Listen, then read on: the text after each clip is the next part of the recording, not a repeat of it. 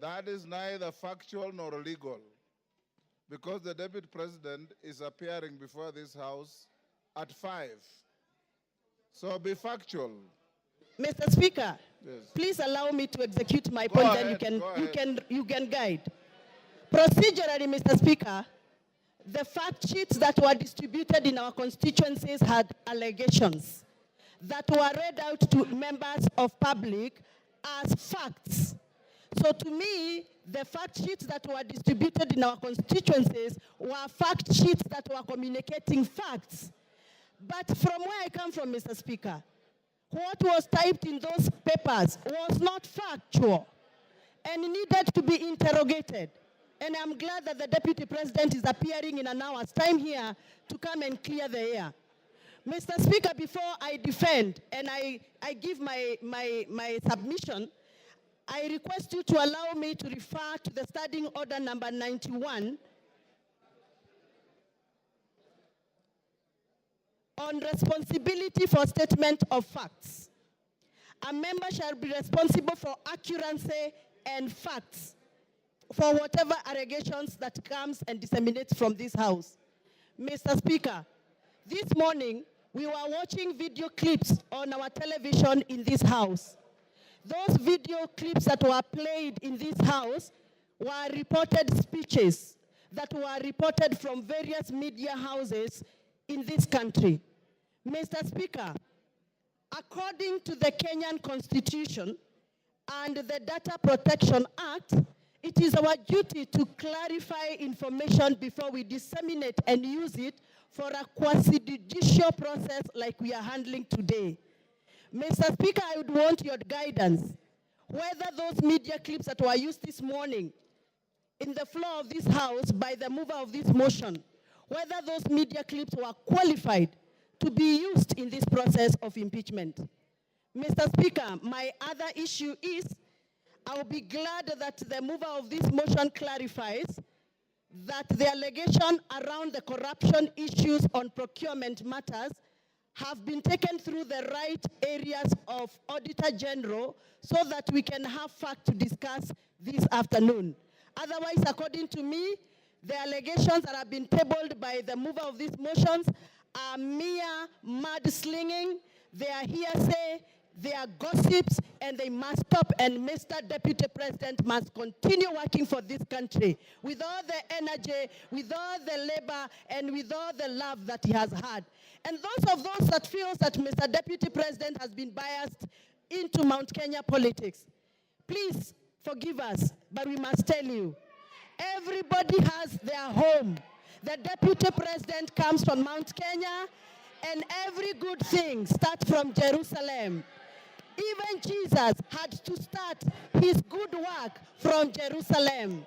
We are the Jerusalem. We shall continue allowing the Deputy President to do the work he's been doing in Mount Kenya, even as he tries and attempts to work in other parts of this country. I have personally escorted the Deputy President in other areas outside Mount Kenya. I know Mr. Deputy President has tried. It is barely 2 years before Mr. Deputy President continues with his work. Please allow him space to work. 2 years are not sufficient. Even for the members in this House know very well, they have also not been able to do what they promised their voters during campaigns. We are all elected members here, and we know we made pledges, and 2 years are not sufficient for anybody to use that as a basis to judge anybody on the performance. I support that the Deputy President be given the opportunity to serve this country, and those that are attacking the Deputy President for working on behalf of the Mount Kenya region, they must also accept that everybody has a village where they come from, everybody has a home where they come from, and every good thing starts from Jerusalem, just like Jesus Christ did. Asanteni sana, and I refuse. The Deputy President is going nowhere. He's going to stay here to serve us. To serve us as we gave him votes. Thank you very much. Thank you, Speaker. Thank you, Honorable Speaker, for giving me this opportunity to contribute to this very important motion. Mr. Speaker, an English saying goes that a sheep, lives its entire life afraid of the wolf only to be slaughtered and eaten by the shepherd. To the people of Mount Kenya, you know we are farmers. You know we have tea, we have coffee, we have milk, and that is the food crops that we rely on. Mr. Speaker, I happen to be elected as a director of KTDA, where we hold small-scale tea farmers and where we do business for the farmers. Mr. Speaker, we have had a problem, a huge problem, of monies being diverted to the said hotel in Kilifi. Last year, the money that was supposed to be going to distribute fertilizer, 53 million shillings, Mr. Speaker, was diverted to go to personal use at a hotel. Mr. Speaker, as we speak here, as we stand here, the people of Mount Kenya have been burning their tea bushes and factories because we have a glut in Mombasa that has been occasioned by the influence of the Deputy Speaker who was given, Deputy President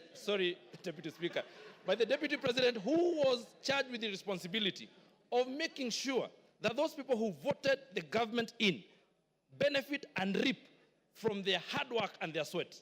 Mr. Speaker, they will not see the hard-earned money that was supposed to go to their pockets because the Deputy President of the Republic of Kenya, after being charged with the responsibility of making sure that we have guaranteed minimum returns for those farmers, he continued to go and give guaranteed minimum returns to himself and to his family, to his children, to his spouse, and to his colleagues that we have seen they share companies with. Mr. Speaker, as we stand here, we have lost our milk industry. We have lost our coffee industry. You have seen that we have cooperatives where farmers are now stuck with their coffee. Because, again, the person who was charged with the responsibility of making sure that the sheep is safe is the one who went, took a knife, and ate the same sheep. Mr. Speaker, I know there might be some tension and people from the mountain feeling like everybody has been talking about the mountain, but even the mountain people are suffering, even us, because there's someone who just hides under the pretext that he's an honest man, he's a truthful man, but he's a truthful liar, Mr. Speaker. Therefore, I want to say this: the seat of the presidency is a symbol of unity in this country. And when the deputy president stands and accuses the NIS, like he did in Mombasa, we live in a community, and even the people who are in the intelligence sector live in a community. There is a community, a world community of intelligence. When you disparage such an office, such a high office that is supposed to make sure that you protect and give us protection in this country, Mr. Speaker, that to me is gross misconduct and it is impeachable. Mr. Speaker, when you go to State House and you say that you have put traps for some people not to access State House, yet they are members of this republic, yet they are people that we respect like Raila Odinga, Honorable Raila Odinga.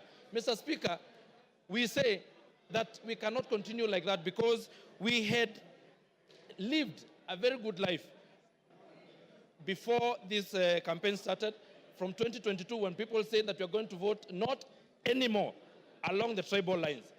But we have seen that we have someone who has been given position of power and he has decided to use it for his own personal aggrandizement. Mr. Speaker, the people who are watching the interview yesterday, they sat and asked, how is it that the people who are of age and people who've been doing business have not been able to access 600 million shillings in a bank? How many business people here have accessed 600 million shillings and what is their collateral?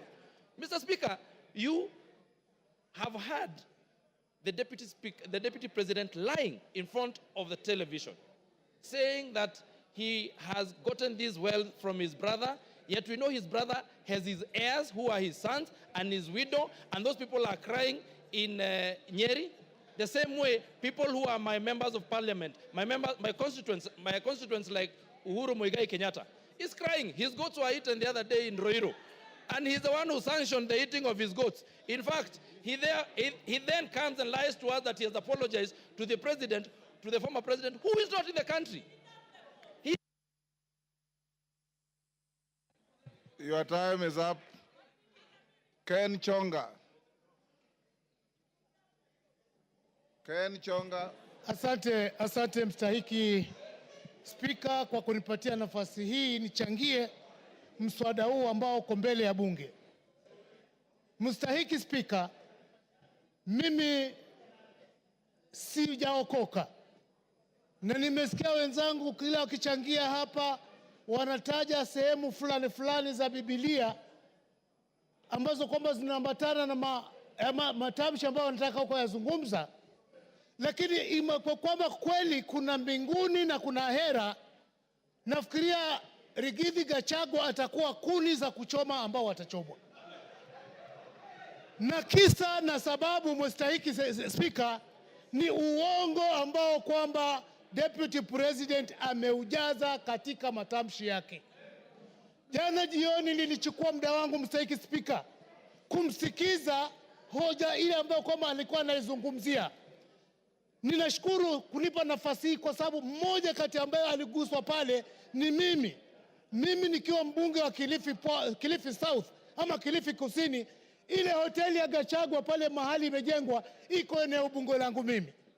Na yale aliyozungumza bwana Deputy Governor jana ulikuwa ni uongo mtupu. Sorry, Deputy President. Kitu cha kwanza, mstahiki Spika, wakati King Charles III alipokuja ndio aende atembelee kule chini Kuruwitu, alikuwa amekuja kwa mwaliko wa Kuruwitu Conservancy CBO. Na wakati alipofika kwa Kuruwitu Conservancy CBO, mkutano ule haukuchukua zaidi ya dakika 30, akaenda Vipingo Ridge. Ile barabara ambayo kwamba aliomba kwamba itengenezwe kwa sababu angetaka kuhifadhi Vipingo Kuruwitu Conservancy, ile barabara haipitiki. Lakini Deputy President akaona amepata nafasi nzuri sana. Ile barabara baada ya kwamba iende kwa Kuruwitu Conservancy, akachukua ile barabara akaijenga, akiipeleka kwake hotelini, imeshia pale kwa hoteli yake. Na ninaongea kwa sababu mimi pia nimejenga hapo hapo. Bwana Deputy President alisema kwamba watu waliomba hiyo barabara ijengwe, kulikuwa na public participation. Ni kweli kabisa, tuliomba ya kwamba barabara ile ijengwe, lakini hii kwamba ni uhusiano wake yeye na wenyeji wa Kuruwitu, kwamba ni uhusiano ambao ni mzuri, wanaelewana, na kwamba hata mbunge eneo hilo anajua. Mimi nasema ashindwe katika jina la Yesu. Siyajui hayo. Sikuhusishwa kuhusu barabara ambayo alimepeleka kwa hoteli yake. Tatu, bwana Spika, Mheshimiwa Spika, Deputy President alisema ya kwamba barabara ile inafaidi watu wengi sana ambao kwamba wanaishi maeneo yale. Akataja kwamba kuna Vipingo, Shariani Secondary School. Mimi ninajua mahali Shariani Secondary School ipo, wala haifaidiki na ile barabara. Akataja kuhusu Shariani Primary School.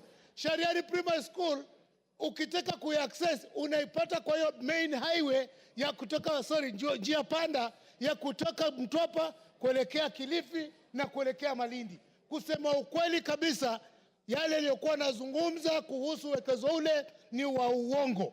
Tatu, ile nyumba ambayo kwamba ilikuwa ni ndugu yake, sisi tulijua toka ilipokuwa zamani, na ukweli kama utafatwa itabainika wazi ya kwamba bwana Deputy President aidha awe alinunua kutoka kwa ndugu yake ama awe amemuibia ndugu yake.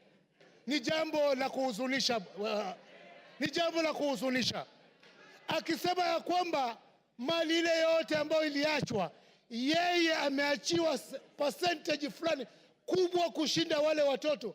Kama ukweli si uongo, basi si anasherehekea kifo cha ndugu yake.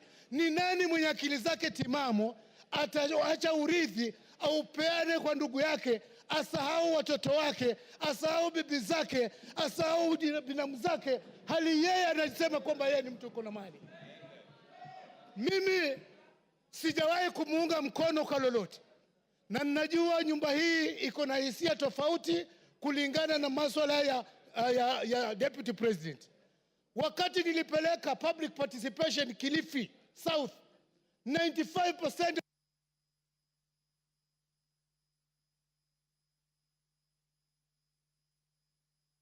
Give him 1 minute.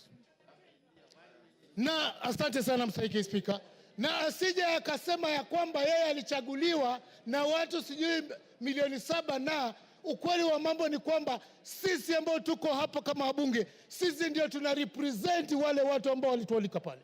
Kwa hivyo asiseme kwamba sisi hatuna uwezo wa kutoa amri au mamlaka ya kwamba yeye agatuliwe mamlakani. Langu ninasihi, wakati umefika. Unajua Mungu akitaka kukumaliza hukuweka kichaa. Mimi sijasema kwamba deputy president ako na kichaa. Ninasema tu ya kwamba matamshi yake kama hata chunga yataelekeza kwamba tumshuku katika akili zake. Asante mstahiki Spika. Bashir.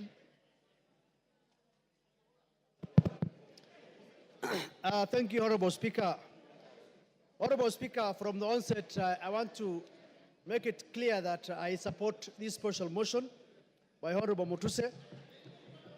Honorable Speaker, there are 11 counts as contained in this special motion. What these 11 counts in total summarize and talk about is gross misconduct and issues of integrity. The holder of the office of the Deputy President is not a small man. He is just a heartbeat away from the presidency. Looking at the behaviors, actions, utterances of Deputy President Rigathi Gachagua shows you that he does not befit to hold the office of the Deputy President. Honorable Speaker, time and again, His Excellency Rigathi Gachagua has been talking about Murima, Murima, Murima. But one thing I want people to know is that the same Murima has people who have been elected by the same representative and who are in this house representing the people of Mount Kenya. Rigathi Gachagua is not the sole representative of Mount Kenya. They have MPs, they have women reps, they have senators, they have governors. He is supposed to represent each and every part of this country called Kenya. Unfortunately, he doesn't understand that bit. Sometimes in July, in a well-attended press conference, in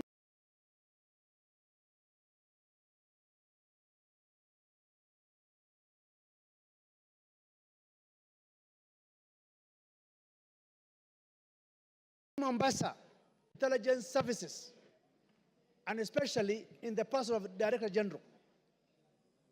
Now, look at this case.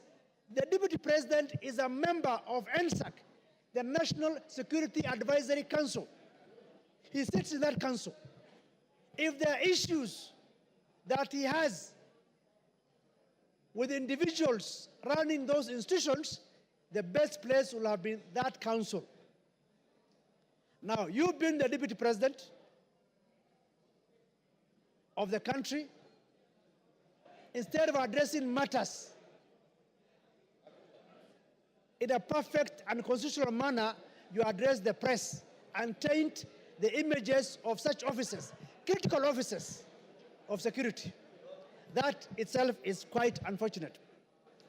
Honorable Speaker, I listened to the press conference last night. One thing that perturbed me was the issue of His Excellency saying, I have gotten all these wealth from my brother. Now I'm asking myself, he doesn't have wealth of his own that he can tell the people? How come he is the one who gets more of the shares than the widows and the orphans?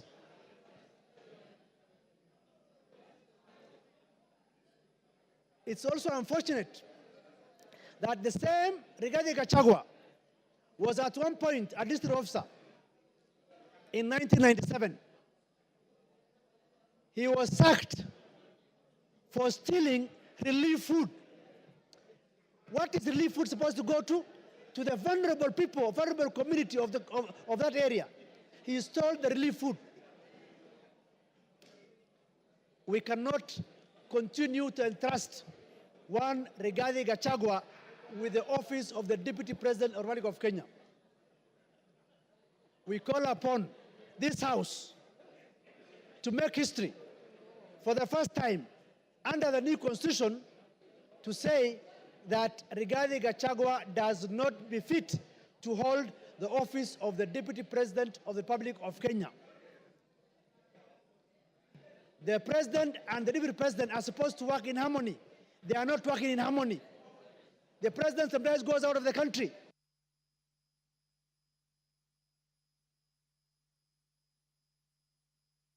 Sorry. Ruth Odinga.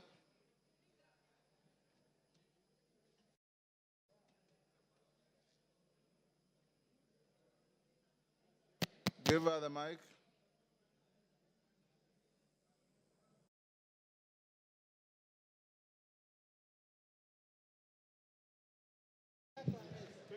Thank you, Mr. Speaker, for giving me this opportunity. I rise today not just as a member of this esteemed House, but as a daughter, a sister, and a proud descendant of those who fought tirelessly for the freedom we hold dear. I urge us to reflect on the values upon which our great nation was built as we consider the impeachment of the Deputy President. I want to take you back to the times before independence. Jaramogi Oginga Odinga is one of the people who fought for independence.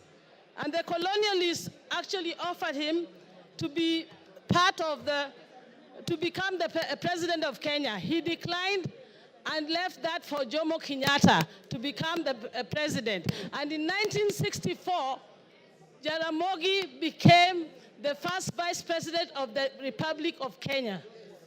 Exactly 2 years down the line, like the 2 years we now have with the deputy president, Jaramogi decided that due to the ideologies that he was holding, which differed from the president, he decided to step down and leave the position of vice president, not for his own good, but for the greater good of the Republic of Kenya.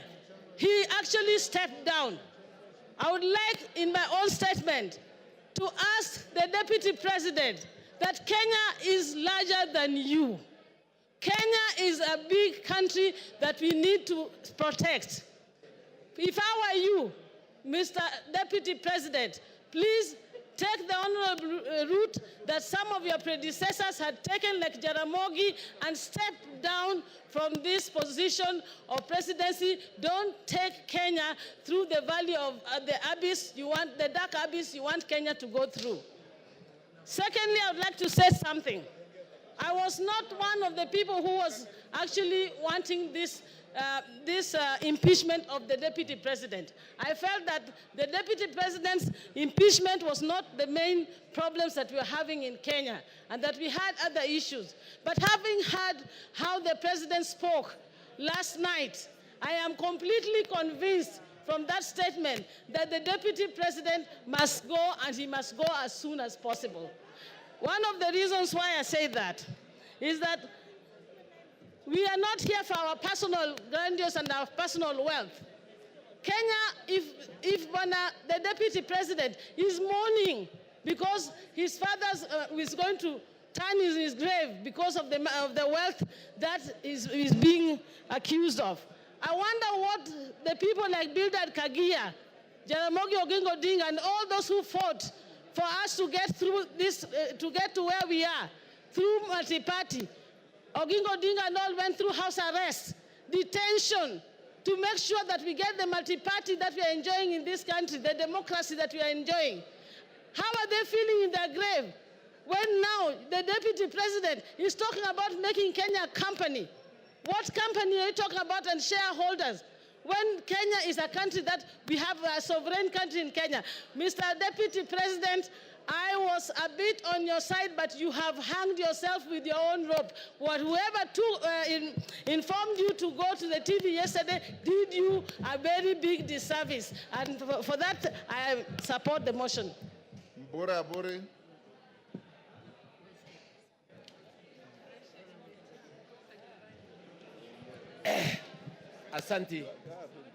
Asanti Bwana Spika kunipa nafasi hii.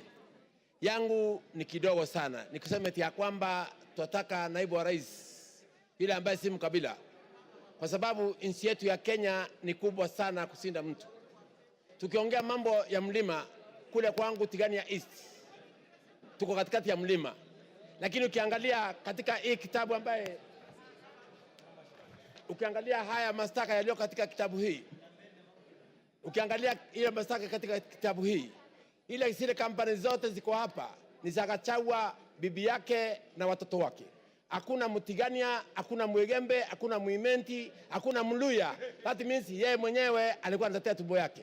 Ndipo mimi niko hapa kusema eti ya kwamba sisi hatupembelezani. Sisi tunasema kwamba lazima aende nyumbani kwa sababu amekataa kuangalia mambo ya wananchi wa Kenya na Kenya ni kubwa. Ingine ni hii. Mimi nimekaa kule East Africa Community kipindi ya miaka 5.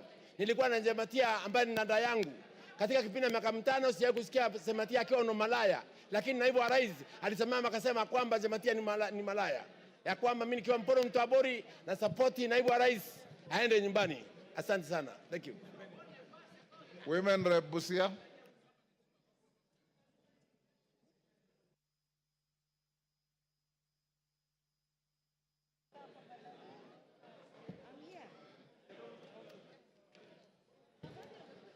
Thank you, Mr. Speaker.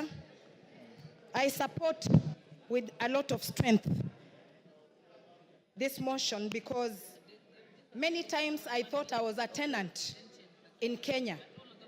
And I know I was born and raised in this nation.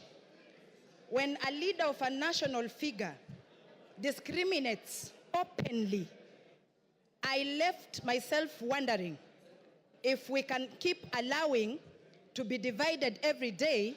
And yet, as leaders, we must be a factor that unites all Kenyans. I want to ask the Deputy President, what message was he sending to Busians who voted for Honorable Maina in Marachi West, in Butlak Sub-County? And what message was he sending to Busians who voted for Honorable Talam in Buhayo West, in Matayos, Busia County? We should be free from Mombasa to Turkana, any person of any race, any tribe, to stand and be elected without being pointed at as this one belonging to a particular region and that one not belonging to our region. Because Kenya is our country and we are here in this country to build it. If we don't join, because if you go as an individual, you are a drop in the ocean. But together as Kenyans, we are an ocean. So I want to ask again, what other thing a principal assistant is supposed to do? According to me, unless you have a shrunken hippocampus in your brain, then you go displaying what your master is doing instead of being the real assistant of even covering up. One day he says, I was sent all these things I was saying. I was sent all these things I'm saying. It's like he is wearing an oversized coat, oversized trouser, a tumbo cut vest, and oversized shoe. He does not understand his role as a principal assistant. We must unravel from the seams of our fabric in this country. Because sometimes you can be wearing a dress or a trouser, but something keeps biting you. Unless you unravel or open up the seam to know what is biting you, you will continue losing blood and become anemic. So people of any nation are stronger than the people in power. All leaders in this nation must be responsible of the utterances they puke every day, because what will our future leaders be saying? I am, or who is our role model? Who is their role model? All of us must be responsible not to give hate speech anywhere we go. And I don't think there is a tribe in Kenya that is superior than others. Whether you come from Eastern in Garissa or you come from Siamahanga village where I live, you are equal. Article 27, Section 4 is clear about this, that we should not discriminate. When I hear a widow in Mount Kenya being tortured, being snatched property by the deputy president, whether she is Kikuyu and she's a widow, she is representing all the widows in Kenya. So Gachagua return the matrimonial property, the bank accounts, everything that you took from that widow in Nyeri. Because I was raised by a widow and I know what happens when such things happen. A widow should be given their rights, whether you have all the muscle in the nation. And thirdly, a leader who does not respect women, that one is not a leader. Calling women prostitutes. So when a woman is being a prostitute, who is the other prostitute? Then he must be the one. Because if you call me a prostitute, was I doing myself? There must be somebody in a trouser too.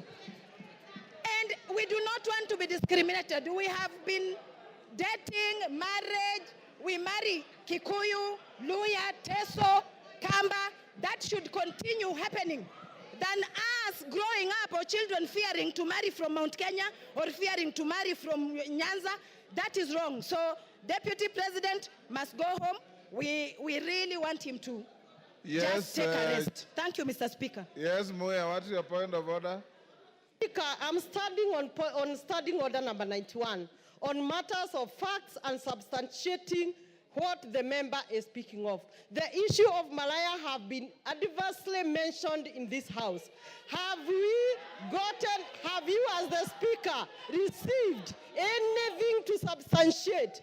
Honorable Speaker, it is on record that the Deputy Speaker, the Deputy President has been cruising the whole country, campaigning for the same women, especially in Mount Kenya where he was assigned. So it is unfair that members can continue repeating, you cannot substantiate, and there is no evidence.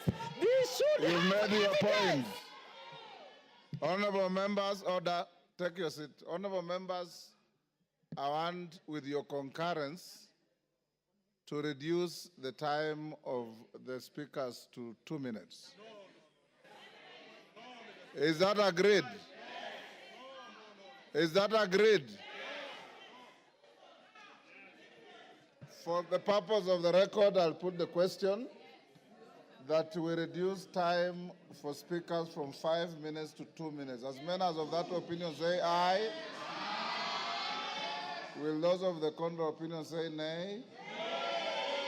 The ayes have it. Didymus, 2 minutes. Mr. Speaker, I want to be very clear that I support this impeachment motion. I say so because Kenya, we have more than 42 tribes.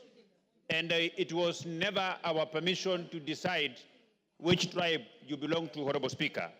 And we want every part of our country to feel part and parcel or properly represented by our Deputy President.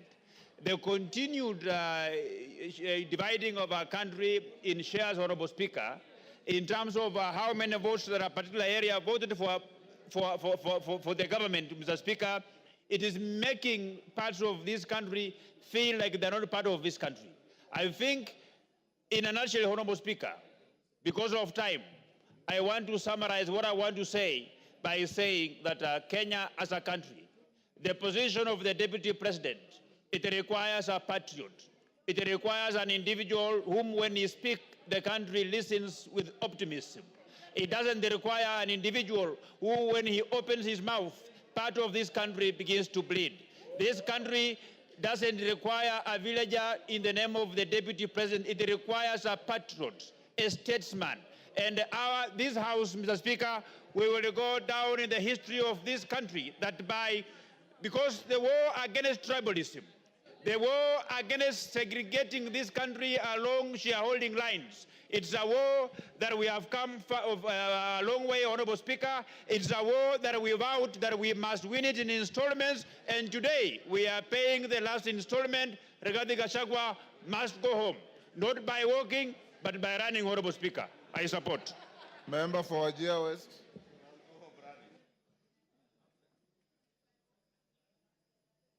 Please here. Thank you, Mr. Speaker, for giving me this opportunity. First, I rise, Mr. Speaker, reluctantly but firmly in support of all the articles of this motion. Mr. Speaker, I say reluctantly because of the following reasons. Normally, Mr. Speaker, as a Muslim leader, I don't rush to support this grave matter like this, to remove the Deputy President of the Republic of Kenya from office after just 2 years of election. But because of the conduct, the behavior of the Deputy President of this country, Mr. Speaker, I have no option but to support this motion. Mr. Speaker, I am a witness who went to the office of the Deputy President of the Republic of Kenya to request for assistance during the drought season, to request for relief food for the people of Wajir West. But the utterances of the Deputy President of the Republic of Kenya was shocking, Mr. Speaker. He told me, Mr. Speaker, and I want to confirm to this House, that the Deputy President of the Republic of Kenya told me you have more than your share. It was shocking. I was dejected, hopeless, and left the office in protest, Mr. Speaker.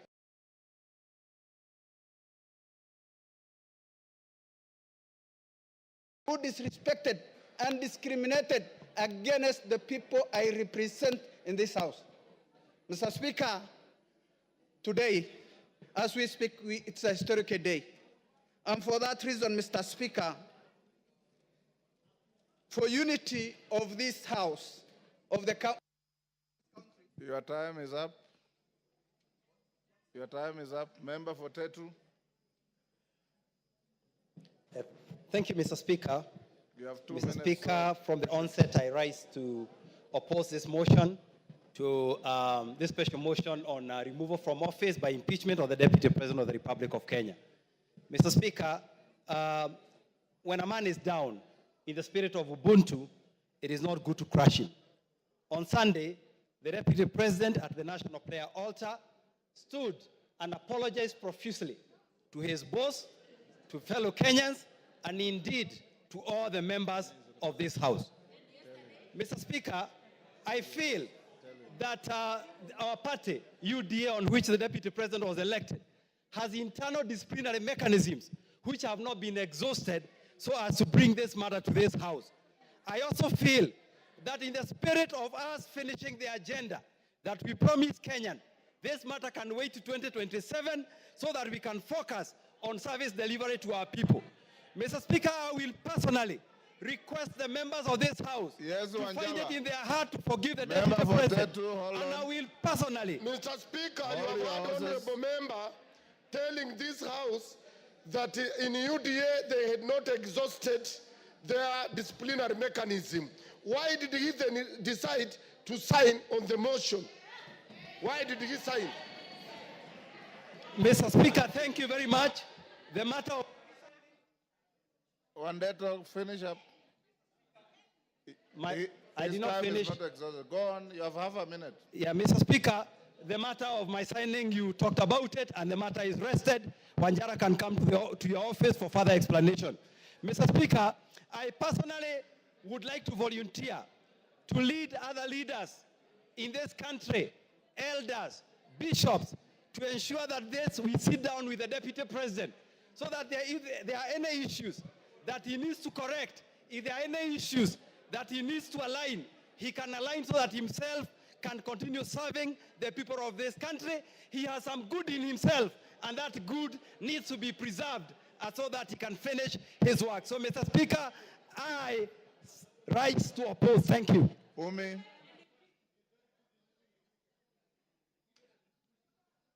You have 2 minutes. Thank you, Mr. Speaker. I rise to support the motion of impeachment because of many reasons. Mr. Speaker, as a young person and as a representative of the House for the Youth, I wonder how many young people of this country can walk into a bank and access a loan of 600 million shillings without any guarantees of any sort. Mr. Speaker, this is a representation of impunity. The Deputy President stood before the media yesterday as a national leader to defend his children. I respect that he stood to defend his children, but how many children of this country has he given a chance for them to access the same benefits? Myself included, I cannot access a loan of that amount of money. Mr. Speaker, this impeachment motion is not just an impeachment because of difference of ideology, but it will be a symbol of democracy for our country, that people who abuse their powers can go home, regardless of whatever position they hold. Mr. Speaker, I come from Garissa County. We lost residents from my county at an accident as they were accessing to cross a river because of the flood scandal. Mr. Speaker, out of the 10 billion shillings that he had under his pocket, he only gave us 48 million shillings and disappeared and never showed up again. Mr. Speaker, what can 48 million shillings do for people who are suffering? Mr. Speaker, he did not even step in Wajir and Mandera. This is a deputy president of the whole country. I support the impeachment. He must go home and create a room for other people to get that position. Maybe it's time for other regions to be deputies so that we can get the same benefits. Mr. Speaker, I can even do a good job myself. Mr. Speaker. Your time is up, Jen Kagiri.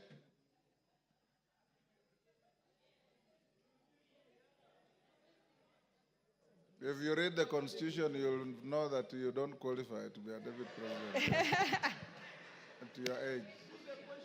Jen Kagiri. Thank you, Honorable Speaker, for giving me this opportunity to contribute to this motion. Honorable Speaker, when I was elected in the year 2022, in the month of August, I was a very grateful person to God, and I knew my work was to serve the people of Laikipia County. A county that is cosmopolitan, that has Pokot, that has Turkanas, that has Maasais, that has Samburus, that has the Muslims, it has the Somalis, and all these people, inclusive of the Kikuyus, came together and gave me their votes. That is what comprises of Laikipia County.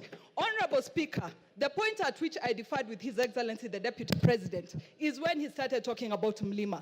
I realized Laikipia County is not Mlima after all, because Mlima, people have running water from taps. In Mlima, people have tarmac roads. In Mlima, people don't suffer human-wildlife conflicts. But in Laikipia County, we have all those challenges. So, Honorable Speaker, that was the first point where we differed. The second point, Your Honorable Speaker, is when there was the talk of 1 man, 1 shilling, 1 vote. In Laikipia County, we are among the counties that have the least population. When you talk of 1 man, 1 shilling, 1 vote, it means you're talking of reduction on resources for my people. That one I would not accept. Honorable Speaker, I remain a Kikuyu. But sadly, since our difference in opinion with His Excellency the Deputy President, I have been the poster girl of his intimidation, of his insults, of his blackmail, of his coercion, telling me that I should not engage the national government, that I should not follow up for resources for my people.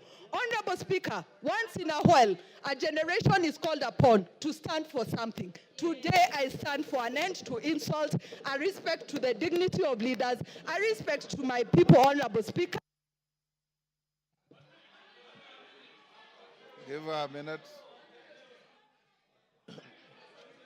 Give her, okay, wind up. Honorable Speaker, in my conclusion, I must state, many people have called us traitors, have assumed money has been received for this action. But Honorable Speaker, I want to make it very clear. I need no money for the restoration of dignity in this house. I need no money for the restoration of respect to women in this house. I need no money for resources to reach my people of Laikipia County. Honorable Speaker, I submit and I support. Thank you. Oundo.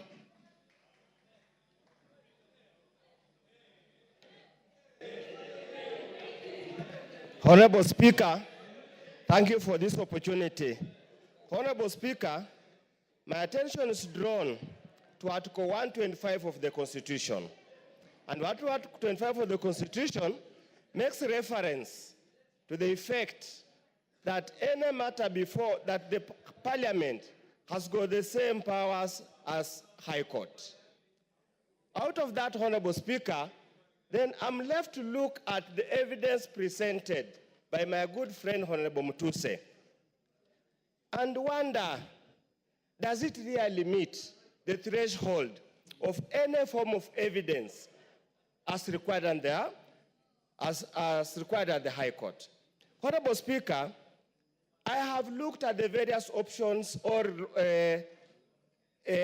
breaches that constitute impeachment: gross violation, crime, gross misconduct, and so many other things, Honorable Speaker. I'm at pain, Honorable Speaker, going through this to find anything that has been proved beyond reasonable doubt to move this House, Honorable Speaker, to take such a drastic action. Considering, Honorable Speaker, these are people elected under Article 148, and the framers of the new Constitution, Honorable Speaker, deliberately inserted Article 148 to avoid the kind of abuse that had been there in the past. Honorable Speaker, if we get to this level, Honorable Speaker, if we get to this level, everybody will be left wondering, what is the role of Parliament in protecting the Constitution? Honorable Speaker, and I want to rephrase Luke 23, verse 4. I find no case against this. Roku. He didn't ask for it. Roku. He didn't ask for any addition. Thank you, Mr. Speaker. Thank you, Mr. Speaker. Mr. Speaker, from onset, I rise to support this motion. Mr. Speaker, when I'm standing here, I'm thinking about the children of the most remote places in the Republic of Kenya. I'm thinking about the children in the remote places in Turkana, in Mandera, in Bere, very remote places, Mr. Speaker. It reminds me on Article 10 of our Constitution, which talks about the national values and principles of governance. And one of the principles which is enshrined in our Constitution, Mr. Speaker, is protection of the marginalized. We have seen the Deputy President of the Republic of Kenya, who in many occasions has forgotten that he represents even the most marginalized places, corners of our country. That the numbers of these small communities in the Republic, they have the right, just like any other big community in our Republic. We have seen the smirk, the arrogance, the contempt which the Deputy President of the Republic has to the minority groups in the Republic of Kenya. And coming from a marginalized community, a community which has been marginalized from 1963, Mr. Speaker, I want to state here and now that it's high time we sanitize the office of the Deputy President. Mr. Speaker, last week on Sunday, I was in... Your time is up. In Narok. Your time is up. Irene Mayaka. Thank you, Honorable Speaker. Honorable Speaker, I also stand to support the motion by my good brother, the Honorable Mutuse, in impeaching the person of the Deputy President of Kenya. Honorable Speaker, under unwarranted discrimination, in contravention of Article 27, Part 3 and 4 of the Constitution, the Deputy President has in so many occasions expressed that he only considers people he considers shareholders.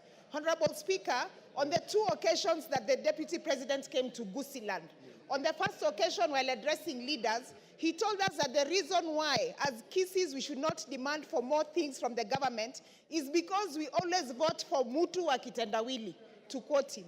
On the second occasion, the Honorable Deputy President told us that siku hizi wa Kisii tumejaa jela kushinda wa Kikuyu.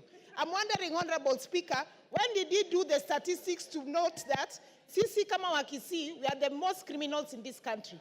And Honorable Speaker, as I finish, I just want to remind the Deputy President. Yesterday, he spent a lot of time reminding us that he is an orphan.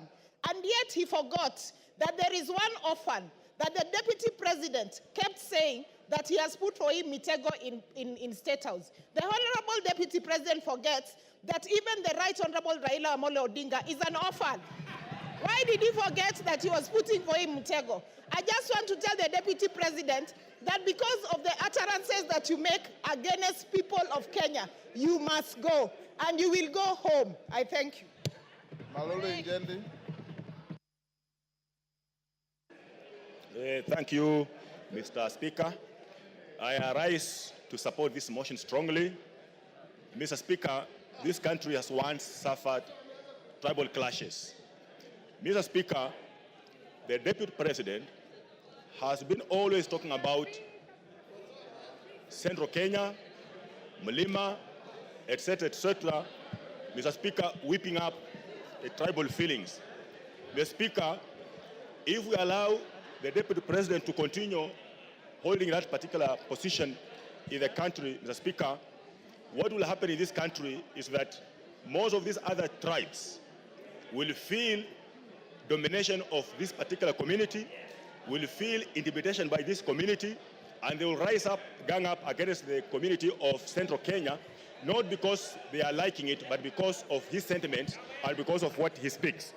Mr. Speaker, this person has been in office for 2 years, but he appears not to have had the conscience to know the kind of office he's holding, and that's why he speaks the way he speaks of regions. Mr. Speaker, I wonder how. Order, honorable members, order. I wonder how a person holding that kind of office can keep on talking of Kuweka Miteko State House for people who did not vote for this government, not to enter, not to access. Mr. Speaker, because of Kuweka Miteko, kila mahali kwa kona State House has affected some of us when he was still very active in State House, blocking us from accessing State House.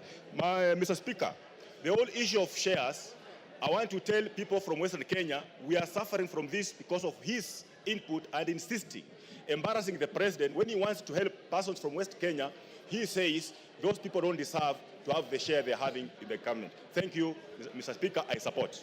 Robert Mbui. Robert Mbui. Yeah, thank you, Mr. Speaker. Being in leadership, I'll give you 5 minutes. Thank you very much, Mr. Speaker. Thank you very much. Mr. Speaker, I've noticed, listening to the arguments that have been passed here this afternoon, and also earlier in the morning, I've noticed that it's getting a little personal, and I'm feeling a little jittery, because I know the subject matter is a person who is a family man with a wife and children, and friends and relatives, and they're all listening. So I think maybe I will start by reading the Bible so that we can bring down the temperatures. Ephesians chapter 4, verse 32 says, "Be kind, compassionate, and forgiving to each other in the same way God forgave you in Christ." Now, verse 31, Mr. Speaker, says, "Put aside all bitterness, losing your temper, anger, shouting, and slander, along with every other evil." Mr. Speaker, as a member of Azimio la Umoja One Kenya, I didn't believe in the leadership of Kenya Kwanza. I opposed it from the beginning. Mr. Speaker, I am vindicated now because I can tell the people of Kathiani that I said that this government is rudderless, is leaderless, is planless. And Mr. Speaker, is also merciless, because within a very short time, the center can no longer hold. Mr. Speaker, former Senator, now Governor James Orengo, famously said in Senate that governments eat their own people. Former leader of majority of the National Assembly, Duale, was eaten by his government. Today is a CS. Former Deputy Speaker of the Senate, Kidhura Kindiki, was eaten by his government. Now he's also a CS. Former Chair of Budget of this National Assembly was eaten by his government. Today is the majority leader. I don't know. We are now eating Rigathi. Where will he end up? Mr. Speaker, I have an issue of concern, Mr. Speaker. Yes, Majority Leader. Honorable Speaker, is the Deputy Leader of Minority to assert that I was eaten by my own government, Honorable Speaker, whereas he knows I was never eaten by any government. I only stood firm against tyranny. I stood firm against the bullying that I experienced under that regime. The same bullying I have stood firm against a deputy president today who has been bullying members of parliament. And I have only put my chest forward to defend the rights of all these members, including the Honorable Robert Mbui, who was Honorable Speaker when the Deputy President visited Kathiani. He said to the Honorable Mbui that these Kambas are too few. They can never make a president. Kalonzo can never be anything. How can you defend a person who has disdain for Kalonzo Musyoka, a former vice president of this country? Mbui. Robert Mbui. Thank you, Mr. Speaker. You know, I love the passion and the humor in the majority leader. But Mr. Speaker, I'm also impressed by the energy that I've seen in this house, the vigor, the passion from morning.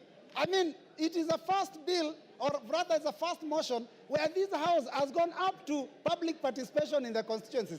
Mr. Speaker, I only wish that the energy that we are expending here to send a question to all Kenyans about one individual was being used to fight the issues that are failing us in our education, in our health sector.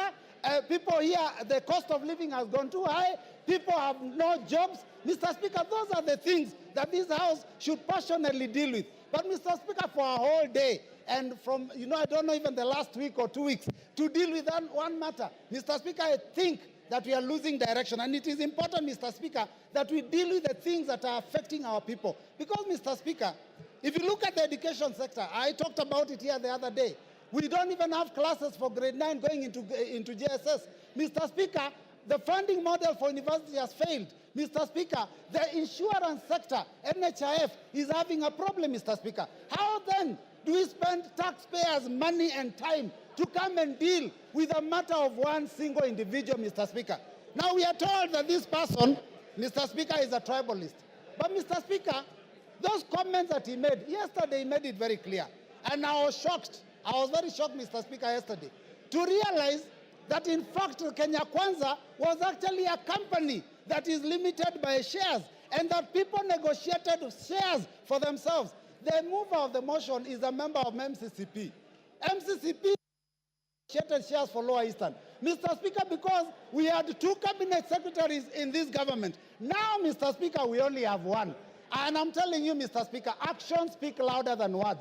The Deputy President may have said that he is a shareholder and there are issues about his community, but if you look at the appointments that are being made in Kenya, then you will realize that the person of the President himself is the one who is the biggest tribalist, Mr. Speaker, because he's appointing people from his own community for every provision. Mr. Speaker, if we have to find a situation where a school has failed, you do not fire the deputy principal. You get rid of the principal. Our problem is not the deputy. It is the head himself. Farah. Thank you, Mr.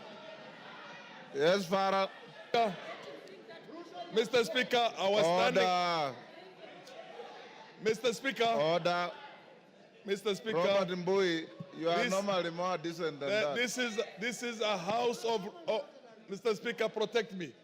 Mr. Speaker, my point of order is this. This is a house of rules. This is a law-making body. This is the place where our Constitution itself was passed. You cannot bring, talk about a president or even any other head of state of a friendly country without bringing a substantive motion. So you cannot discuss the conduct of the president. And by the way, I want to correct you. You might... Point is out of order. Your point of saying that governments eat their... Take your seat is out of order. Kahangara? Yes, use my...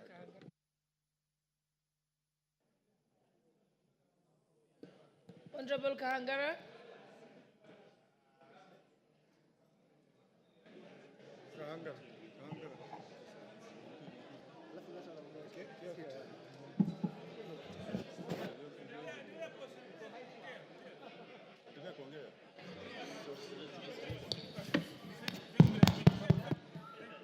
Thank you, Madam Speaker. Hold on a second, they're going to put for you the mic.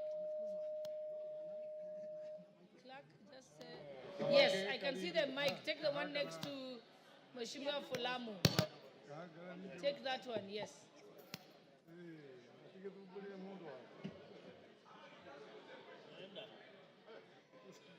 He's gone to the one you had given him.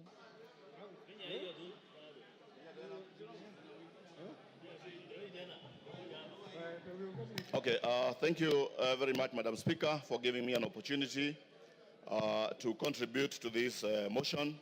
And I want to say that from the onset, I am in support of the motion, the special motion for the impeachment of the Deputy President of the Republic of Kenya. Madam Speaker, let me say that this country, Kenya, is a country that is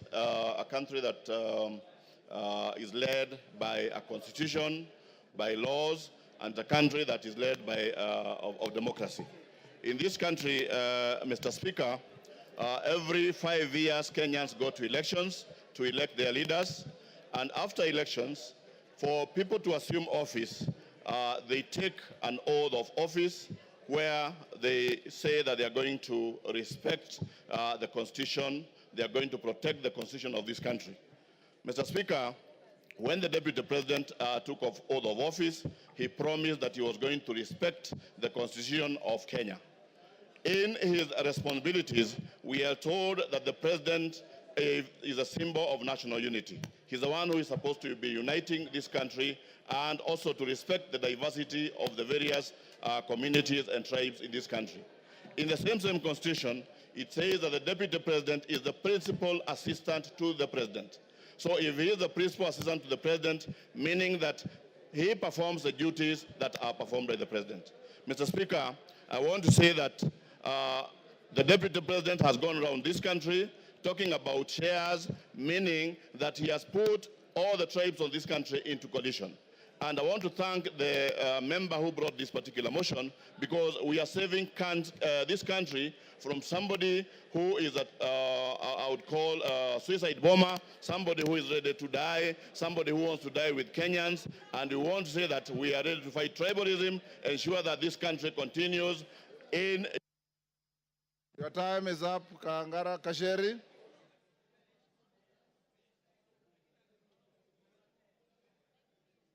Give Honorable Njeri the mic.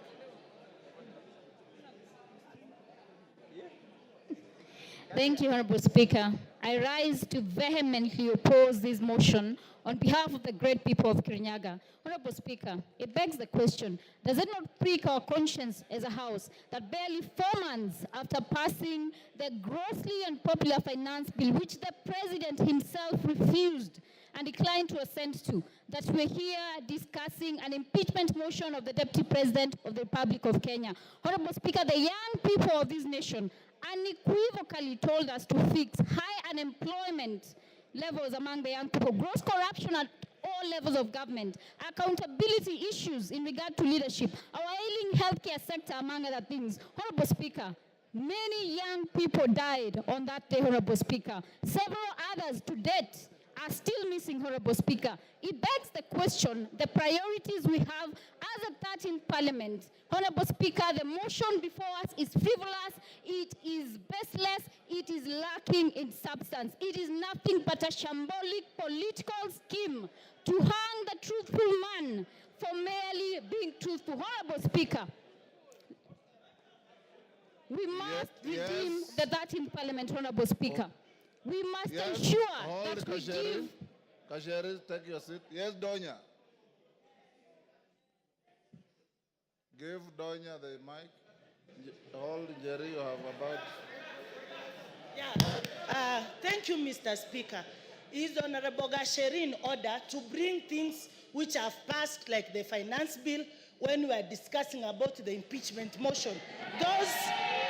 And Gachagua is my friend, but this one you are wrong, my dear. We are discussing about the impeachment of Gachagua, not finance bill. Let the forgone be the forgone. Honorable Speaker, I would want the honorable member, who is my very good friend, to point what standing order she rose on and what standing order can ensure that I do not speak on matters that have been controverted and that are public information. Honorable Speaker. We passed the finance bill, Honorable Speaker. It is a matter of fact. Even if you boo me, I will speak. The young people of this nation deserve more. They want jobs. They want healthcare sorted. The impeachment of the deputy president is a sham political process. Kasheri, order. Jerry shall be heard in silence and dignity. But Jerry, your time is up. Women Rep of Migori. Yes, Wanjala. What is out of order? Give Wanjala. Thank you, Mr. Speaker. Mr. Speaker, the person who is accused, whom we are debating, was supposed to be here by 5. It is 7 minutes past 5. He actually is. Mr. Speaker, can we bar him from coming because Order, he's late? Wanjala, he's already here. Yes. Migori Women Rep. Give to Fatuma.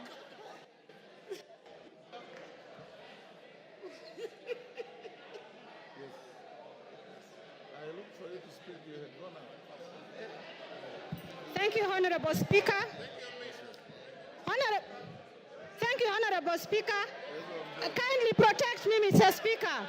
I can't be heard, Mr. Speaker. Order. Thank you, Mr. Speaker. Order. Order. Excuse me, Honorable Member. Please give me time to speak. Mr. Speaker, thank you for the opportunity you have given me. And as I stand here as a Muslim, I don't know when I'll die. In case I die before the impeachment time, I vote yes, Gachagua must go. Mr. Speaker, I will take you to the Bible, Proverbs 23, 10 verse 11. And it says, please keep quiet. And it says, don't move an old stone that marks a border, and don't take fields that belong to the orphans. God, their defender, is strong. He will take their side against you. I want Gachagua to know, the former deputy president of Kenya should know that when you touch anything of the orphans, it is not Kenya Kwanza, it is not Azimio, but it is God Almighty that will put the fire on you. I will return to the Quran. The Holy Quran in Surah An-Nisa said, surely those who eat up property of the orphans unjustly, they only eat fire into their bellies, and soon they will enter a blazing fire. I am telling the former deputy president of Kenya that you have eaten fire into your belly, and the fire will surely burn you. Mr. Speaker, as I finish, Mr. Speaker, I have heard that the deputy president has 21 lawyers. How much does the deputy president earn to have 21 lawyers? And I understand each lawyer is paid 10 million. And I'm telling Kenyans, it is your taxpayers' money. Your time is up. Rueda. Honorable members, we are coming to an end. Order, honorable members. I've given the floor to member for Lamu East. Asante Bwana Spika. Bwana Spika, umoja wa taifa ni muhimu sana, na vile ilivyofanyika na naibu wa rais ilionekana kwamba hakuna umoja. Nataka ieleweke kwamba watu wa mlima wanaishi sehemu zingine. Kule kwangu Kiunga niko na watu wa mlima, na kile wanachoona zaidi ni sand dunes. Hawaoni mlima, wanaona bahari. Nataka niseme ile kuzungumzia kuhusu NIS ilikuwa ni grave mistake. Wamekosea sana. Afadhali angetaja Nurdin kama akona shida naye kuliko institution ya NIS. Ni kutufanya sisi tukae dhaifu katika maadui zetu. Kwa mfano Al-Shabaab wataona vipi sisi kama tuko weak. Ingine nasema, ukiwa unatukana mwanamke, na tena hii ikuwe kwa mtu yoyote, yule anatukana mwanamke ajue mwanamume yote anatukana mwanamke, mashimo yako 7 kwa kila mtu alioumbwa. Wanaume wanayo, wanawake wanayo. Kama ni malaya basi ni wote wanaweza kutumia kwa malaya. Hii jina ya malaya nimechoka kusikia.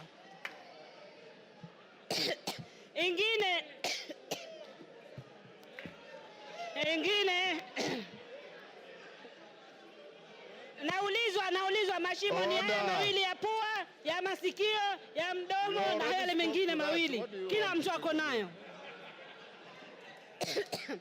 Ingine nataka niseme, sisi tunafundishwa Kiislamu kuheshimu wajane na mayatima. Ikiwa kuna mtu haiheshimu majane na mayatima, basi hairuhusiwi kidini yetu. Asante Bwana Spika. Order. Member for Kipipiri, take your seat. Yes, Milemba. Honorable Speaker, thank you for this. The mood in the House is such that it's already 5. And Honorable Speaker, it's my plea to you that the country is waiting. We move to the next stage so that we may hear the Deputy President speak. Remember, these are motions which has timelines. Thank you, Honorable Speaker. Order, members. If you listen to the Speaker, when I called out member for Lamu East, I said she was going to be the last one on this. So she is indeed the last one on this. The interaction on the motion. Order. Order, members. The interaction of members on the motion has been very, very intense. Order, honorable members. Member for Machakos, keep your cool, Mami. Keep your cool. Yes, keep your cool. The members who have spoken are many. It is not possible for each and every one of us to speak on the same motion. For those who have spoken, I appreciate you for your tremendous industry for and against the motion. Now, His Excellency, the Deputy President, is in the chamber, and he is accompanied, I believe, by his legal team or assistants. We will now move to the next stage. You remember I had advised the House, Order Joyce Kamene.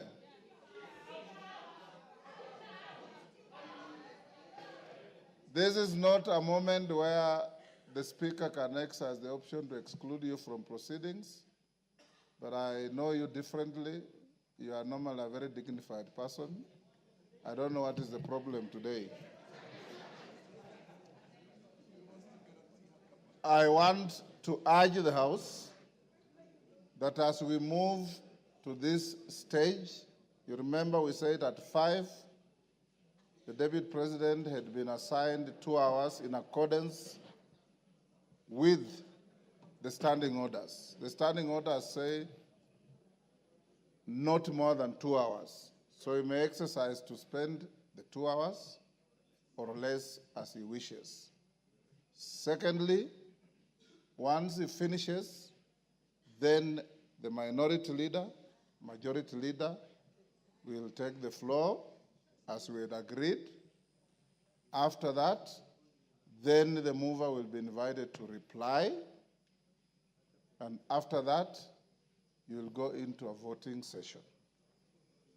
Your Excellency, once you finish, you have the option to remain in the House or to leave because you'll have spent your time as allocated by the House. I want to encourage you members to maintain your silence, to maintain your decorum, and to maintain the dignity of both the House and yourselves in listening to the subject to this motion, who is the Deputy President of the country. And I invite you, Your Excellency, you have a choice. You have a choice between speaking yourself or speaking through your legal counsel. Yes, Kamket, what is out of order? Your Excellency, you may take your seat. Let us hear him.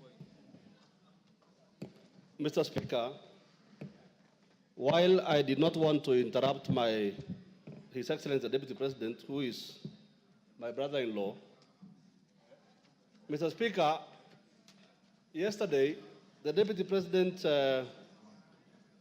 on national television referred to this House in unpalatable terms. And Mr. Speaker, while it is his right to say whatever he wants to say, as a former member himself, Mr. Speaker, would I be in order, Mr. Speaker, that the Deputy President, as a precursor to his speech, apologizes to this House? Mr. Speaker, this House, Mr. Speaker, he used the words, he referred to this House as a theater of the absurd. Mr. Speaker, this House is an honorable House of the people of Kenya. These are elected members of Parliament, Mr. Speaker. This House is neither a theater, neither is there absurdity in this House, Mr. Speaker.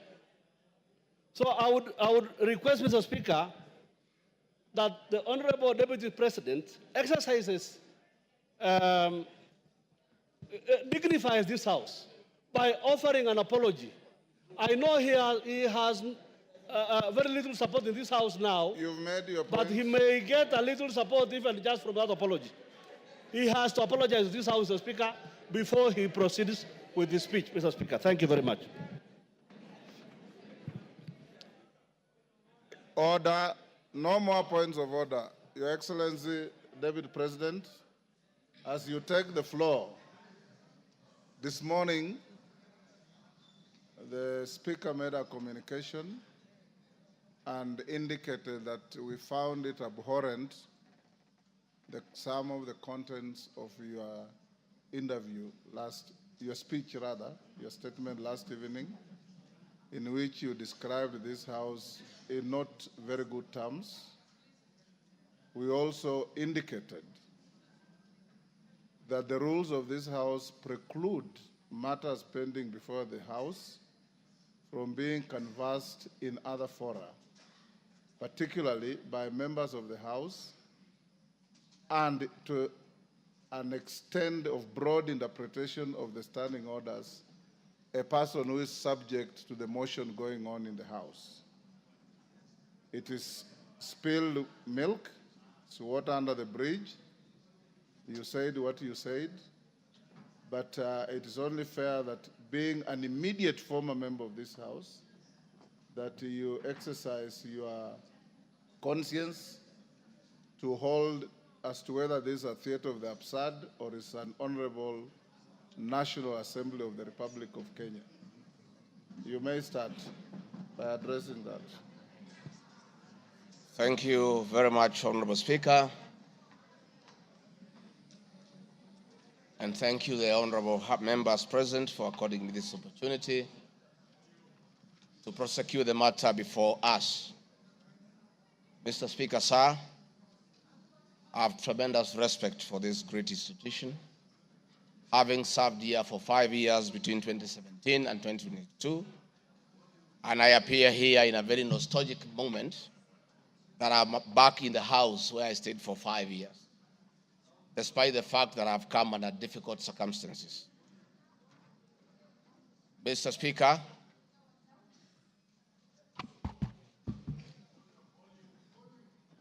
maybe the sound people, is that okay now? Mr. Speaker, sir, and the honorable members, I want to thank you for giving me the opportunity. I hope, Your Excellency, you have been advised by your lawyers that you are here to respond to specific issues in the motion. I have my advice. And not to talk generally. I know. Yeah, so rules of relevance will still apply to you as they apply to all members. Mr. Speaker, the motion before this great House alleges that 2 years ago, since assuming office, I have acquired property and wealth whose estimated value of 5.2 billion shillings. A significant number of properties to which this sum of 5.2 billion is erroneously and maliciously attached belonged to my late brother, the late Honorable James Derito Gachagua, and as demonstrated by his will, a copy of which is attached. The fact as follows. Olive Garden, my response.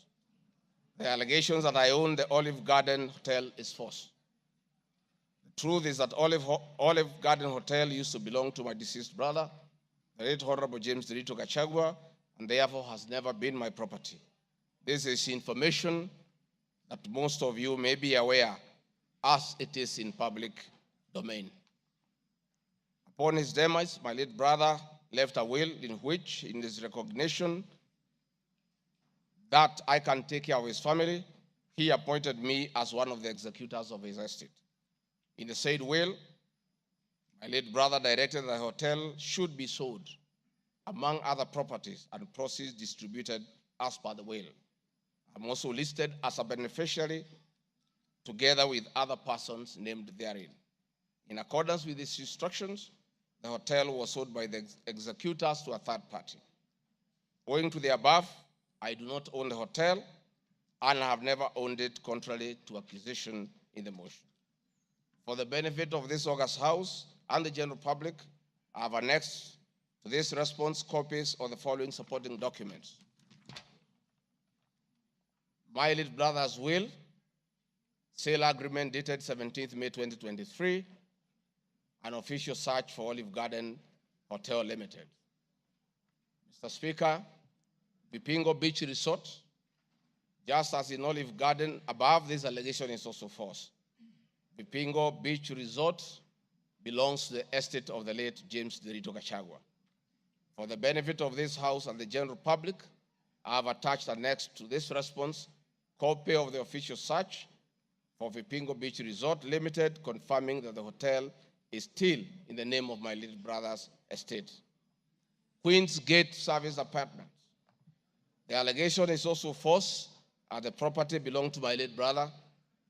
Queen's Gate Service Apartments, registered in the name of Bipingo Beach Resort Limited, was sold to Cooperative Bank of Kenya Limited, Staff Retirement Benefits Scheme, as evidenced by the agreement for this dated 4th May 2022 and a transfer dated 5th October 2022, marked Annex RG6.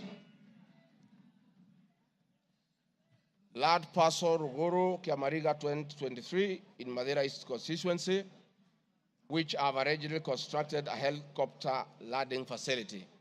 My response is, I do confirm that I own the above referenced property, which is approximately 2.5 acres in size, and which I have planted napier grass for my dairy cows. I purchased the land in the year 2023 for 3.5 million from farm proceeds coming from my dairy farm. I have read through the motion, and there is no iota of evidence adduced of the impropriety in the way I acquired this small property. Finally, on this matter, I wish to confirm that there is no helicopter landing facility for this particular parcel on the motion. This part is also false. I attach a copy of the agreement for purchase of this property marked Annexure RG7. 40 acres of land purchased in Kakuret within Kabraine in Nyeri County. My response. I confirm that I own a property, having bought it in 2015, a time when I was not a state officer. I had not even been elected as Member of Parliament from the Honorable Joroge Wainaina, Member of Parliament for Kenny, who is present in his house, or I'm not sure whether he's present. Therefore, this property I purchased 10 years ago, and not 2 years ago during my tenure as Deputy President, and as indicated in the motion, the allegation is false. I have read through the motion, and there is no iota of evidence adduced of any impropriety in the way I acquired this property. For the benefit of this august House and the general public, I have annexed to this response copy of the agreement for sale and purchase of this property marked as Annexure RG8. 80 acres of land in Meru County. For the record, I wish to confirm that I do not own 80 acres of land in Meru. This allegation is false. However, in the spirit of full disclosure, I would like to confirm that I have purchased 29 acres of land in Meru, the land of my mother, which I bought on around 9 February 2024 through a loan granted to me by Solution Circle Limited, which I'm a member. This said circle has a charge registered against the title, which it continues to hold as security until I fully repay the loan. For the benefit of the August House and the general public, I have annexed to this response copies of the agreement of sale marked RG9 and a letter dated 15 July 2024 from Solution Circle Limited confirming that they financed the purchase of the property marked Annexure RG10. Dairy farm in Nyandarua County. My response is I do not have a dairy farm in Nyandarua County, therefore this allegation is false. The land in Nyandarua has no single animal. Companies. The motion alleges there are 22 companies owned by my family members and which have been used to massively launder money and conceal proceeds of crime, corruption, and benefit from influence peddling. My response is the mover of the motion has listed the 22 companies associated with me and has alleged that they have been used to massively launder money and conceal proceeds of crime, corruption, and benefit from influence peddling. I've carefully gone through the motion and have not seen any evidence to support or prove the allegations therein. It is not clear to me how to respond without having seen any evidence incriminating the companies. I would like to be clear that these companies have not been involved in any illegal activities, and I believe that is why the mover of the motion has not tabled any evidence of impropriety with respect to the companies. It does appear to me that the mover of the motion was so meticulous to get all the companies associated with me and my family, and I believe that he also had evidence of illegalities committed by the companies, he would have shared or tabled that for the record. However, it is not possible to get evidence of illegality where there is none. Having said the above, allow me just to mention a few companies because there are many. Rigathi Gachagua Foundation, this is a foundation I incorporated in 2022, and I clarify that the foundation is a non-profit making entity with the sole objective of uplifting the lives of less privileged in society. This foundation therefore does not trade, and honorable members, you are aware that by law, a foundation cannot be used to trade. Since incorporation, the foundation has received a total of 12 million shillings, which has been utilized as per the schedule marked Annexure RG11, which is paying school fees for children in Pwani University and other universities across the country.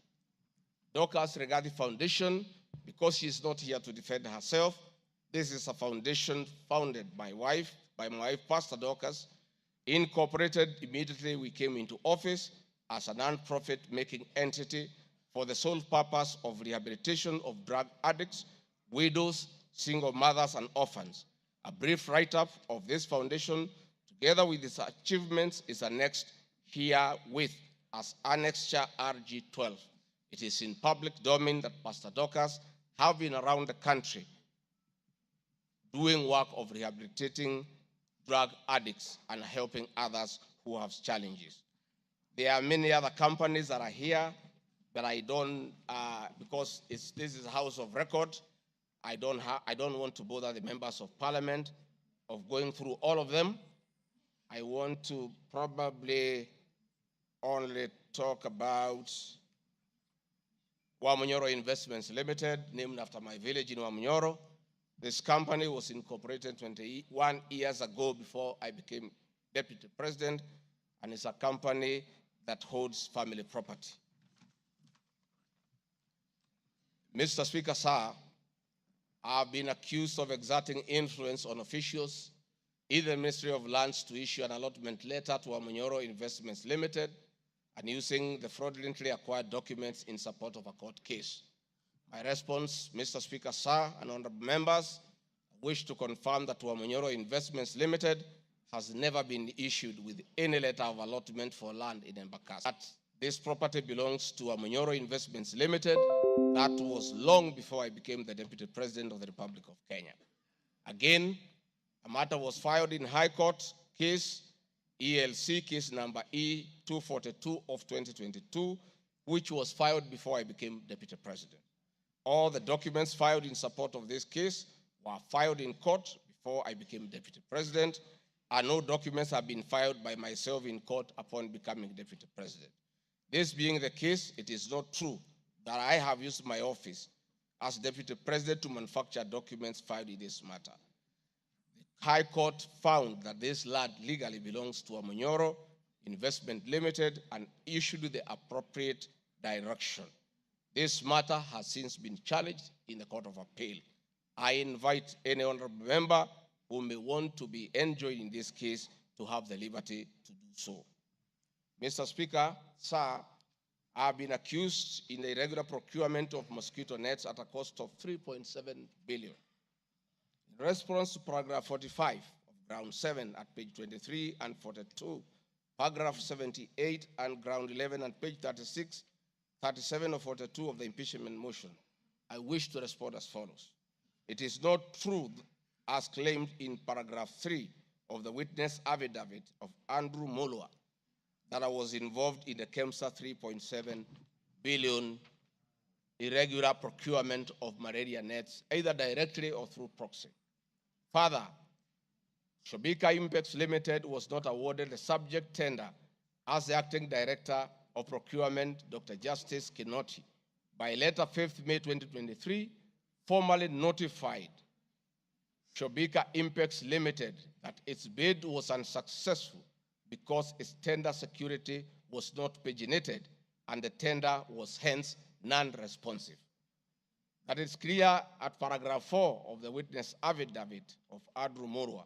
He contradicts himself by claiming that on 11 July 2023, I pressured him to surrender the original bid board, yet by the letter dated 5th May 2023, KEMSA had requested for collection of the original bid. Thus, there was no cause to pressure to be exerted on Mr. Mulwa for any other purpose. I am aware of a foreign company known as Shobika Impex Private Limited, domiciled in India, and which appointed Crystal Kenya Limited as its local agent in the year 2014, that is 8 years before Rigathi Gachagua became the Deputy President. To date, Crystal Kenya Limited has complied with the agency terms between itself and Shobika Impex Private Limited, annexed hereto and marked as Annex RG18 in an appointment agency letter by Shobika Impex Limited in the year 2014. Sometime in 2023, Kenya Medical Supplies Authority advertised tender number GF-ATM MOL NFM 2022-2023 for supply of long-lasting insecticidal nets using the international open tendering method of procurement on behalf of the Global Fund. The monies for supply of the nets, as per my understanding, was a pure grant from the Global Fund. I am aware that Shobika Impex Limited still participates in doing business with and has not been debarred by the Global Fund to date. I believe being technically qualified to provide and deliver the goods subject of the tender document, having the financial ability to do so, and without their participation or assistance from Crystal Kenya Limited, Shobika Impex Private Limited independently participated and submitted in its bid in response to the subject tender pursuant to an invitation by KEMSA. Having not participated in the subject tender, Crystal Kenya Limited did not submit any of the documents in response to the subject tender. Specifically, Crystal Kenya Limited did not submit a bid board or tender security in its name in response to the subject tender. It is therefore not true that Crystal Kenya submitted a fake bid board with an intention to fraudulently acquire public property. It is also not true that with my sons, I used Crystal Kenya to massively launder money, conceal proceeds of crime, engage in corruption, and benefit from influence peddling. Subsequently, by the letter 5th May 2023, KEMSA notified Shobika Impex Limited that it was not successful because the tender security was not paginated and requested Shobika Impex Private Limited to collect its bid security from the procurement office immediately. Annexed hereto and marked Annex RG19 is a said letter by KEMSA dated 5th May 2023. However, EACC commenced investigations of the subject tender, and on conclusion of the investigation by EACC and the Senate on the subject tender, KEMSA CEO Terry Ramadhani, who had been suspended on this issue, was appointed Kenya's Deputy High Commissioner in New Delhi, India by President William Ruto. Thereafter, Crystal Kenya Limited, a Shobika Impex Limited agent in Kenya, followed up in the release of Shobika Impex Private Limited's bid board tender security on behalf of Shobika. Annexed here to an annex and marked Annexure RG20 is an email from Shobika Impex Private Limited email addressed to Crystal Kenya Limited, together with a letter of even date confirming that Crystal Kenya Limited had authority to collect their bid board. KEMSA was mandated to immediately release the bid board tender security upon determining that Shobika Impex Private Limited was unsuccessful in the subject tender, and that is why they requested that the same be collected from its procurement office. KEMSA did so, as can be seen in its letter dated 11 July 2023, annexed here to and marked Annexure RG21 in the said letter by KEMSA dated 11 July 2023.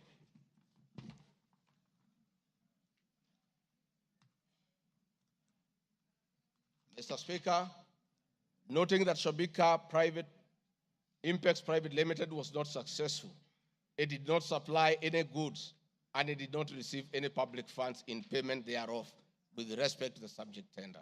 Accordingly, I have not committed any crime under Section 45(1), 46, 47(a)(3), and 48(1) of the Anti-Corruption and Economic Crimes Act, and Section 2, 3, 4, and 5 of the Proceeds of Crime and Money Laundering Act.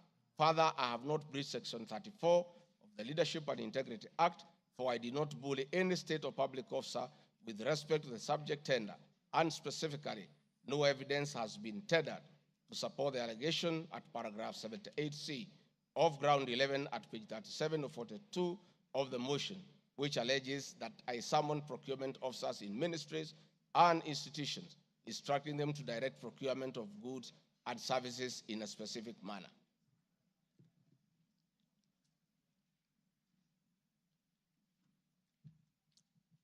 I have been accused of unnecessary and expensive renovation of the official residence of the Deputy President in Karen and Mombasa.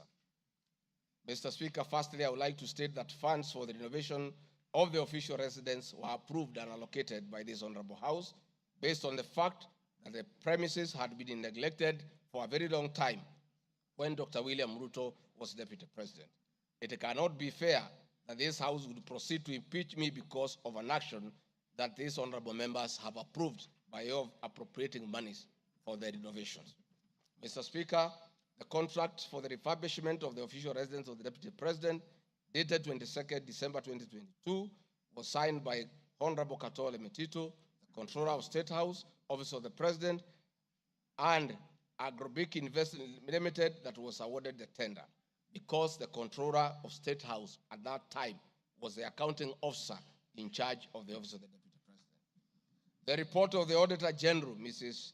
Nancy Gadongo, dated 24th January 2024, on the Executive Office of the President for the year ended 30th June 2023, gave the opinion confirming that due compliance with the Public Finance Management Act 2012, the report is annexed herewith and marks as Annex RG 23. I would also like to add that the Deputy President, as Deputy President, I am not involved in procurement processes of my office, whether directly or indirectly. I would also like to state that I do not know the company, Agropric Investments Limited, which undertook the renovations. I do not know the directors and the company. I did not participate in the tendering or supervising of the same. The motion dated 26 September 2024 alleges that on 29 January 2023, 45 million Kenya shillings was transferred to Bayani Enterprises Limited, which is alleged to be a special purpose vehicle used by me to siphon public funds.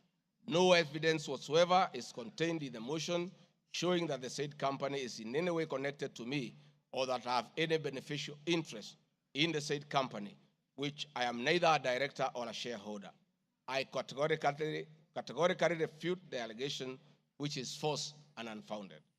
Mr. Speaker, I'd also like to confirm that I'm not a director or a shareholder, directly or indirectly, of the company called Agro Brick Investments Limited, and I do not know its shareholders or its directors. Mr. Speaker, there is an allegation of dubiously acquiring substantial portion of the sum of 100 billion paid to Lusona Events Limited. My response, Mr. Speaker, is just like in the above other matter. I have read the motion, and I would like to state that there is no evidence that this company is linked to me. I wish to categorically state that I have no beneficial interest in the said company, and neither am I affiliated in any way to the directors and shareholders of the said company. I would also like to state that I'm not a director or a shareholder of the company and do not know its shareholders or its directors. I do not sit in a tendering committee. I am not the accounting officer of the Office of the Deputy President. I have also not had any complaints against the manner in which the company undertook the work. I am unable to confirm the allegations on funds withdrawn from the account of the company, since I am not a signatory to its account. I am not associated with the company in any way whatsoever. Mr. Speaker, the motion dated 26 September 2024 claims that I am reasonably suspected to be the principal beneficiary of the dubious transactions. However, Mr. Speaker, no evidence has been adduced or annexed to the motion to give credence to the allegations or suspicion. I categorically refute acquiring or benefiting from any funds paid to Lusona Events Limited, and therefore the allegation is false and unfounded. Mr. Speaker, I have been accused of siphoning money through St. Nicholas Rehabilitation and Industrial Training Institute Limited.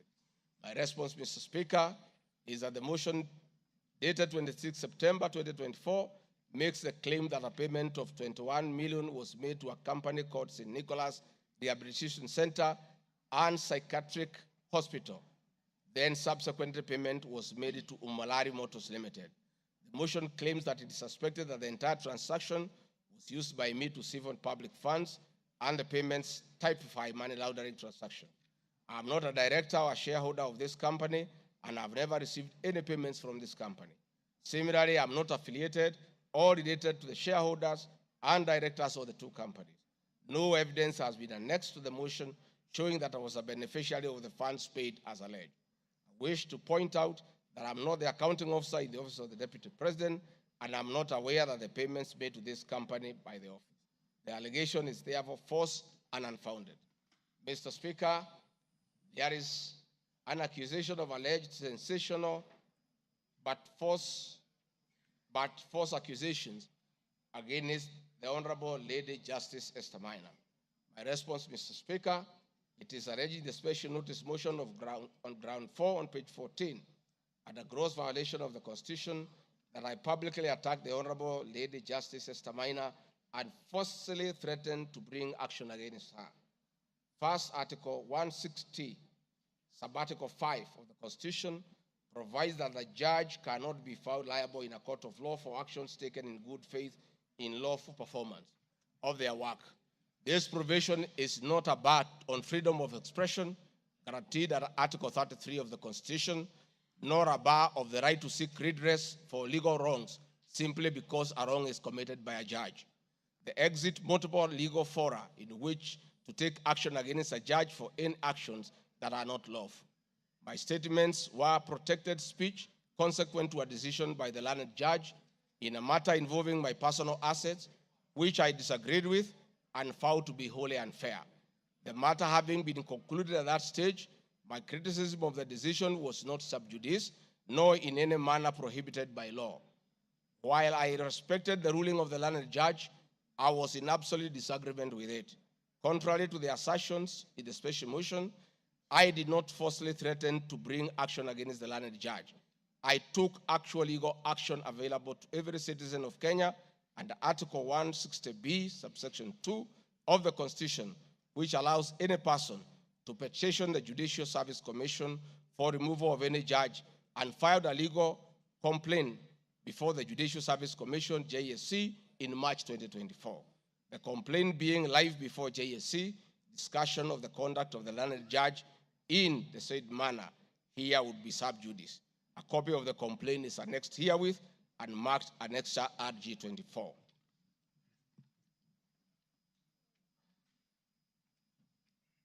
Mr. Speaker, I have been accused of diverting materials meant for construction of Kilifi Malindi Highway to tarmac a private road to Vipingo Beach Resort. My response, Mr. Speaker, I reiterate that Vipingo Beach Resort is registered in the name of the estate of my late brother, Honorable James Gachagua. Number two, the facts are as follows. King Charles III visited Kenya between 30th October 2023 and 30th November 2024. During his state visit, one of the designated places where King Charles III was to visit was Kuruitu Marine Conservancy, which shares a road with Vipingo Beach Resort. I have annexed a copy of the program for the state visit to Kenya by King Charles III, marked as Annex RG 25, which at page 13 on items 63 and 64 shows his departure and arrival at Kuruitu Marine Conservancy. There are several media reports confirming the visit by King Charles III to Kuruitu Marine Conservancy. I have annexed extracts of the media reports by the Star newspaper dated 7 November and by African News marked as Annexure RG 26. My understanding is that the road to Kuruitu Marine Conservancy was upgraded in respect of this visit, which also to benefit the local community, including amenities like Sheriani Secondary School, Sheriani Primary School, a mosque and a public market as part of the corporate social responsibility. I wish to point out that the alleged road, that is Takaungu Shariani Vipingo, is a public road and not a private road leading to any property associated with the Deputy President, but a public road. Mr. Speaker, I have been accused of undermining the President and the Cabinet by allegedly making contradictory public statements from the position taken by Cabinet regarding the evacuation of the people residing along the Nairobi River. My response, Mr. Speaker, is that Article 147 of the Constitution provides that the Deputy President shall be the principal assistant of the President and shall deputize the President in execution of the President's functions. Article 28, which states that every person has inherent dignity and the right to have the dignity respected and protected. Article 29C, Mr. Speaker, states that every person has the right to freedom and security of the person, which includes the right not to be subjected to any form of violence from either public or private sources. Section 15G1 of the Land Act states that notwithstanding any provisions to the contrary in this act or in any other written law, all eviction shall be carried out in a strict accordance with the following procedures. Be preceded by proper identification of this taking part in eviction or demolitions. B, be preceded by the presentation of formal authorizations for action. C, where groups of people are involved, government officials or their representatives be present during an eviction. D, be carried out in a manner that respects the dignity, right to life and security of those affected. E, include special measures to ensure effective protection to groups of people who are vulnerable, such as women, children, the elderly, and persons with disabilities, including special measures to ensure that there is no arbitrary deprivation of property or possessions as a result of the eviction. This includes mechanisms to protect property and possessions left behind involuntarily from destruction, to respect the principles of necessity and proportionality during the use of force, and give the affected persons the first priority to demolish and salvage their property. Critically, our Constitution provides at 147(2) that first the Deputy President shall perform the functions conferred by this Constitution and any other functions assigned by the President. Pursuant to Article 3 of the Constitution, I, as well as every other citizen of Kenya, and state or public officers have an obligation to respect, uphold, and defend this Constitution in performing any of my functions. This, the national values and principles of governance contained in Article 10 of the Constitution, by those state organs, public officers, and all persons, including myself as Deputy President, wherever we make or implement public policy decisions. In addition to this matter, Mr. Speaker, these national values and procedures include the rule of law, democracy and participation of the people, human dignity, equity, social justice, inclusiveness, equality, human rights, non-discrimination, and protection of the marginalized. Adherence to these principles become extremely important when we as state officers are contemplating legal evacuation of citizens with a duty to avoid inhuman forced eviction that will be contrary to our constitution and international law. While campaigning with President William Ruto, and subsequently when I was sworn in as Deputy President, the President and I promised as a key pillar of the Kenya Kwanza government that there will be no forced or unlawful evictions and that all evictions will be human and entail legal compensation. Mr. Speaker, the Office of the Deputy President has undertaken extensive engagement with all parties in regard to cabinet decisions on eviction, which I fully support, including the Nairobi River, which is an entity under the Office of the Deputy President and the County Government of Nairobi.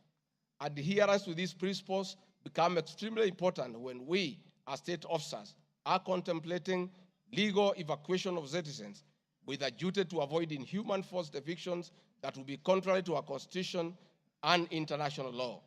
Guideline number 6 of the United Nations General Assembly Guidelines for the implementation of the rights to adequate housing prohibits forced evictions, and that the state should ensure that any eviction under domestic law are fully compliant with international law. The guidelines further require meaningful engagement with communities to ensure that the rights of residents are implemented cooperatively without the need for eviction procedures or police enforcement. Of government directives on the eviction, save for the fact that on being informed that the persons residing along Nairobi River would be evicted and paid 10,000 shillings only, which I and many other Kenyans felt was inadequate compensation for eviction. I insisted that the government should abide by the constitutional dictates and international norms while implementing any cabinet decisions, including eviction, and maintain the dignity of the citizens of Kenyans facing eviction. My statements did not and cannot be construed to undermine the president by insisting that people should not be evicted inhumanly and without adequate compensation. Mr. Speaker, I've been accused of undermining devolution by allegedly holding a meeting in Nairobi Wakulima Market. The motion alleges that on 28 September 2024, I unlawfully interfered with the running of the Nairobi City County government by holding a public rally where I allegedly incited citizens against lawful directives of the county government on planning and allocation of markets. My response, Mr. Speaker, is that the motion alleges that on 20 September 2024, I unlawfully interfered with the running of the Nairobi City County government by allegedly inciting citizens against lawful directives. Article 6(2) of the Constitution provides that the government at national and county levels are distinct and interdependent and shall conduct their mutual relations on the basis of consultation and cooperation. This being the case, it cannot be said that there is a violation of the Constitution when someone from the national government makes a comment on matters relating to county government. The traders had sought me out to intervene and request the governor on their behalf to dialogue with them and seek a solution to the grievances with regard to the relocation of markets. I request that a video annexed RG video 3 be played for the benefit of members to say what I said.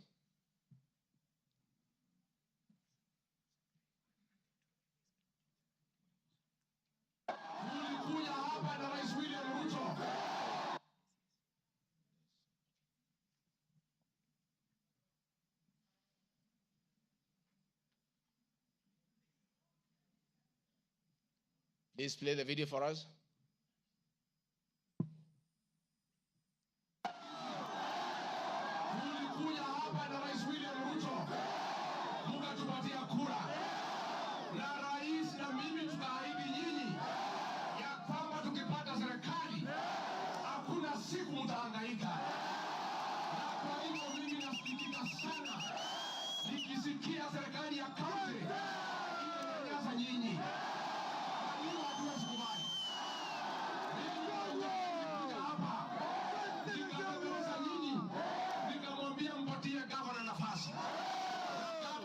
wetu Sakaja tukakubaliana ya kwamba akiwa gavana wa Nairobi, Rais William Ruto akiweko, akiwa mdogo wake, wafanyabiashara wetu watapata nafasi ya kufanya kazi yao. Na mimi nataka kuomba kwa heshima, wale wote ambaye tumepatiwa nafasi ya uongozi na Wakenya, tukumbuke ya kwamba tulipata nafasi ya kuongoza kupitia kwa kura ya wananchi. Na tukumbuke ya kwamba wakubwa wetu, wadosi wetu ni Wakenya.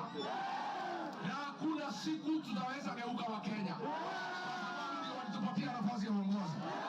Si nyinyi mlituandika kazi? Kwa hivyo mimi niseme ya kwamba niliuliza gavana mketi chini, kuwe na mazungumzo, kuwe na maelewano. Watu ni wananchi na wananchi ni watu ya kusikizwa. Kwa hivyo mimi niko hapa kumhakikishia ya kwamba nimemuuliza gavana kwa heshima, na mimi sina kiburi. Mimi namuomba akiwa kiongozi wetu hapa Nairobi, asikuwe mtu ya kugeuka watu walimchagua. Mimi nimemuomba na nimemwambia yeye akubali aketi chini na kamati hii soko ime... Thank you, Mr. Speaker. My counsel has just drawn my attention that in my earlier explanation on Nairobi River, I have a video 1 and 2 that I would like you to play so that I buttress my point on what I meant. Please, video 1 and 2. People of Kenya to work hard. We don't have a choice. Once we try to fix this economy and create a good working environment where we don't criminalize enterprise, where ordinary Kenyans are allowed to work, where businessmen are not harassed by KRA,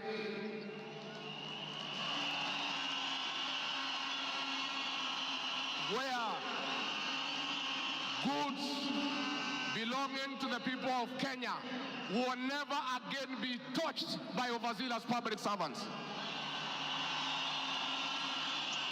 Where again poor people will never again be evicted in brutal evictions by state agencies. And I say, freedom is here. Now, the number of fatalities from the ongoing forcible eviction by the government has risen to 3, with another tragic loss in Mathare on Monday. An 18-year-old boy died as a bulldozer brought down a church in the area just moments after President William Ruto left. The young man, who was assisting in salvaging the church's belongings, became a casualty of the demolition. Earlier on Saturday, 2 individuals lost their lives in Mukuru kwa Ruben during a similar eviction exercise. Ben Kirui reports. Monday evening, the ongoing forcible evictions in flood-prone areas tragically ended yet another life. The 18-year-old Ian Otieno lost his life in Mathare moments after President William Ruto left the area where he had been assessing the effects of floods. Bulldozers descended on homes near riverbanks, flattening structures marked for demolition. Winnie Makinda, Ian's mother, struggled to comprehend the loss of her son, a candidate in this year's KCSE. Wakaambia mtu atingatinga usiangushe hiyo ukuta, kuna hapo ndani kuna watoto wa watu, wacha kuangusha hapo ndani kuna watoto wa watu. Akaambia wamama waache kumpigia kelele. Reports indicate that Ian Otieno was trying to salvage church properties when the bulldozer brought down the wall, leading to his sudden demise. Driver wa tingatinga vile tu alianza kubomoa, hata mara ya kwanza huko mbele alikuwa tu anakani kama hata watu wakimwambia ngojea watu watoe vitu hataki kusikia. Nilichimba hivi, mtoto wangu alikuwa anataka kutoroka, sawa. Unasikia alishika mtoto wangu na hiyo kitu hapa. Mtoto wangu akienda hivi, mtoto wangu ana hii. His death led to demonstrations by residents, prompting police intervention. The law enforcers lobbed tear gas canisters to disperse rioting residents. watu wakachukua mwili, twende tuonyeshe maaskari yenyewe wametulia mtoto.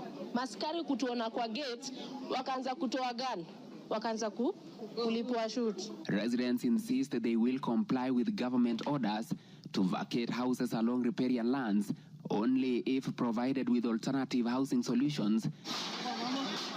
Saturday's demolitions in Mukuru kwa Ruben claimed 2 lives and injured 3 others, sparking outrage among residents who blamed the government for forcible evictions despite many not yet being relocated. Last week, the government mandated the evacuation of all residents from risky areas within 48 hours, including those near dams, those in areas prone to mudslides, and Kenyans residing on riparian lands. Ben Kirui, Citizen TV, Nairobi. Hakuna tena mambo ya evictions katika Nairobi. Kama kutakuwa na maneno, ni maneno ya relocation ambayo itakuwa ni kwa utaratibu bila ya mwananchi kuvunjiwa nyumba. Uwezi kutoka nyumbani alafu unarudi jioni unakuta masufuria barabarani na blanketi sijui imekaa wapi. That one will not happen again.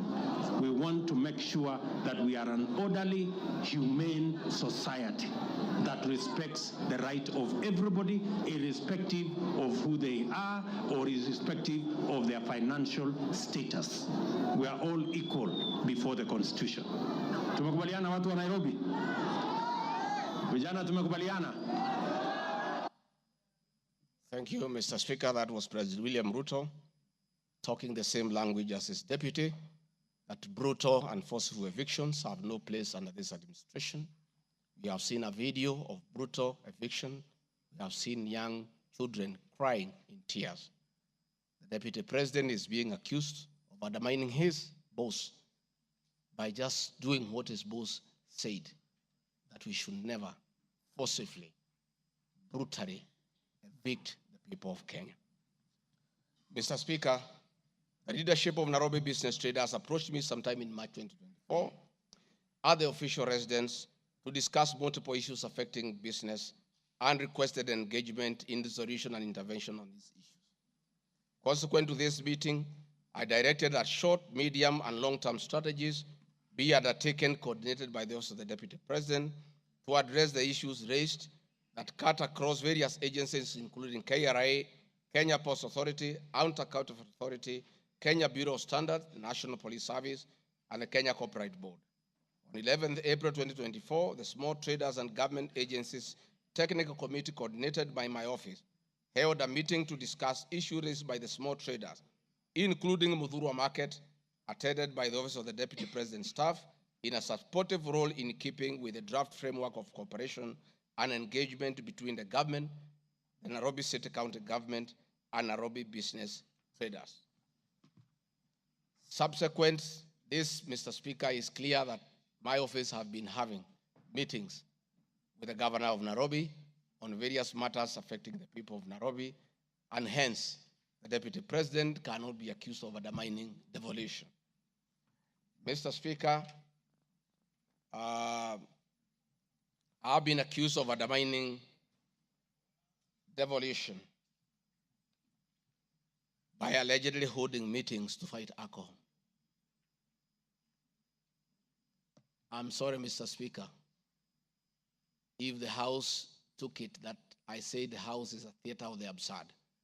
I was talking about this specific charge of undermining devolution by holding meetings to fight alcohol to be discussed in this House.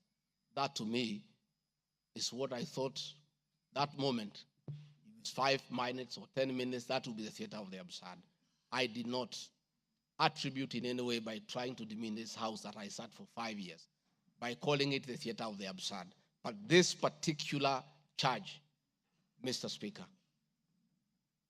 drug and alcohol problem in Kenya has been on the increase, and many of our youth have become addicted to alcohol and their lives destroyed because it causes them to drop out of school and start engaging in petty crime to look for money to buy alcohol. I'm a strong advocate for youth rehabilitation from alcohol and substance abuse, which I continue to encourage and support in order to save our future. With regard to alcohol control and regulation, I wish to state that I have held several meetings with the governors in Meru, Chuka, in Mombasa, in Nakuru, in Nyeri, and the efforts that President William Ruto asked me to lead in eradication of illicit brew has been very successful, and we have been working with governors and county assemblies who have been developing legislation on the control of licensing of alcoholic drinks. If there is one program that has had the best working relationship between county governments and the national government, it is this particular program. I'm a bit emotive about illicit alcohol because I lost my brothers. One who was a medical doctor to alcohol, another who was a farmer to alcohol. I take it passionately. I don't know who complained about this particular charge. I have not seen evidence of any complaint, and I have not heard any person in Kenya complaining that the deputy president is undermining with the devolution by leading the war on illicit brews and drug abuse. Whatever this House decides tonight and the other subsequent House, whatever happens to Rigathi Gachagua, whether he's in or out of office, this war must continue and must be won for the sake of our children. I want us to watch video number 4, RG4. Leaders, those of us who have been elected, Madam Waiguru, Governor Kahiga, Badirisha, Kangata, Wamatangi, what shall we tell our people? Where are we? What shall we tell the people who elected us? When we meet them, what shall we tell them? When our children got wiped out by alcohol and drugs, where are we? We'll have nothing to say. Dede Nyoro, Kimani Ichung'wa, Madenge, mutaambia watu nini? Mukami, mutaambia watu nini? So please, this forum here today, let us be open and candid. Speak from your heart. Let us know what ails us. What is it must we do? We have the support of the president, and he is waiting. He has told me by 7 p.m. today, he wants a report. He cannot accept the situation. He cannot. Neither can I. And none of you should accept this situation. It is not right. It is not fair. It is not acceptable. We must deal with it as leaders. And we are here, we are all leaders. As an OCS, you are a leader. That's why you have been given that responsibility. As an ACC, you are a leader. County Commissioner, wewe ni kiongozi. DCIO, wewe ni kiongozi. Sisi ni viongozi. Na juu ya hayo, sisi ni wazazi. Tafadhalini, tukubaliane, tutafute suluhisho. Na tukipata, tuende tufanye kazi. It is possible. It is doable. It is something that we can do. Thank you, Mr. Speaker. It's very clear that the meeting had all governors, members of parliament who are present here today, policemen, everybody, and we are all in agreement that the war must be won. It cannot, but the deputy president should be impeached for leading the war on alcohol. Sensational statements against the National Intelligence Service, its Director General, and officers. Mr. Speaker, during the assumption of office, I took an oath of allegiance in the following terms. Oath or solemn affirmation of allegiance to the President, Deputy President. In full realization of the high calling, I assume as Deputy President of the Republic of Kenya, I do swear solemnly affirm that I will be faithful and bear true allegiance to the Republic of Kenya, that I will obey, preserve, protect, and defend this Constitution of Kenya, as by law established, and no other laws of the Republic, that I will protect and uphold the sovereignty, integrity, and the dignity of the Kenyan people. So help me God. That is the oath that I took in Kasarani. Article 239 Article 3 of the Constitution provides that in performing their functions and accessing their powers, the national security organs and every member of the national security organ shall not act in a partisan manner, further in the interest of a political party or cause, or prejudice a political interest or political cause that is legitimate under this Constitution. Article 239, subarticle 5 of the Constitution provides the national security organs are subordinate to civilian authority. In relation to this allegation, I wish to state that the National Intelligence Service holds a very critical role in ensuring the safety and security of our country. They are responsible for gathering intelligence and share it with all our law enforcement agencies to ensure that the country is safe at all times. Consequently, when the country was caught flat-footed with regard to the scope and extent of the public's dissatisfaction with the Finance Bill 2024, which degenerated in a Gen Z protest, it pointed to the failure of the National Intelligence Service in carrying out its mandate. I am persuaded that the National Intelligence Service ought to have known beforehand that the public was completely opposed to the Finance Bill, and they ought to have briefed the President before the protest began, and this would have caused a change of tact by government regarding the proposed bill, and the protest which culminated in the loss of innocent lives and destruction of property could have been avoided. Hence, I expressed my opinion on this in my public media briefing in Mombasa, and my utterances were not any different from what happens in other countries when there is a lapse or failure by the intelligence agencies. The nation has witnessed unfortunate instances of several extrajudicial killings, abductions, and disappearances. I firmly believe that if the National Intelligence Service had acted diligently, these instances would not have been witnessed. Under the Constitution, the government agencies are supposed to be accountable to the Kenyan people, including the National Intelligence Service, and calling them out when a dereliction of duty does not amount to undermining them. I am also aware that the Kenya Kwanza government has been at the forefront in calling out officers who do not seem to understand their work. Recently, my boss, the President, publicly complained that there are some PSs and CSs who did not seem to understand their role. Please play for me video number 5, RG5. On President William Ruto has today described some members of his cabinet as utterly clueless and uninformed about the dockets they occupy.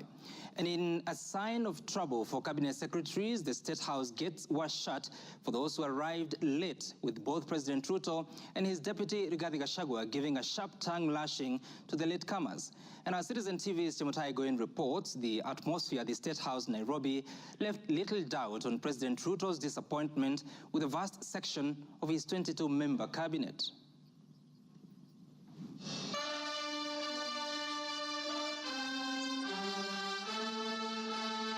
A cold morning in Nairobi, but the seats on the State House grounds came ultra-heated, particularly for cabinet secretaries. The cabinet members came here to sign performance contracts, but the oral appraisal of the day spurred anything between trouble and outright doom. If you cannot keep time with your employer, you have basically dismissed yourself. I mean, it's just as simple as that. So, for those who came late, who are members of the executive, I will be expecting a written explanation, and it should not include matters of traffic. Punctuality was at issue, with some cabinet secretaries being locked out of State House for lateness. And from the podium, the president and his senior lieutenants were unforgiving. Nimeona watu wale wamechelewa, nikaona rais unaniona ninamjua. Nikaona uso yake nikajua hapa kimeumana. Sababu leo ni siku ya performance contract. Ile siku muhimu sana ya kuja kuweka. Na wewe umefika pale, rais amekaa. Tayari amekaa na ndiye rais wa Jamhuri ya Kenya. Wewe umechelewa ukiwa kuona nani? Who else have you gone to see? One of the things we need to learn in our performance contract is to beat the traffic. For the 19 cabinet secretaries present, the atmosphere at State House progressed from bad to worse as President Ruto and his deputy Rigathi Gachagua issued a blistering assessment of the performance of the cabinet members. Many of you, the people I speak to, don't even know what is going on in your ministries or departments. You have very scanty information. The moment I know more than you in your ministry, then you must begin to understand that something is very wrong. How do you run a ministry or a department or a parastatal if you have no information? That is the highest level of incompetence. Those of us who came with the president from the political space and who are his friends, and we assisted him to become president. Once he gives us a job, that is the termination of that friendship. The friendship with the president will be based on nothing but performance. From travel habits to basic work ethic and even media appearances, it was a brutal ground zero appraisal for the cabinet. Why do you have to honor every invitation that you have been given to every country? Your Excellency, at times we have tried to hold cabinet committees, we can't. 5, 6, 7, 8 ministers are out of the country. Some change clothes at the airport from one country to another. That is the truth. Why can't you regulate yourself? If the president was to travel and honor every invitation, he will be out of this country the whole year.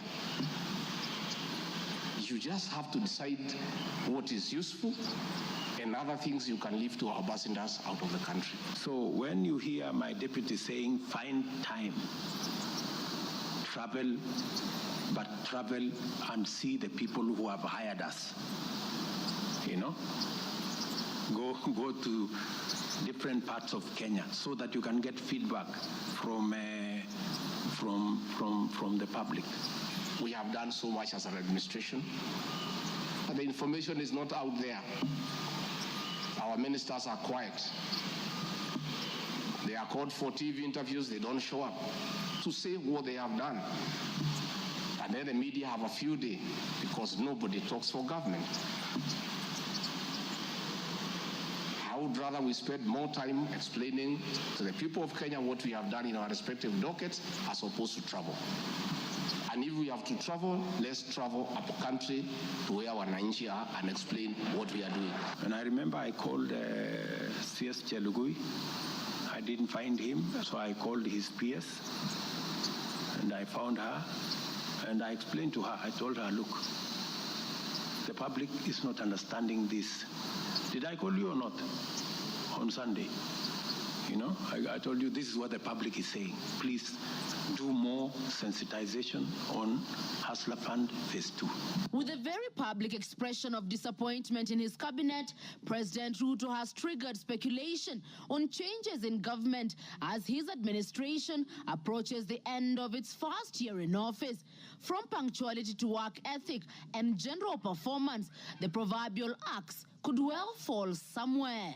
With the performance contracts expected to foster a culture of high performance in the public service and also ensure that public resources are properly utilized, it is also set to offer a framework for President William Ruto to reward performers and also institute sanctions on non-performers. Chemutai Goin, Citizen TV. Mr. Speaker, President William Ruto, my boss, and I have been calling out senior government officials when they fall short of expectations. The Director General of the National Intelligence Service is no exception. He's not above the law.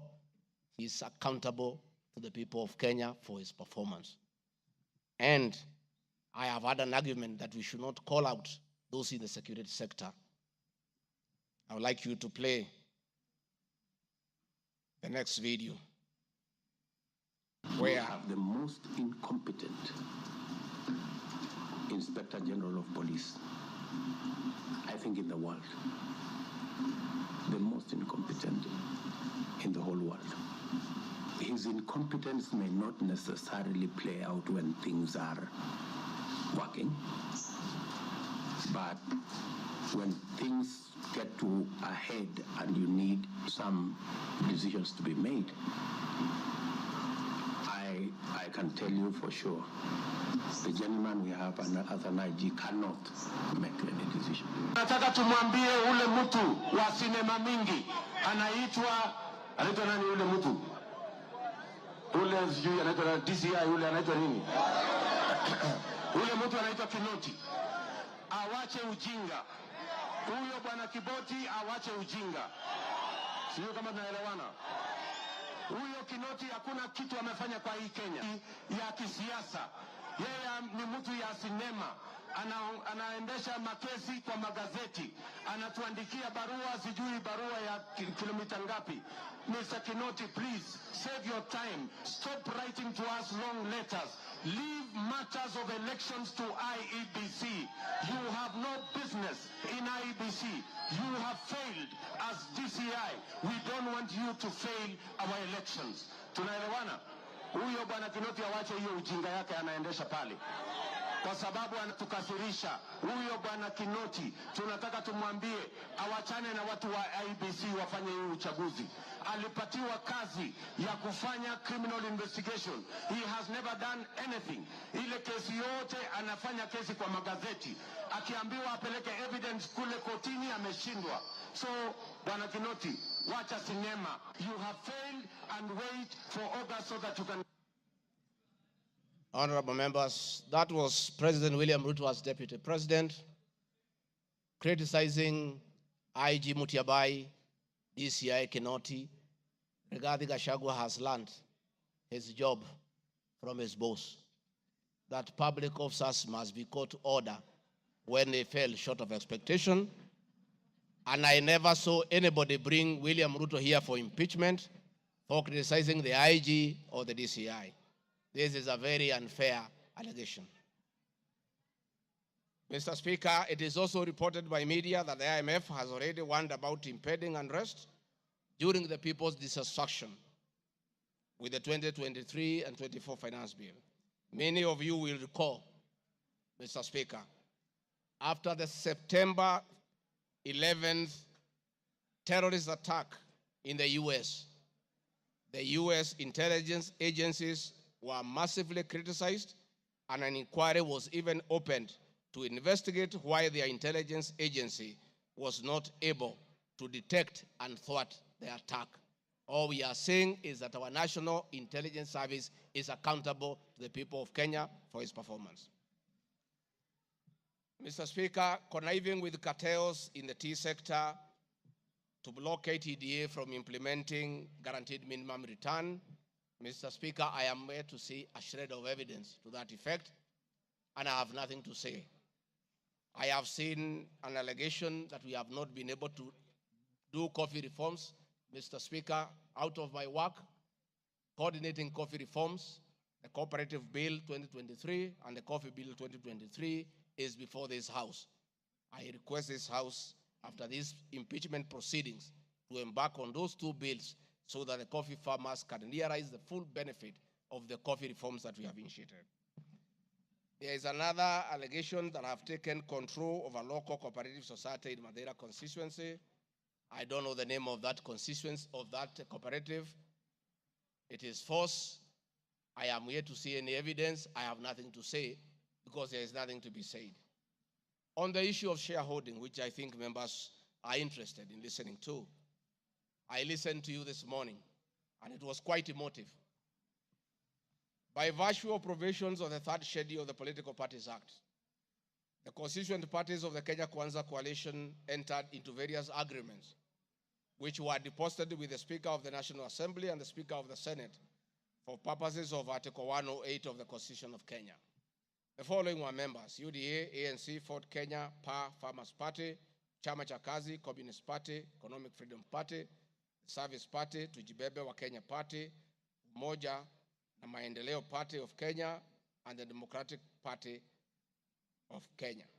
In accordance with the provision of Clause 3, Schedule 3, a power sharing agreement and development agenda for the certain regions of Kenya, I attach copies of these agreements, RG 32. All those agreements talked about specific regions. The leaders who appended their signatures canvassed issues of appointments to do with specific regions. Power sharing agreement between UDA and ANC and Ford Kenya, for example, say that the UDA would nominate the coalition president, the presidential and deputy presidential candidates that was honored. The president would guarantee the stature, the dignity, and financial and operational autonomy of the office of the deputy president, which I have been insisting on because it's part of the coalition agreement. The ANC would be allocated the position of the prime cabinet secretary, which has happened. Ford Kenya would be allocated the position of the Speaker of the National Assembly, and that is why Honorable Masika Wetangula sits here today. In accordance with Article 2 of the Power Sharing Agreement, ANC and Ford Kenya would have a 30% share is a word, of the national government positions. This drives my utterances about shareholding. It is embedded in all these agreements that are attached here for you to read. I heard this morning an honorable member saying that the deputy president said the people of Ukambani will not get resources because they did not vote for Kenya Kwanza government. That is not true. The deputy president of the Republic of Kenya does not allocate resources. Resources for the development of the Republic of Kenya are appropriated by the National Assembly of Kenya, where I am today. The deputy president will help the president to oversee the implementation of funds allocated and appropriated by the National Assembly. It is therefore not possible that the deputy president of the Republic of Kenya has the capacity to deny any part of Kenya resources because of the way they voted. The decisions on how resources will be allocated for the development of the Republic of Kenya are made here by the honorable members. If your area has no development, please don't impeach the deputy president.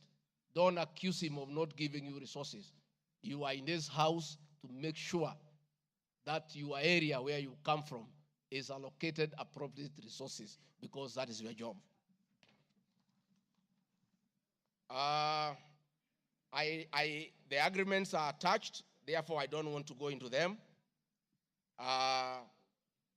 Let me say my speeches on the shareholder issue were informed by the aforesaid power sharing covenants, which are founded on law, having been deposited with the registrar of political parties, and lessons learned from the well-known disputed 202 NAC power sharing agreement.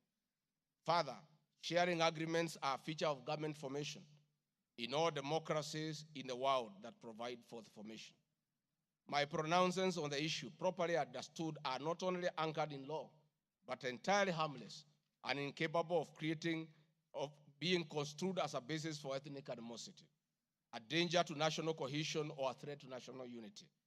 On the contrary, coalition building has been one of the most important innovations since the disputed 2007 elections in ensuring stability, equitable sharing of political power, national cohesion, and fostering of national unity.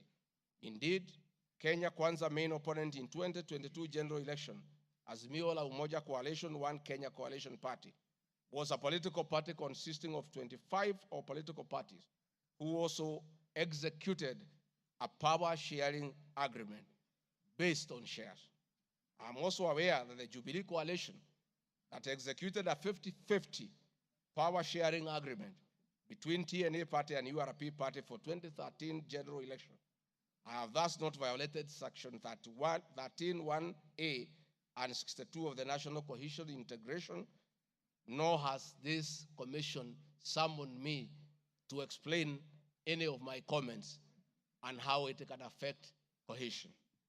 However, notwithstanding the said power share agreement, upon election as Deputy President, I went out of my way, as required by the Constitution of Kenya, to serve all Kenyans regardless of their political preferences during the election or ethnic origin.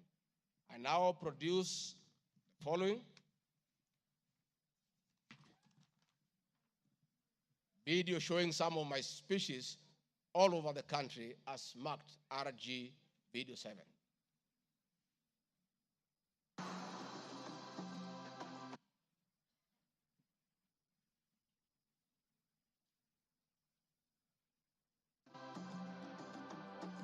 We want to confirm to the people of Nyanza that the Ruto administration will serve all Kenyans, those who elected us and those who did not. Kenya hii kila mtu afanyiwe kazi, kwa sababu kila mtu nalipa kodi. Mimi si kusema Kenya ni ya shareholders. Nisema serikali, mkiunda serikali, wale wanakusaidia kuongoza, unatakiwa uweke wengi wale walikuamini na wale walielewa manifesto yako. Mimi nimetembea Kenya. Si mnasema nilikuwa Mombasa, hii hapana mlima. Mimi nilikuwa Wajia, hii hapana mlima. Nilikuwa Garissa, hii hapana mlima. Nilikuwa Mount Elgon. Nandi nimekuja karibu mara 10. Eldoret nimekuja karibu mara 6. Kericho nimekuja mara 4. Tea conference ya chai tulikuwa na nyinyi, niliweka Kericho. For now, kazi yetu ni maendeleo. Tutafanya kazi na kiongozi wowote, akuwe wa chama ile, akuwe wa chama hii, we don't care. This is the time to serve the people of Kenya, and we shall work with all elected leaders, irrespective of their political affiliation. Mr. Speaker, copies of documents demonstrating my efforts within the mandate allocated to me by the President to address security issues and economic equalization programs and policy in historically marginalized areas is Annex RG33. The decision to embrace the broad-based government following the dissolution of cabinet after the Gen Z protest. I attached my video during the launch of the Honorable Raila Odinga's quest for EU chairmanship at State House, again as a demonstration of my embracing the broad-based government.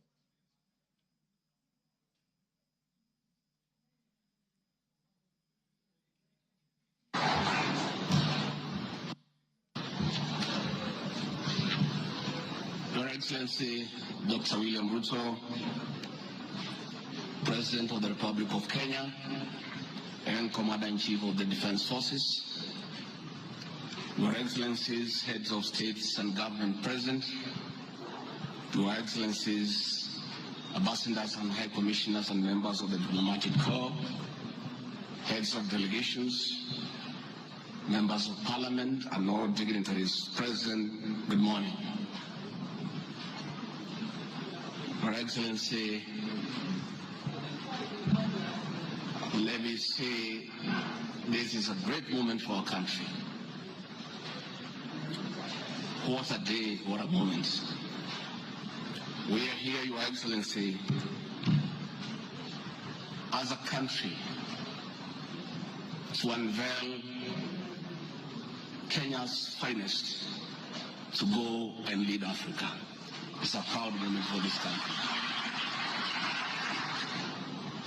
And I want to say, Your Excellency, the people of Kenya have been united to a man by the candidature of the Right Honorable Raila Odinga to be the chairperson of the African Union Commission. This is a quest that has brought pride to our nation. And I would like to tell the leaders here from Africa and the representatives that as a country, as we present the Honorable Raila Odinga to be our candidate, it is because Africa, our motherland, deserves the best.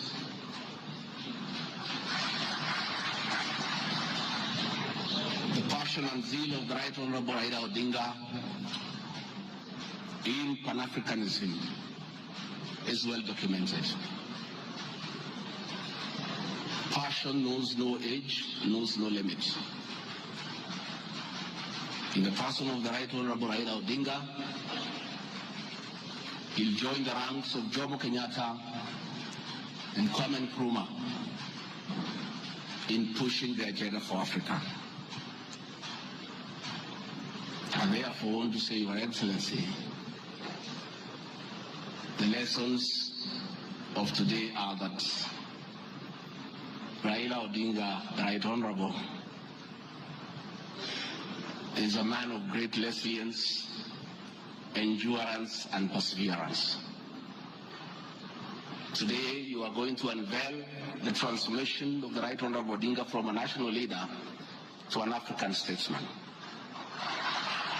And for us in leadership, we have learned great lessons of resilience, endurance, and perseverance. Somebody may ask, why is Rigathi Gachagua, who has before had issues with the leadership of Raila Odinga, as a truthful man, I had nothing against him. It's only that we were competing for the same position between him and my boss. Now that he is going for a bigger seat in Africa, all of us, from the president, I, and the rest of Kenya, are behind him. And the Right Honorable Raila Odinga, as a man who listens to the ground, let me confirm to you, I've listened to the ground, and all Kenyans across the political divide, across communities, are in support of your candidature, and we wish you well. Before I call Your Excellency, let me acknowledge the place of family, not just in our lives, but in leadership. I think it is a great moment for the Right Honorable Raila Odinga. It's appropriate that I acknowledge on behalf of the country the role Mama Ida Odinga has played in the life of this great son of this land. Mama Ida Odinga, we salute you as a country for having been a very strong pillar to your husband in very difficult times, and his lowest moments, you have always been there for him. We ask families to support their spouses. So Mama Ida Odinga, as we wish you happy birthday, it is my hope and prayer that your next birthday will be celebrated at Addis next year. And if you invite President William Ruto to come and he's not able to come, Mr. President, I'll be very happy for you to send me to represent you in that great birthday. We therefore want to say, as a country, it's a great moment. And the Right Honorable Odinga, I have noted with a lot of appreciation, my wife, Pastor Dorcas, who is a very prayerful woman, has been praying for me and the President daily. And I noted from yesterday she has added you in her prayer. And because her prayers work, we have no doubt that you will get this seat. Mr. President, it is now my honor to request you to come and anchor Kenya's finest and embark on the journey of transformation of the Right Honorable Raila Odinga from a national leader to a great African statesman. Thank you, Mr. Speaker. President William Ruto has many times appreciated my people issues and has repeatedly pronounced himself. Let me have the video number 9. And speaking of deputies,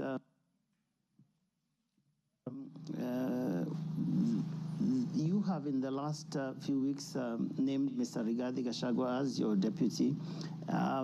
There's been quite a debate, and I'm sure you know that, around running mates in this country. Perhaps this would be a great time to shed light on why you settled on this gentleman. Rigathi Gachagua is somebody I have known. Rigathi Gachagua is a very passionate leader. Rigathi Gachagua is a people's person. He speaks about the things that I speak about. He speaks about ordinary people. He's concerned about matters to do with farmers. He's concerned about the things that are dear to ordinary Kenyans. And the nexus between me and Rigathi Gachagua is the people. He believes in bottom up the way I do. And that is why I chose Rigathi Gachagua to work with me. Thank you very And much. speaking of deputies, Thank you very much, Mr. Speaker. In addition, and almost in conclusion, I am not the only leader at the national level who has encouraged unity among Kenyans based on shared regional, geographical, and economic and other factors. I have attached several articles. Luya unity is not optional, Moses Wetangula. Ruto puts case for Gema Kalenjin unity. Bijikenda unity in the offing. Masai leaders in unity talks ahead of next year's general election. I have attached those articles so that you understand that regions uniting does not mean they unite against other regions. They unite for common issues, common values, and to strengthen them to join other regions for national unity. Mr. Speaker, the motion dated 26 September 2024, tabled before the National Assembly, makes the generalized claims that have committed crimes under national laws, Proceeds of Crime and Anti-Money Laundering Act, Penal Code, National Cohesion and Integration Act as anti-corruption and economic crimes. It is on the basis of the claim that it is said that the threshold of impeachment has been met. I'm not aware of any active investigations by any state agency for offenses under the said laws, neither have I been called upon to record any statement pertaining to any investigation.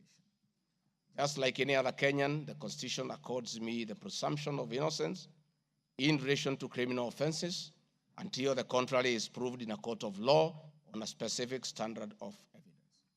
Therefore, in the absence of any active investigations by any investigative agency in Kenya, I do not believe that there can be any serious reason to believe that I've committed any offense. Otherwise, that will be an indictment of the intelligence agencies as well as investigative agencies. Therefore, it is inconceivable that the threshold of the impeachment motion as defined in Article 145 of the Constitution can solely be based on the perception of the mover of the motion in the absence of any other evidence.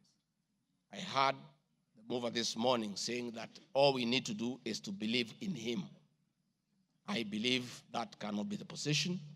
We need actual evidence against the Deputy President. The net effect of the impeachment of this basis of allegations of criminal offenses, whose evidence has not been tried and tested in court of law or by bodies mandated to investigate, would be to disqualify me from the possibility of holding public office in relation to Article 99(3) without the benefit of due process of law and exhaustion of the systems of appeal as provided in the Penal Code.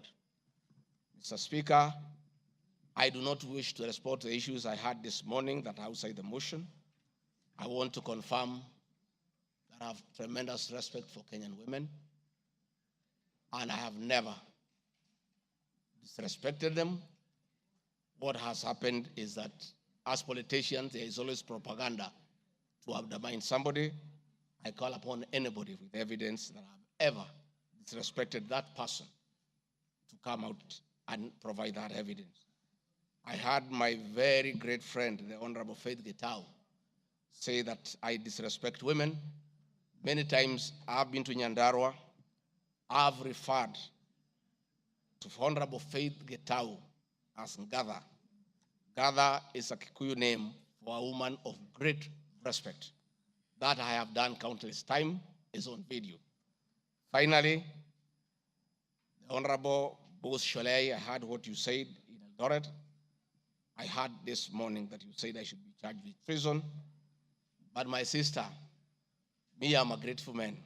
I remember, and I'll never forget, during the last administration when I was arrested on fabricated charges for standing with the President William Ruto against the wish of the government at that time, Gladys Bosholai came and sat with me at DCI headquarters, brought me tea, brought me lunch, sat with me, comforted me. At court, she coordinated the collection of 12.5 billion shillings as my cash bail. She came to see me in Gigiri for 4 days and had very kind words for me. Despite what you have said, my sister, I do remember that one good thing that you did for me, and I'll love you and cherish you for the rest of my life. Finally, Mr. Speaker, as I wind up, I want to appeal to this Honorable House to consider the allegations against me by the mover of the motion, weigh it against the attached evidence, weigh it against my defense and the attachments and the videos that I've played in this house. And exercise your mind and exercise your discretion. Search your conscience and decide if Rigathi Gachagua is guilty of any of those allegations or is undergoing a political process. If you are so persuaded and you search your conscience without any intimidation or coercion or inducement, and you think it's the right thing to do, please go ahead and do so. If you search your conscience and listen to the issues that have been adduced here, and you find that there are no grounds to impeach the Deputy President of the Republic of Kenya, please make the right decision. But as you do so, many members who are in this house remember what President William Ruto as Deputy President went through. And most of us stood with him. Rigathi Gachagua underwent 4 years of persecution. Others were persecuted. But we took a firm stand because we believed we were doing the right thing.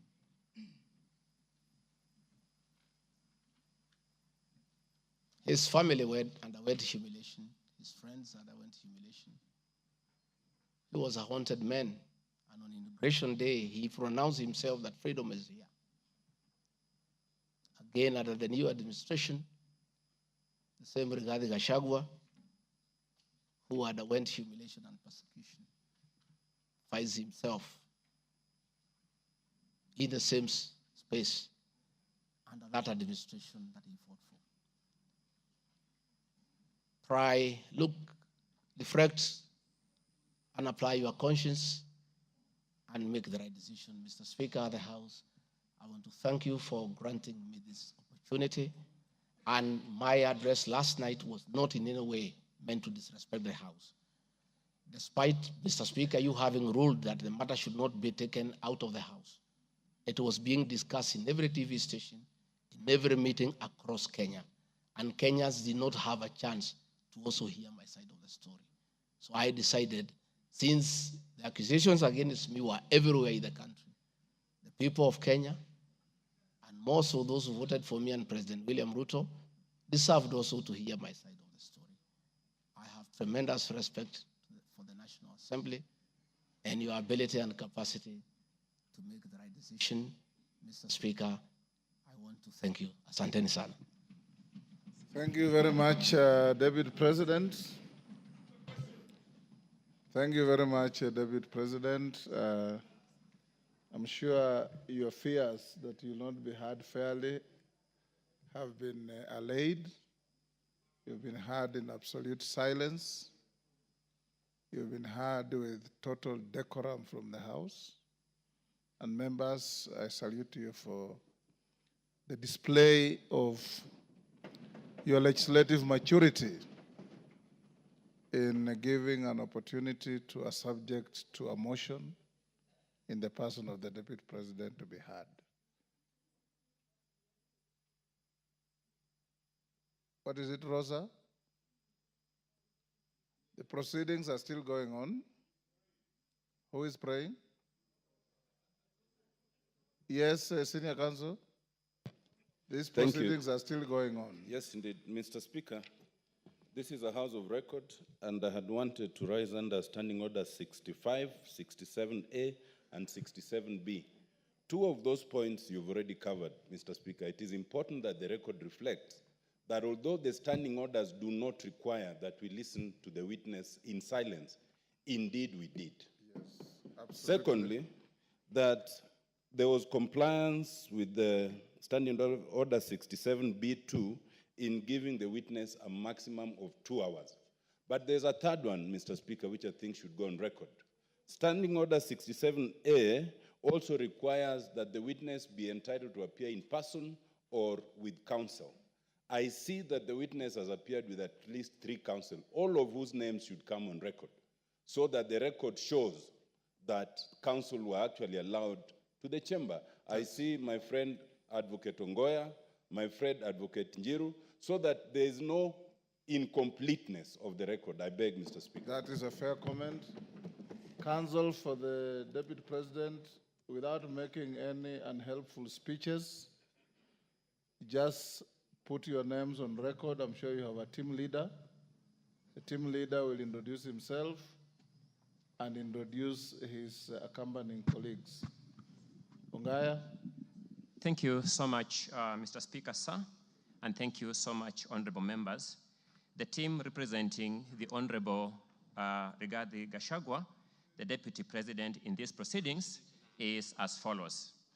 Honorable Paul Kibugi Muite, Senior Counsel, Mr. Victor Swanya Ogeto, my name is Elisha Ongoya, Mr. George Sakimpa, Mr. Ndegwa Njiru, Mr. George Wandati, Miss Faith Waigwa, Mr. Murigi Kamande, Mr. Amos Kisilu, Mr. Eric Kiprop Naibei, Miss Julia Omwamba, Mr. Tom Maina Masharia, Mr. Willis Echesa, and Mr. Andrew Moga. And that is all. Thank you. And apart from the 3 of you, the rest are within the precincts of Parliament? Are within the precincts of Parliament, save for Senior Counsel Paul Kibugi Muite, who sought to be excused from attending today, but is part of this team, and we are under his supervision and guidance. Thank you. From here, we'll proceed as follows. Deputy President, if you wish to leave, you are at liberty to do so with your team.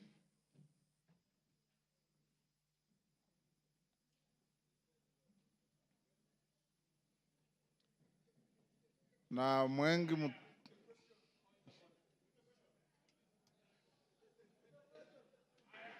Yes, Kaluma. I thank you, Honorable Speaker. Honorable Speaker, our prayer at the end says that we always be fair to those who are committed to our church. And Honorable Speaker, in his address to the House this afternoon, the Deputy President appears to have referred to some documents. I know we are moving towards the end of this particular session in considering this matter. And Honorable Speaker, I want to thank you for upholding Article 47 of the Constitution on the right to fairly and secure procedural fairness to every party as required by our Constitution. I wanted to ask Honorable Speaker that so that we consider what the Deputy President is saying in the documents, would I be in order to request the indulgence of the Speaker within the provisions of Standing Order number 1 to adjourn for at least 10 minutes so that we consider what the Deputy President's documents have and come back and make the decisions we need to make. Thank you, Honorable Speaker. The request does not meet my favor. Where's Mutuse? Mutuse, you have 30 minutes to reply before I call the minority leader and the majority leader. Will you exhaust your 30 minutes or you want to share out to anybody? I got an indication that you wanted to share 10 minutes to Kaluma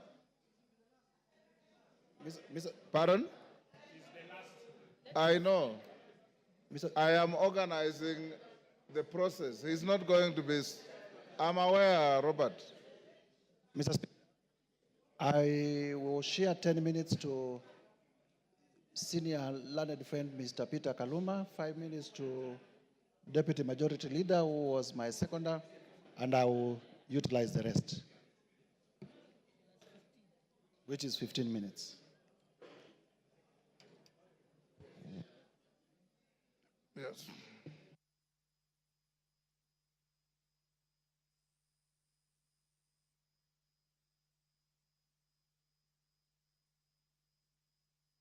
Honorable Mutuse, only you has the right to a second bite to the motion. Your seconder has no right to a second bite.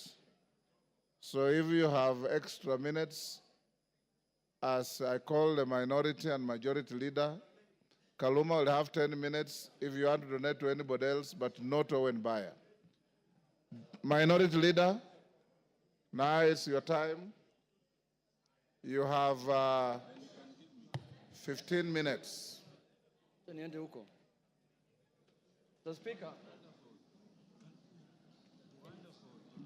Mr. Speaker, thank you for according me this opportunity.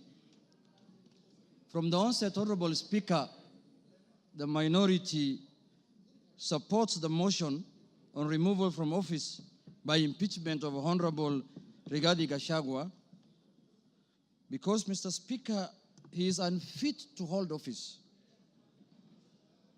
In Kenya, and yesterday it was clear to all Kenyans to see for themselves the danger this country is in, Mr. Speaker. Mr. Speaker, the impeachment of the Deputy President is not merely a procedural step.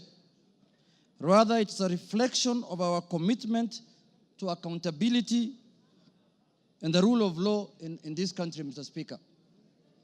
Honorable Speaker, the integrity of government and the stability of our nation is at stake, Mr. Speaker, as we speak this afternoon in this House, this evening, Mr. Speaker.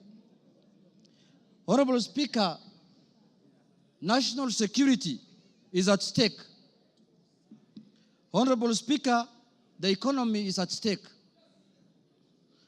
Honorable Speaker, the DP, since he assumed office, we have witnessed nothing but abuse of power, discrimination against communities, insubordination, disregard for the two levels of government, corruption, bullying, and many other actions that undermine the rule of law, Mr. Speaker, as well as actions that are unethical, illegal, and that severely breach public trust as contained in the motion by Honorable Mwenge Mutuse, Mr. Speaker. Honorable Speaker, in supporting the removal of the Deputy President from office, we are rejecting the invitation by Honorable Rigathi Gachagua to accept tribal bigotry, Mr. Speaker, skewed resource allocation, and the exploitation and domination of minorities as fait accompli in Kenya, Mr. Speaker. Mr. Speaker, before I move forward, or before I go on with what I wanted to say on the motion, Mr. Speaker, I would like to take this chance first to respond to some of the issues that he has raised in the House a few minutes ago, or his responses, Mr. Speaker. In the first place, his responses came very late in the day to the House, Mr. Speaker. He tabled his response at 4 p.m. in the evening today, Mr. Speaker. And he should have done it either yesterday evening or this morning, Mr. Speaker, so that the House can get enough time to peruse what he has said, Mr. Speaker. Mr. Speaker, one of the grounds that is being accused of Mr. Rigathi Gachagua for impeachment, Mr. Speaker, is the issue of what he calls shareholding, Mr. Speaker. He has said Kenya is a company with shareholding. But in his response, he comes here and tells the House that he did not mean that. What he meant is that he was talking about political parties, Mr. Speaker, and listed the political parties that have formed coalitions within Kenya Kwanza, Mr. Speaker, including Ford Kenya, ANC, PA, and all other parties that have formed what is called the Kenya Kwanza coalition, Mr. Speaker. Mr. Speaker, I want to contradict what he said by saying that political parties are national in nature. Ford Kenya is a national party. ANC is a national party. All the political parties that formed a coalition with Kenya Kwanza are political parties that are of national, Mr. Speaker. Mr. Speaker, in this country, under the Constitution, you are not allowed to form a tribal party. You're not allowed to form a religious political party, Mr. Speaker. You are not allowed to form a Mulima political party, Mr. Speaker. That is very clear in the Constitution, Mr. Speaker. And if the Deputy President is not aware of that, I can read out for him, Mr. Speaker. Under Article, Mr. Speaker, 91, every political party shall have a national character as prescribed by an act of parliament, have democratically elected governing body, Mr. Speaker. And it also says in Part 2, a political party shall not be founded on a religious, linguistic, racial, ethnic, gender, or regional basis, Mr. Speaker, or seek to engage in advocacy of hatred, like what he does sometimes, on any such basis, Mr. Speaker. Mr. Speaker, you cannot equate political parties to what the Deputy President has been propagating for the last 2 years in this country, Mr. Speaker. The Deputy President has told Kenyans in no uncertain terms that Kenya is a shareholding company. Order, honorable members. And if you do not vote, for Kenya Kwanza, you do not have any shares, Mr. Speaker. Order, Yegon, and your team. Ngong. Mr. Speaker, members now are excited because they are not happy with the response the Deputy President has given them. Now they want to vote and go home. I know what they are doing. I know, but let's prosecute the matter. We have to respond to the issues he has brought to the House, Mr. Speaker. Mr. Speaker, political parties are not equal to regional and ethnic,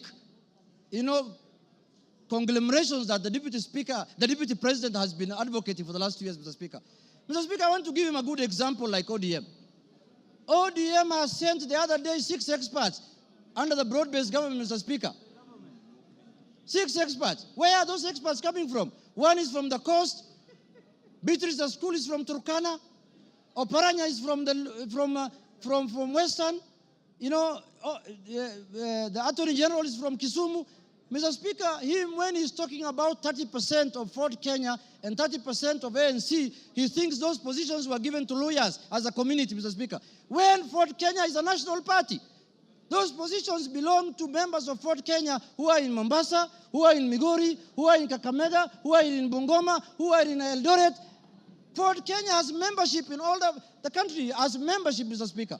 So, Mr. Speaker, that ground is not, he cannot controvert that ground by saying that he was talking about the power sharing within Kenya Kwanza. No, he was talking about ethnic groups, Mr. Speaker. He said this government was formed by 2 ethnic groups, and that's how they are going to share power, Mr. Speaker. So that ground stands, Mr. Speaker, and that ground is impeachable, Mr. Speaker, on the Deputy President.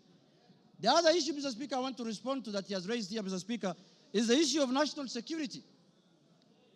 He said that the NSIS, Mr. Speaker, can be called out whenever they are out of order, Mr. Speaker. Mr. Speaker, the man Deputy President sits in the National Security Council, Mr. Speaker. He doesn't need to call out any government organ in the streets, Mr. Speaker, like the people who do their things in the street, Mr. Speaker. He's a man who sits in every governance organ of this country, Mr. Speaker.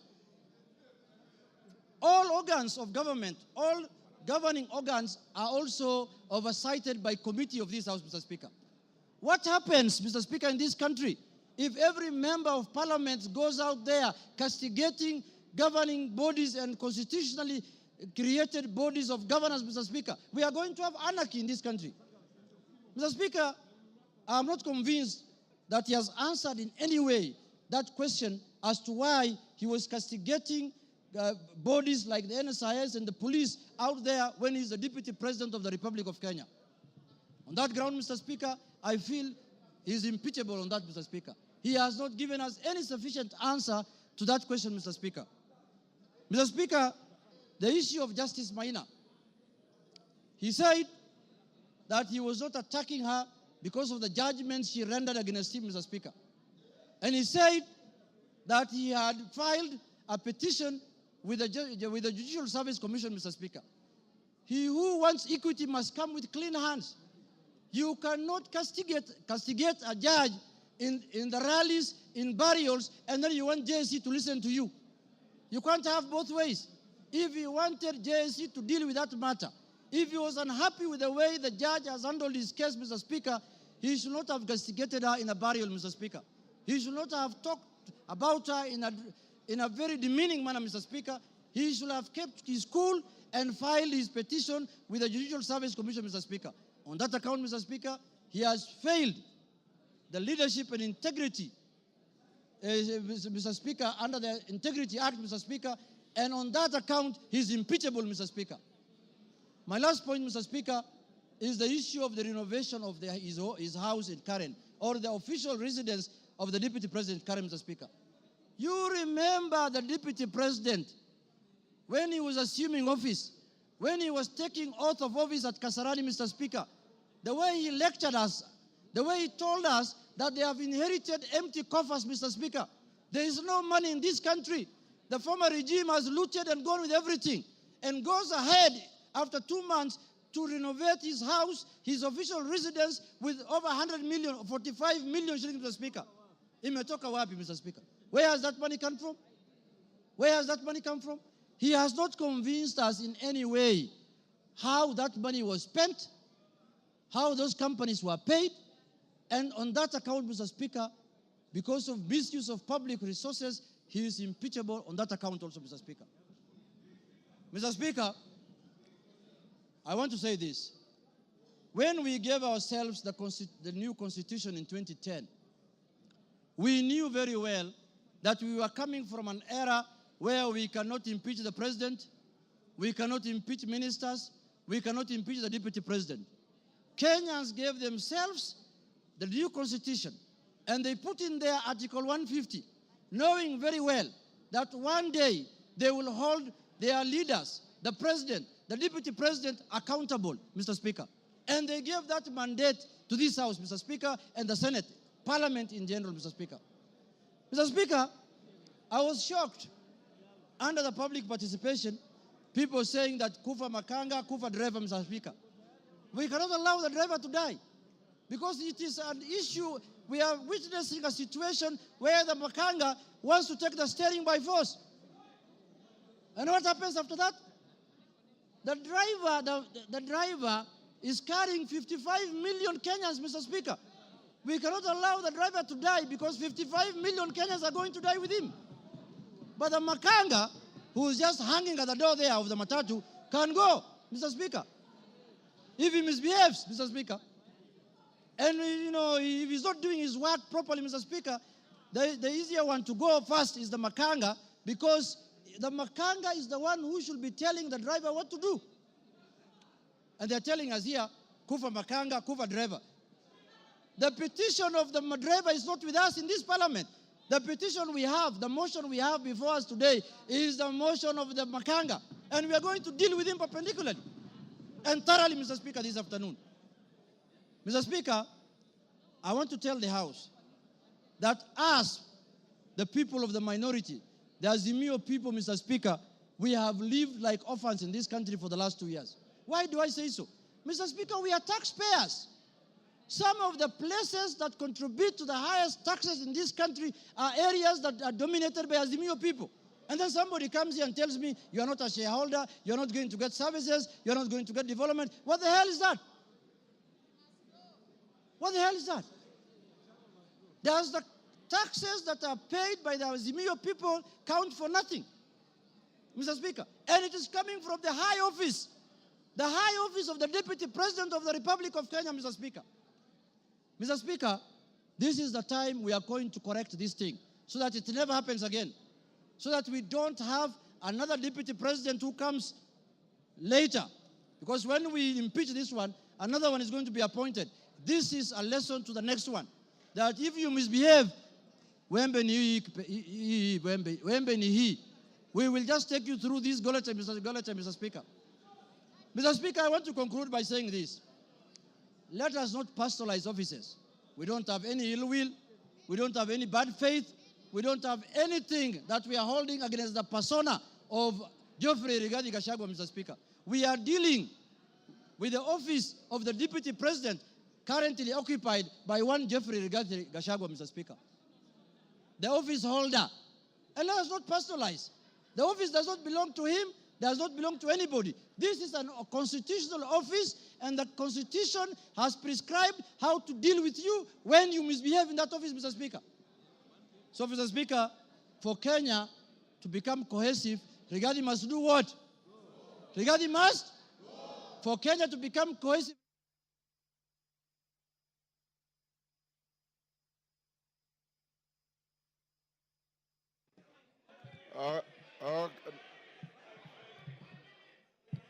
Okay, give him 1 minute.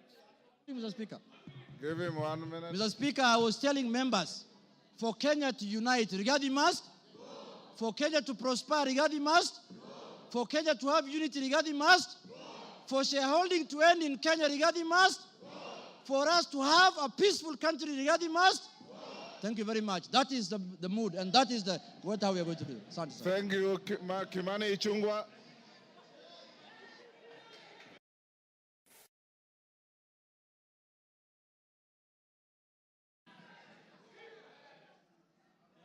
Honorable Speaker, thank you for this opportunity.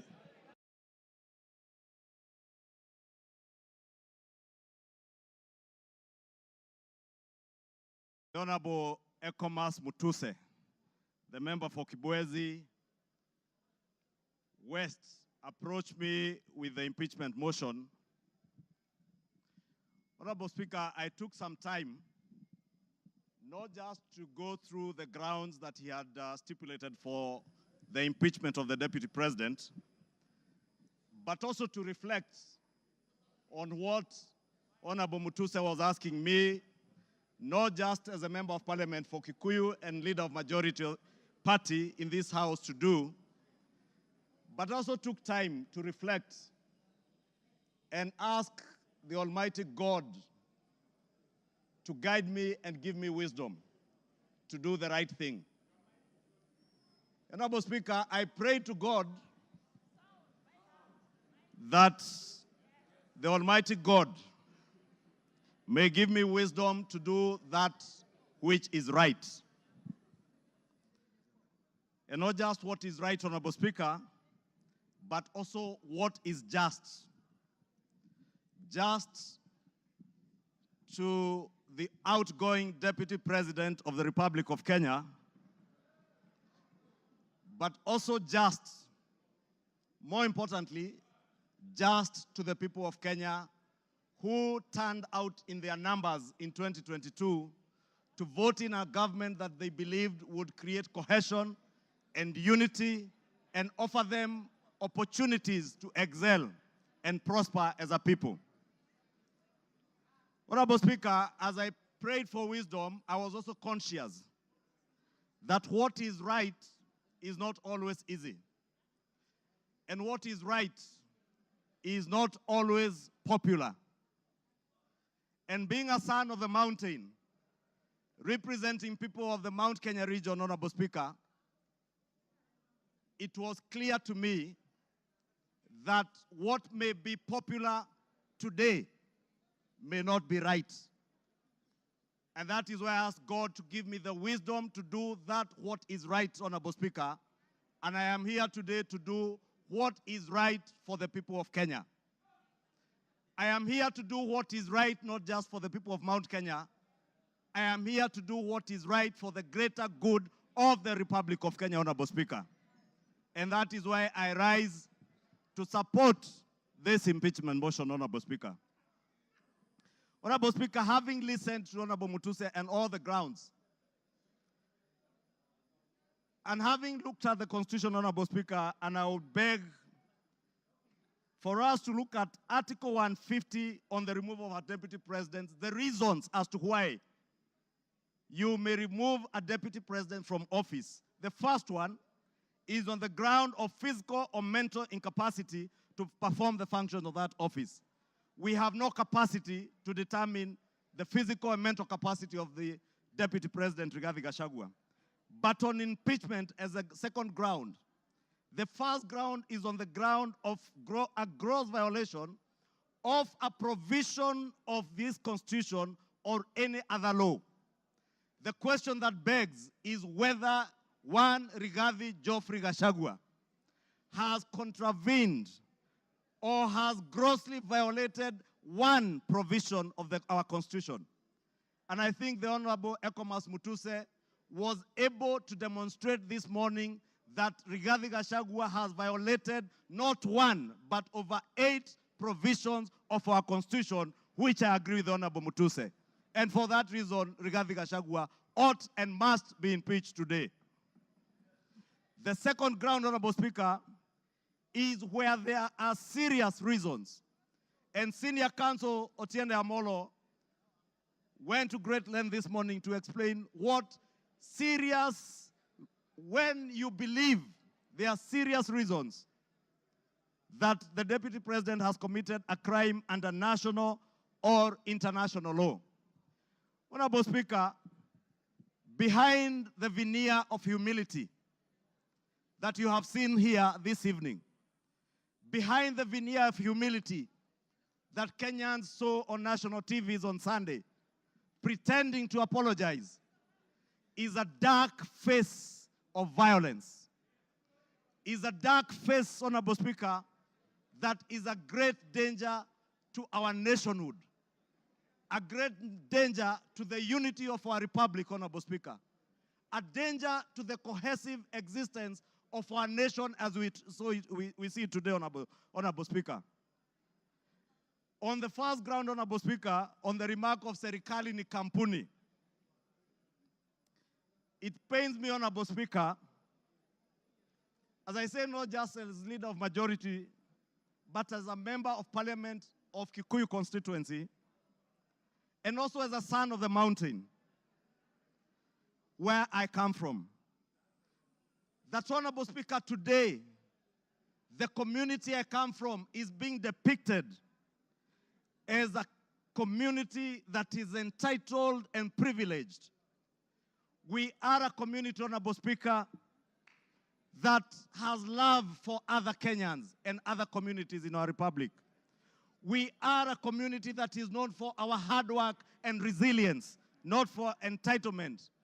We are a community that is peace-loving and that believes in the unity of one indivisible nation and Republic of Kenya. Rigathi Gachagua does not believe in an indivisible country. He believes in parochial, selfish, regional, and sectarian interests. And for that reason, Honorable Speaker, we ought and we should impeach the Honorable Rigathi Gachagua.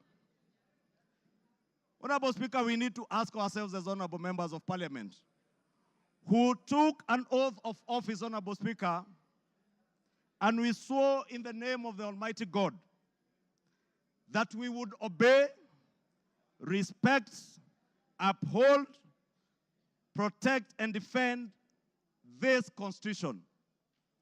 And today, Honorable Speaker, what we are being asked to do is to recall those words of the oath of office that we all took either with the Bible or with the Holy Quran in our right hands, Honorable Speaker, that for a man who has grossly violated our Constitution, whether we will stand up today to be counted as protecting and defending this Constitution by sending home one Rigathi Gachagua, Honorable Speaker.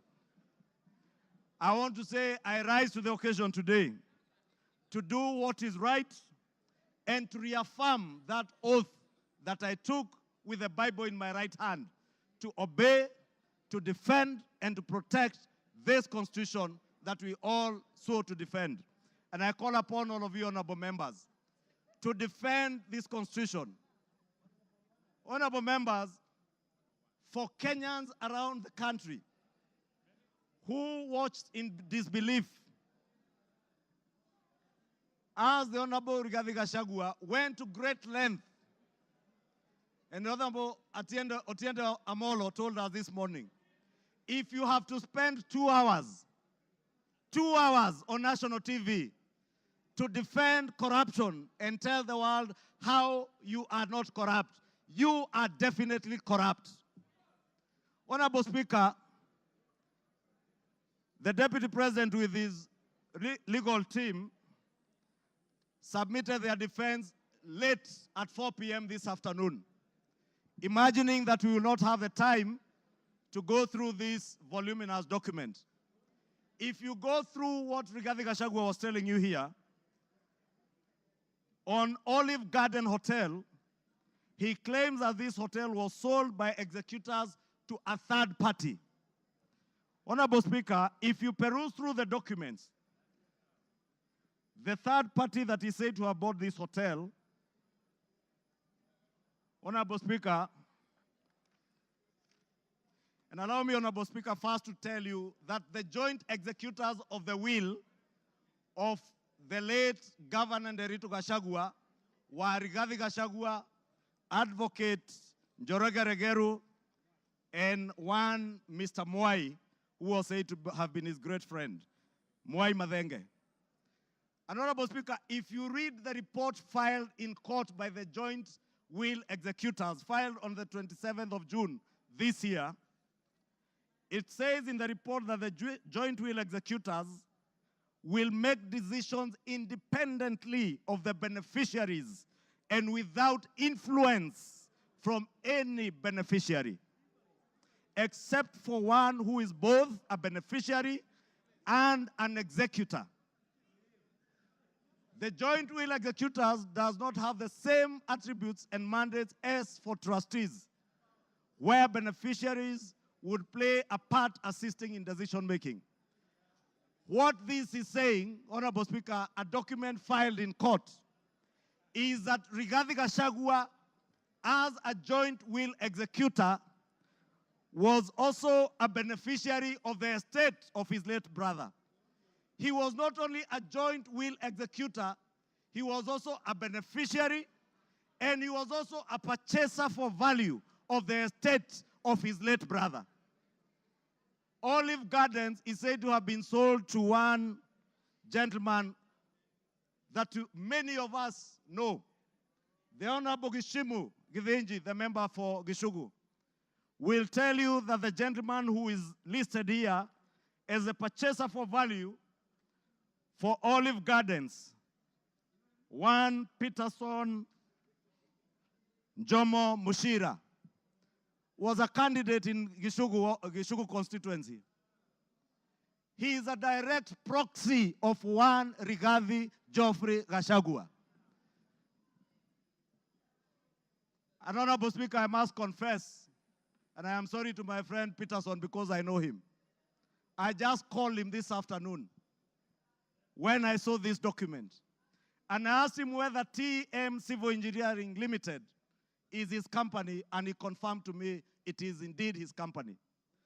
I therefore want to tell you Olive Gardens was purchased through the proxy of Peterson Jomo Mushira with 0 shares and TM Civil Engineering Limited with 6,000 shares. Those who have visited the Annex House, the Office of the Deputy President, know this Jomo is a permanent fixture in the Office of the Deputy President, and therefore his direct proxy. Honorable Speaker, we are also told, Honorable Speaker, that these very hardworking young Kenyans, in the names of Keith Ikino Rigathi and Kevin Gachagua Rigathi, who are listed on the CR12 of the documents that were tabled this afternoon by Rigathi, are shareholders of Vipingo Beach Resort that owns the Vipingo property in Kilifi County, the one the Honorable Chonga was speaking about. Rigathi Gachagua told Kenyans on national TV that this property is still owned by the family and therefore is still part of the estate. Keith Ikino and Kevin Gachagua, his sons, were not joint will executors of the estate of Nderitu Gachagua. And the owners who are listed on this CR12 is Keith Ikino Rigathi, Kevin Gachagua Rigathi, and the estate of the deceased James Nderitu Gachagua. It is a rather ingenious way of trying to hide behind the estate of his late brother. And how shameful, Honorable Speaker, that the Deputy President of the Republic of Kenya would hide behind the veil of the estate of his late brother to disguise what is outright proceeds of crime, because he is a purchaser of this property, and that is why his two sons are listed as directors and shareholders of Vipingo Ridge, of Vipingo Beach Resort. But he was on national TV telling Kenyans, this is a property that belongs to the family, and we have decided to keep it.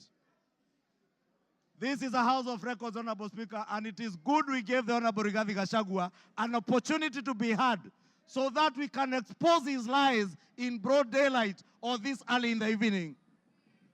And I want to tell Kenyans and all of you members, save this country from this dark face, Honorable Speaker, honorable members. Save this country, Honorable Speaker. Honorable Speaker, because of time, I know there was alluding, Honorable Speaker, if you look at the time this company, Vipingo Beach Resort, was formed, it was founded on 5th August 2008.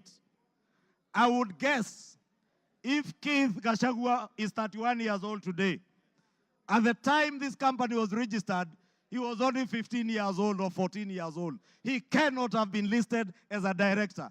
His younger brother must have been 12 or 13. For heaven's sake, Deputy President, give some credit. Honorable Speaker, we also had the issue of shareholding, Honorable Speaker. And we were told that in our coalition agreement, Honorable Speaker, and you are then the leader of Ford Kenya, and you know you never subscribed to shareholding in our coalition agreements within Kenya Kwanza. Anybody who subscribed to the Kenya Kwanza coalition was subscribing not to shares, but to an ideology, a shared ideology, not shareholding, as Rigathi Gachagua wants Kenyans to believe. Honorable Speaker, let me finish by saying, Honorable Speaker, that the mountain is intact. The mountain is intact. The mountain is intact. The mountain is intact. The mountain is named after Kenya because it belongs to all the people of Kenya. We must end ethnic balkanization.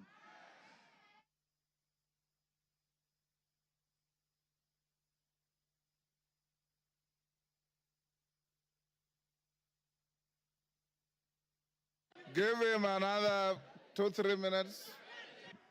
Honorable Speaker, I was saying to conclude, to end the balkanization of our country into ethnic fiefdoms under the control of warlords, we must send Rigathi Gachagua home today. To end divisive politics in our country, Rigathi must. To end the culture of impunity, conflict of interest, abuse of office, state capture, and corruption in high office, Rigathi must.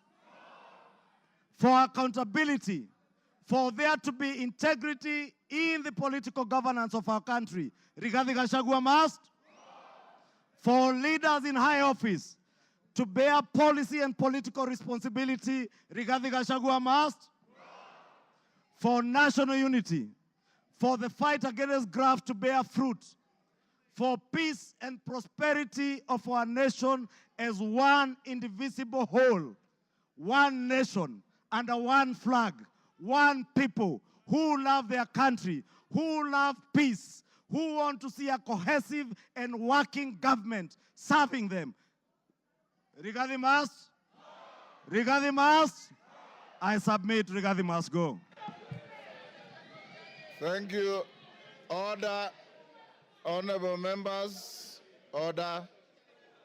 The Honorable Mover has donated his time as follows. Charles Nguna, CNN, you'll start with 2 minutes. Omboko Milemba will follow with 3 minutes. Peter Kaluma will follow with 10 minutes, and then he himself 15 minutes. So CNN, Charles Nguna. Thank you, Mr. Speaker. Mr. Speaker, let me thank the Kenyans who just expressed their views during public participation on this matter, Mr. Speaker. And to add this, I keenly followed and listened to the Deputy President yesterday, His Excellency. And Mr. Speaker, based on all what is said, we saw a lot of differences, rifts, contradictions, divisions, which are totally eminent we are going to have in future, Mr. Speaker. Mr. Speaker, it is inevitable that we are going to have battleground between His Excellency the DP and His Excellency the President. And when the bulls fight, Mr. Speaker, grass suffers, Mr. Speaker. And it's that's why I'm saying that if we continue keeping one of them in the office, Mr. Speaker, Kenyans are going to suffer most, Mr. Speaker.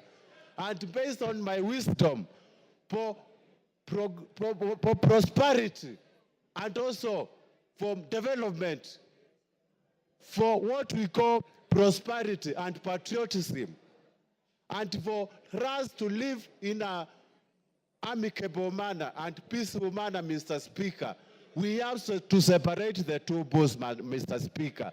And the motion today, it is for Rigathi to go, not for William Samoei Ruto. With those few remarks, Mr. Speaker, I support. Omboko Milemba.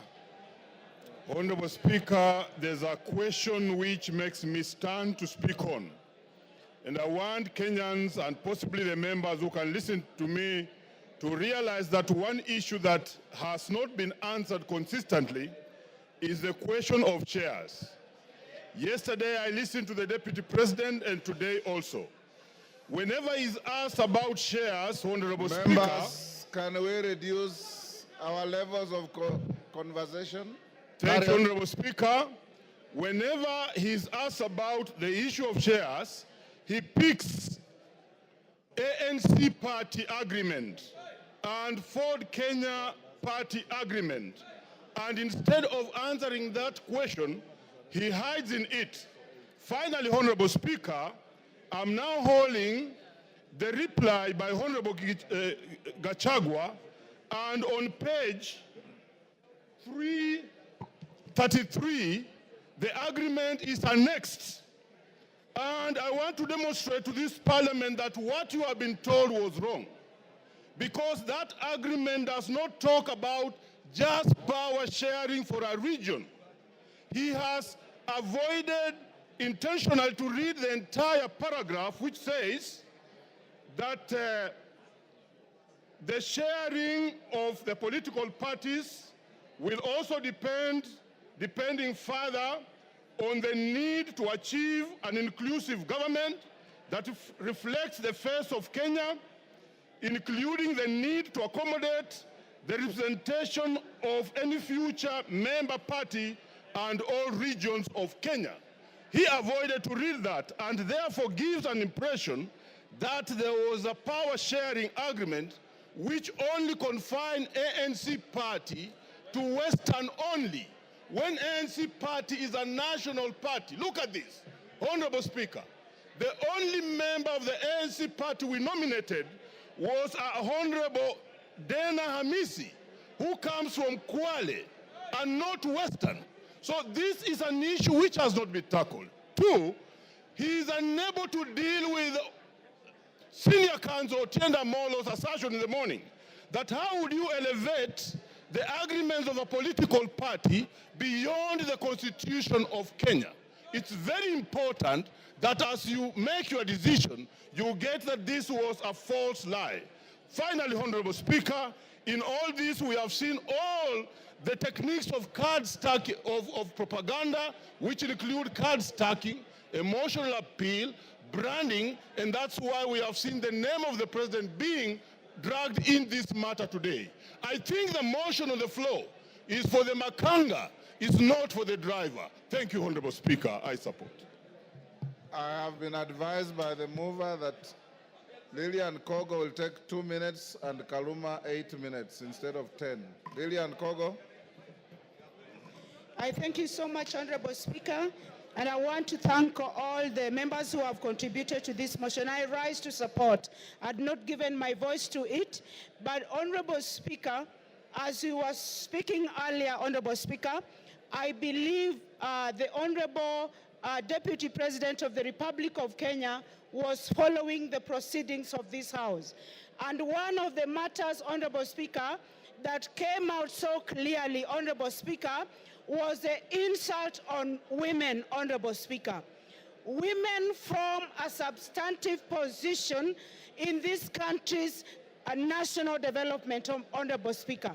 And Honorable Speaker, I expected that when the Deputy President came to this House, he was going to address this matter on a special way, Honorable Speaker. But I did not listen. I did not hear him. I did not hear the Deputy Speaker say when, where, how. The Deputy President, sorry. I did not hear the Deputy President, one Honorable Rigathi Gachagua, answer to the question of saying that one noble member of this House, the Honorable Jemachia, is a Malaya, Honorable Speaker. It concerns me, and I wanted the Honorable Rigathi Gachagua to tell this House where, how, when, who witnessed him sleep with one Jemachia and how he felt. We wanted to know, because we are not going to allow women to be used with derogatory language moving forward, Honorable Speaker. It is nobody's choice to be a Malaya. These are mothers. It is nobody's choice to be a Malaya. These are our sisters. It is not... Time up. Peter Kaluma. Peter Kaluma.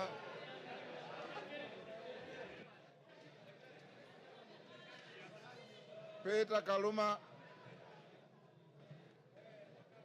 Honorable members. I thank you.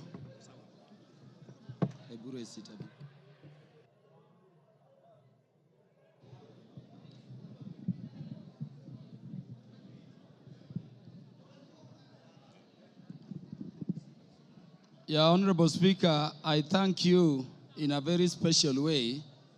Honorable Speaker, I have this benefit of speaking after listening both to the mover of the motion and to the Deputy President, who is the subject matter of this motion. And so, Honorable Speaker, I can look at it from all perspectives. Honorable Speaker, allow me to start by saying that I listened to the Deputy President, as I did to Honorable Mutuse, with the mind of a lawyer, looking at how the grounds have been addressed, their particulars, and how they have been addressed by the two respective parties. And Honorable Speaker, let me begin by saying that I don't know what happened, but we had Honorable Mutuse presented before this assembly a motion seeking to impeach the Deputy President on up to 11 grounds.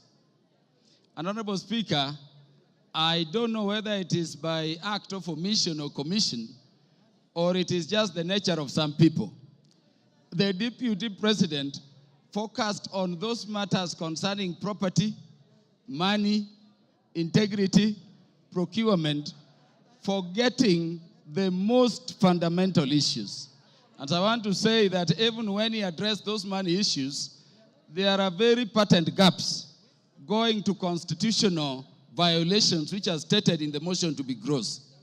I expected the Deputy President, for instance, to use the opportunity you accorded him, Honorable Speaker, to explain that SMS which came from his son Ikunu Gachagua on the bid bond issue involving that company. No mention of that at all. Honorable Speaker, before I go to the matters I want to address in substance, let me thank you, the Honorable Speaker of the National Assembly, for ensuring that the process this House is going through has been very fair. And in doing so, Honorable Speaker, for according and upholding and protecting the provisions of Article 47 of the Constitution. I hear people still saying that the courts will intervene. But I'm thanking you for this, Honorable Speaker, because the only time the courts intervene is if we have not secured a party procedural fairness. This motion was advertised across the country for the participation of Kenyans. And Honorable Speaker, allow me to reiterate this short data in 1 minute. 146,429 Kenyans said that the Deputy President should be impeached. And that, Honorable Speaker, constitutes 65.11% of the people of Kenyans.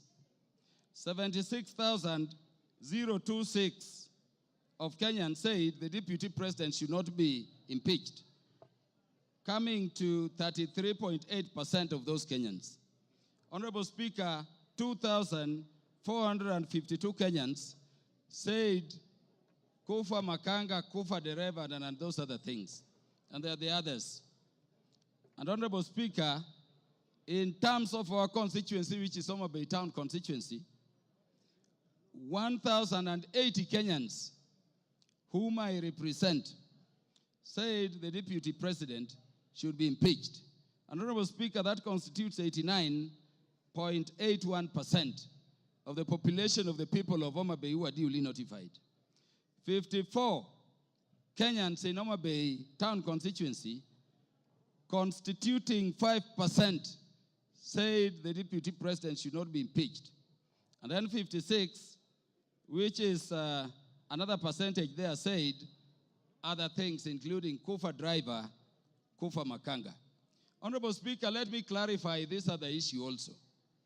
That the courts have persistently and consistently said that public participation must be meaningful.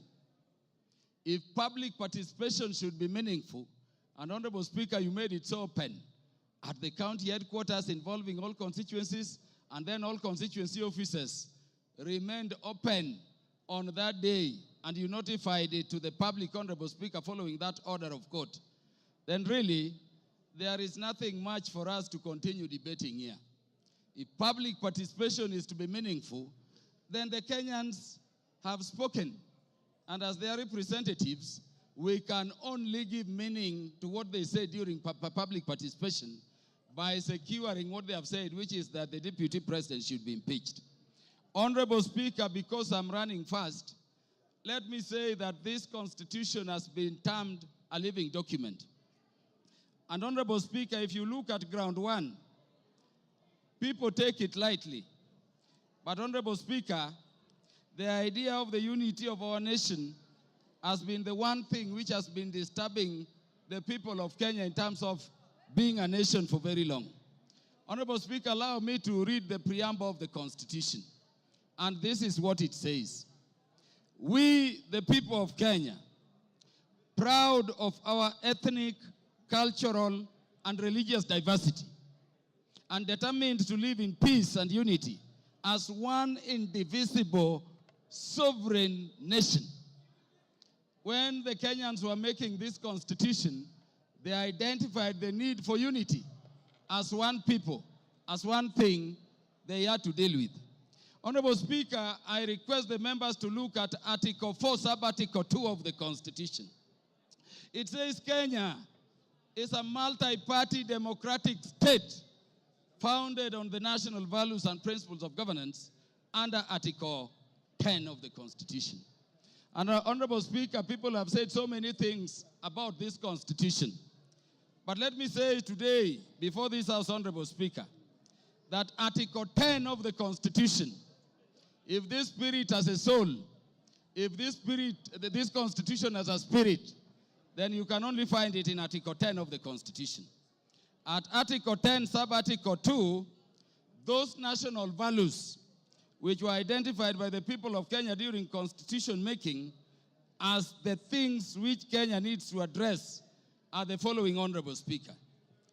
Patriotism, national unity, sharing and devolution of power, the rule of law, democracy and participation of the people, human dignity, equity, social justice, inclusiveness, equality, human rights, non-discrimination, and protection of the marginalized. Honorable Speaker, at the very heart of a nation is equal ownership and equal sharing in the resources of the nation. It cannot be therefore, Honorable Speaker, that a state officer at the level of the Deputy President is singing to other Kenyans how they are shareholders and they don't belong to this country.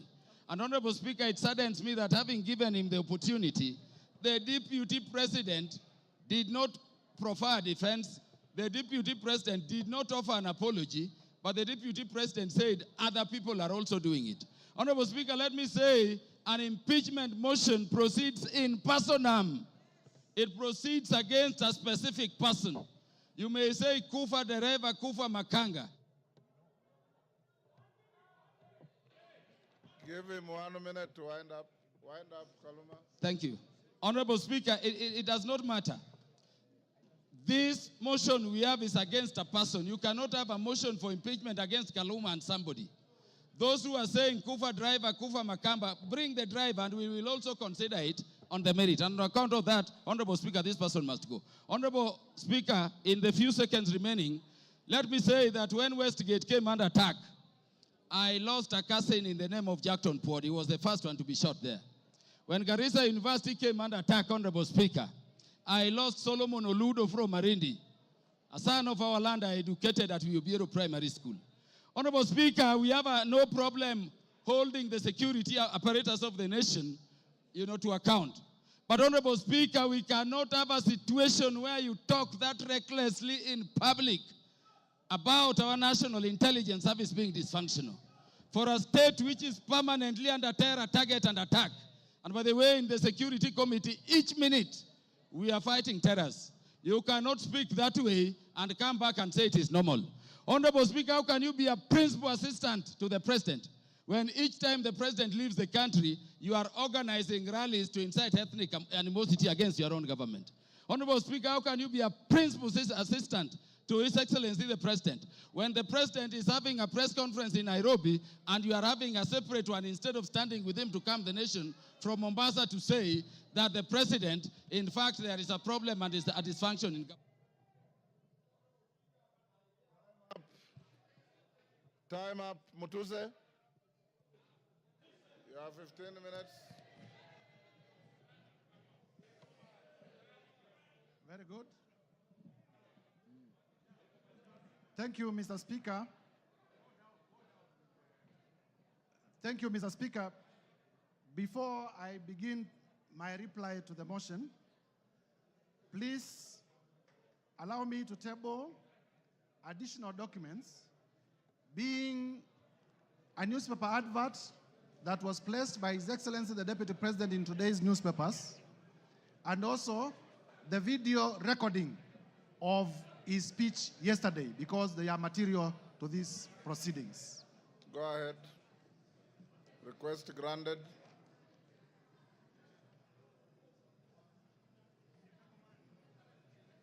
Mr. Speaker, I have tabled the two documents, electronic and physical, because during the course of this debate, members in many instances had referred to them, and therefore it is only fair that they are part of the record. Number two, Mr. Speaker, allow me to thank... The documents were available to me earlier, and I ruled that they are admitted. Thank you, Mr. Speaker. Yes. I want to be very brief because I know the National Assembly of the Republic of Kenya wants to make a decision on the matter of impeachment of His Excellency Rigathi Gachagua. Mr. Speaker, to begin with is to thank colleague members of Parliament from both sides of the House for the robust debate in terms of the motion that we presented before the House this morning. Mr. Speaker, I also want to thank Kenyans in their millions from all over the Republic, because in the course of this debate, Kenyans have been commending, Kenyans have been exercising their democratic right through public participation, through their right to odd opinions, and we have not witnessed a single incident of violence anywhere in the Republic. There had been vitisho that if you table an impeachment motion for a person of the magnitude of the Deputy President, there may be violence, people will lose lives. But I thank Kenyans because Kenyans have proven once again that we are a peaceful country and we are able to engage in our democratic processes without violence. Mr. Speaker, allow me to re-examine some of the few issues that have come through the response. First is to let Kenyans know that His Excellency Rigathi Gachagua has filed a response of 501 pages, and the response has come at 4 p.m., and I was only able to be given the response about an hour ago. And therefore, in terms of the doctrine of equality of arms, I feel that I needed adequate time so that I may be able, during my reply, to respond to some of the things that he has raised in his response. However, be that as it may, I want to refer members to page 99 of his response. In the morning, I did tell members that His Excellency Rigathi Gachagua has acquired properties through corruption and through money laundering. And when he has come before this House, he has told you that the hotel that he acquired in Nyeri was acquired through a loan. However, the only document exhibited as evidence of that loan is a letter of offer from Credit Bank Limited.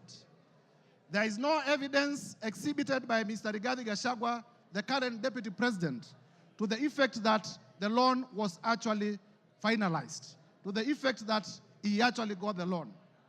Mr. Speaker, as a term of the letter of offer, in terms of lien and set-off, and I read, a lien and set-off of a fixed deposits of LN Crystal Kenya Limited for an aggregate amount of 300 million Kenya shillings. Interest accrued shall be credited to your deposit settlement account. Mr. Speaker, in simple terms, what this means is that Mr. Rigathi Gachagua had a fixed amount in cash of 300 million in his account, which was going to be used as a security. I asked Mr. Rigathi Gachagua to tell us where he had gotten these 300 million, if my allegations that he's laundering money are not true. And therefore, by virtue of his response, it confirms my assertions that he has monies, he has wealth, he has cash that is suspect. If you may give me my phone. In terms of whether Kenya is a company or not. Do you want information from member for West Mugirango? Yes, you may. Go ahead. Mr. Speaker, I want to inform the Honorable Mutuse that the director for Credit Bank Kenya Limited is one Grace Nyachai, who hails from Nyeri and is a relative of His Excellency Rigathi Gachagua, and therefore I say no more. I thank you, Mr. Speaker.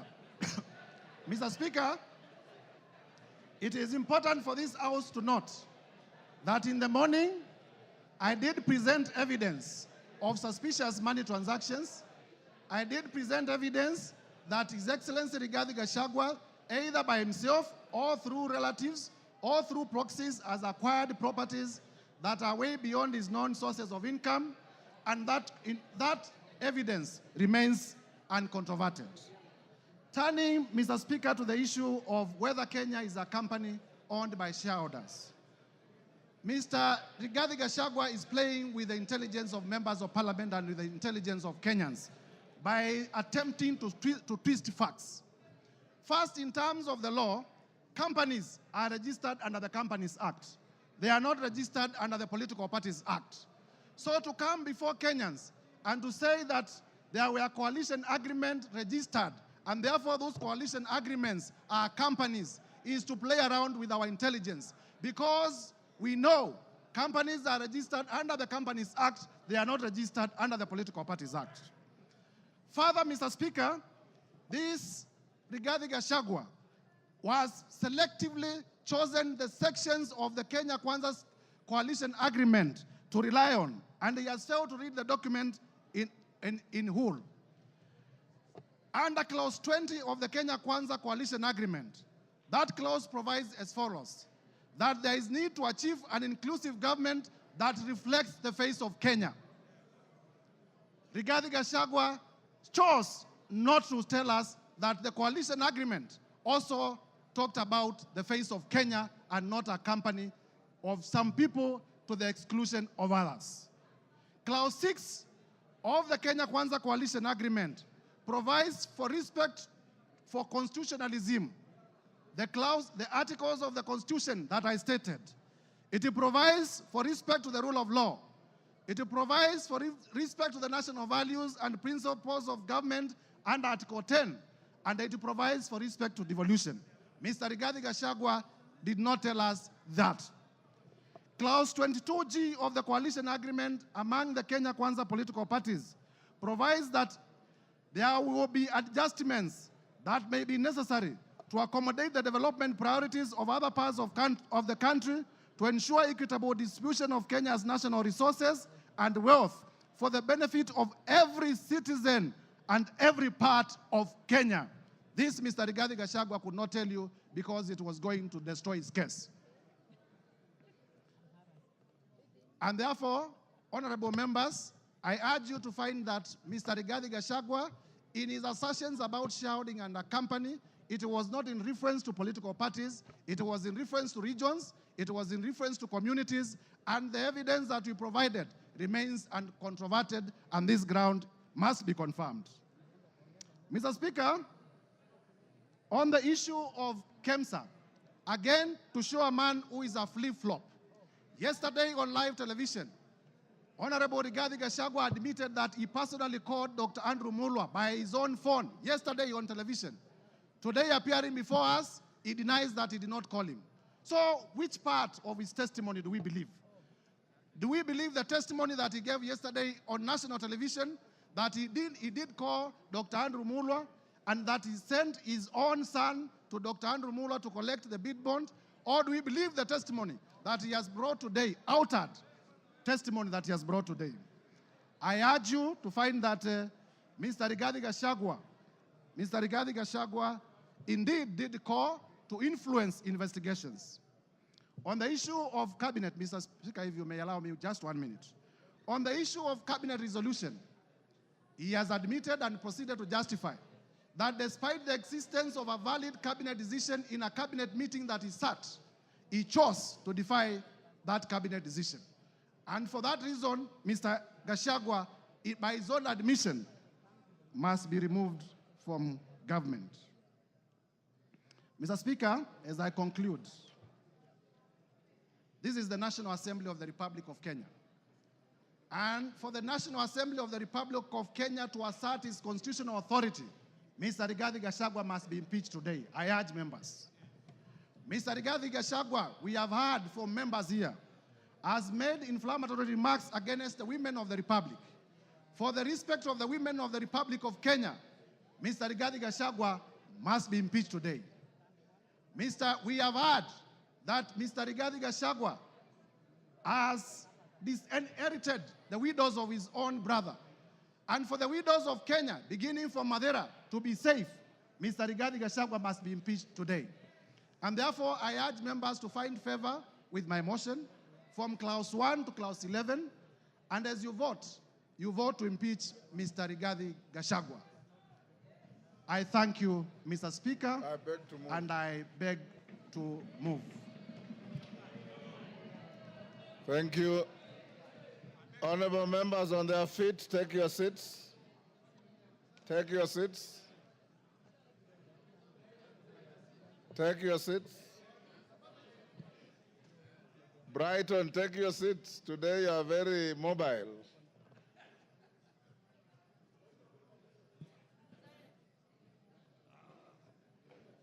Honorable members, order. Honorable members, Honorable Jeho, take your seat.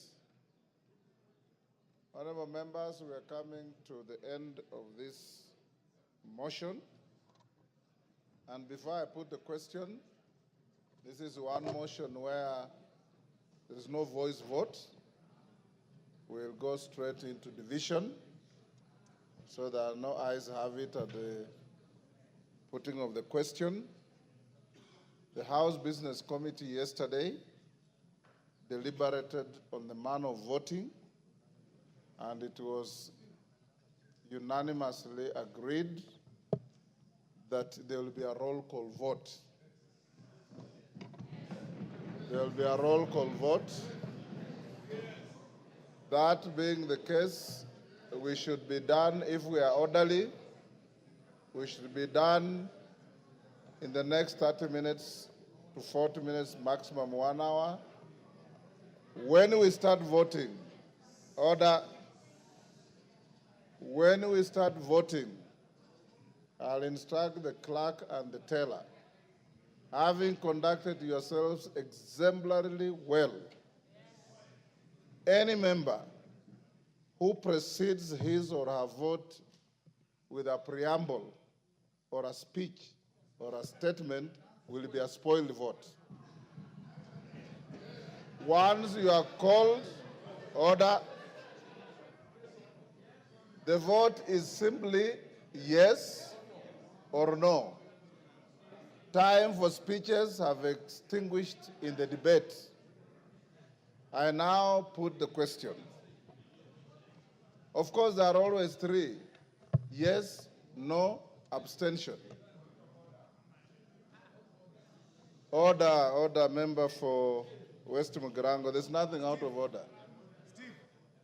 Honorable members, I now put the question, which is that pursuant to the provisions of Articles 145 and 151B and 2 of the Constitution and Standing Order 64 and 65, this House resolves to remove from office by impeachment His Excellency Honorable Rigathi Gachagua, EGH, the Deputy President of the Republic of Kenya, on the following grounds.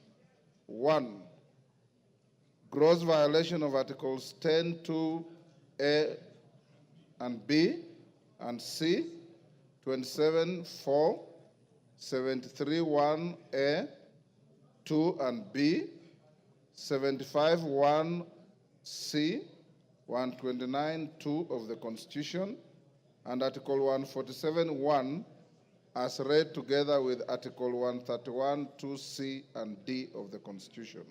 2, gross violation of Articles 147(1) and 152(1) of the Constitution by undermining the President and the Cabinet and the effective discharge of the national government executive mandate.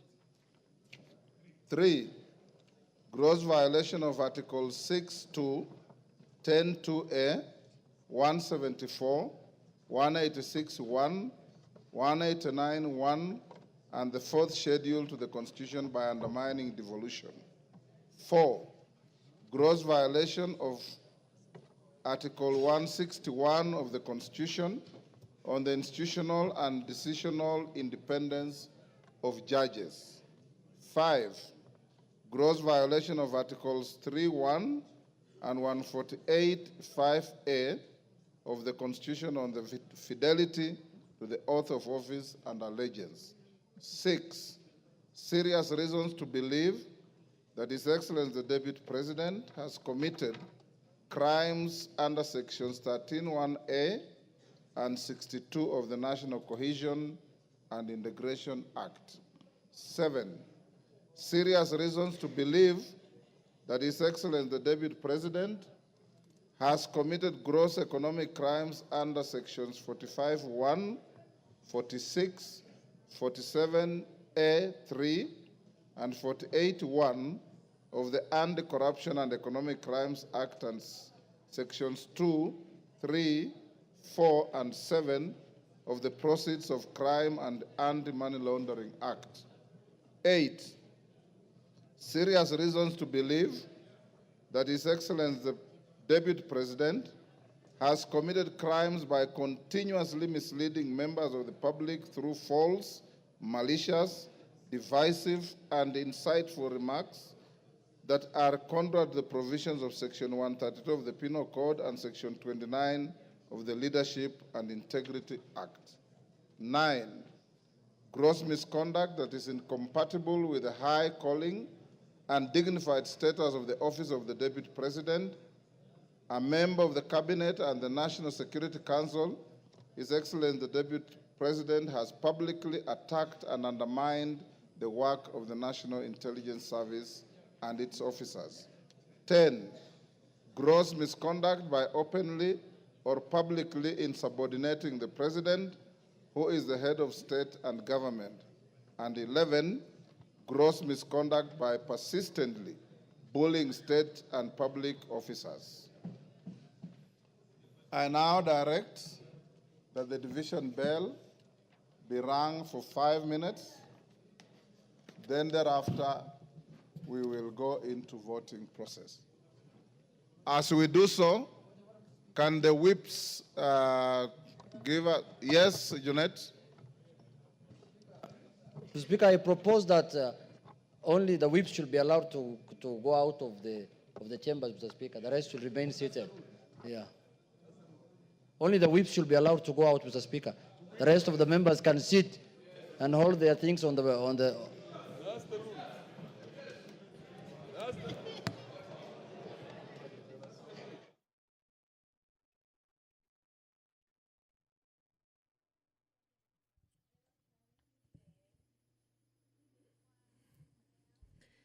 Good evening. If you're just tuning in, the National Assembly has been debating the special motion by the Honorable Member Mwengi Mutuse on the proposed removal by impeachment of His Excellency Rigathi Gachagua, the Deputy President of the Republic of Kenya.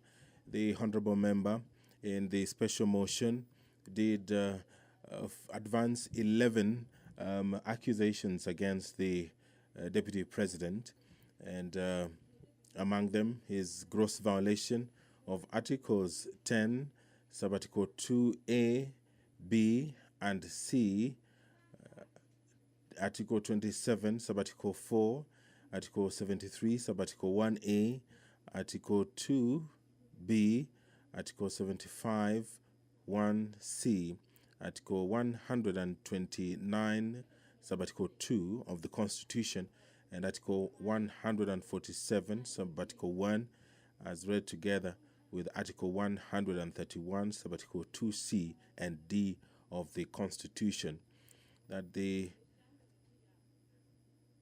Deputy President has persistently made utterances threatening to discriminate, exclude, and unlawfully deny sections of the people of Kenya and regions of the Republic of Kenya equal opportunities for public service appointments and allocation of public resources. Another charge is that the Deputy President has made unilateral public statements inconsistent with policy positions collectively adopted by the government and contradicted the President on critical matters of governance and the exercise of the President's functions as a symbol of national unity. That His Excellency, the Deputy President, interfered with the running of Nairobi City County Government by inciting citizens against lawful directives of the county government on the planning and relocation of markets and publicly disparaging the leadership of the county government and its decisions. Charge 4, that His Excellency the Deputy President has undermined the institutional and decisional independence of a judge through public attacks on a judge of the High Court of Kenya and falsely threatening to file a petition for the removal of the said judge in a matter in which he was a party. Another charge is that the Deputy President breached his oath of office and allegiance on account of the utterances and actions attributed to the Deputy President under grounds 1, 2, and 3. Charge 6, that the Deputy President has persistently made inflammatory, reckless, insightful public utterances over the last 2 years in contravention of the law.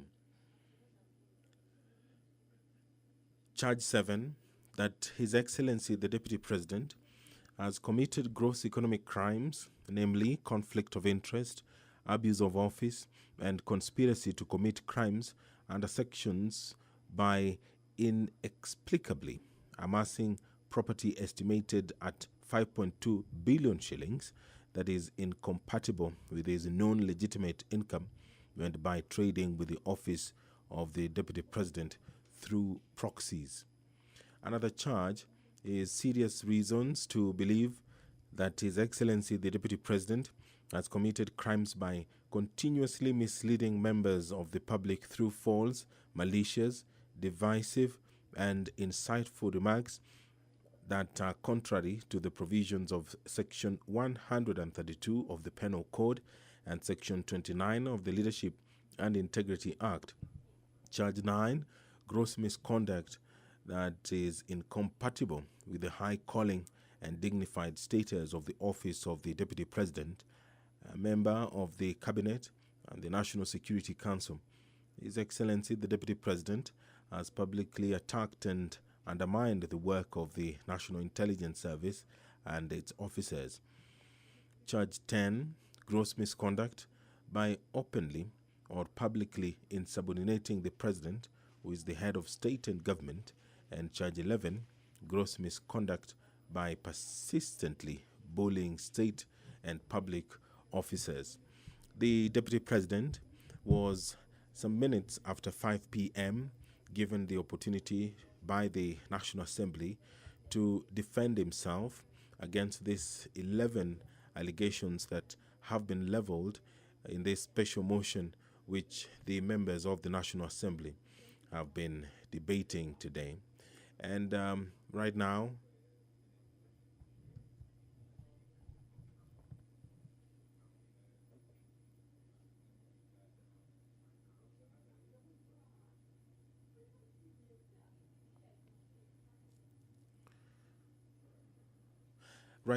the respective leadership in the House is whipping members to come into the chambers to allow the division to proceed. Remember that this requires more than 200 or at least 233 members of the National Assembly voting in affirmative, and they will be doing so through a roll call. Standing Order 65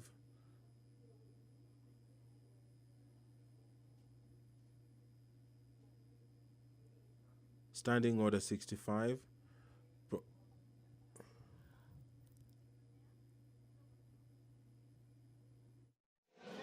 Honorable members, take your seats.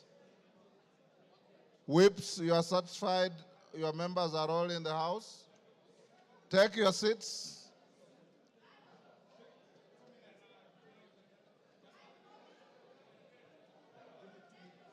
Okay. You have 2 minutes. Members who are on their feet, take your seats. Thank you.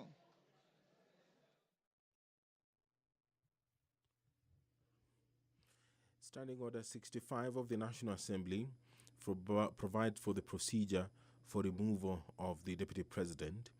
And it says that where a member proposes the removal of the deputy president on the grounds of physical or mental incapacity in terms of Article 150, sub-Article 1A of the Constitution, Standing Order 63, which talks about procedure for removal of president on grounds of incapacity, shall, with necessary modifications, apply.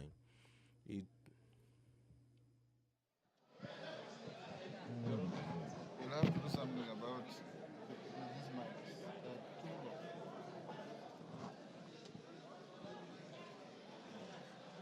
Take your seats, honorable members.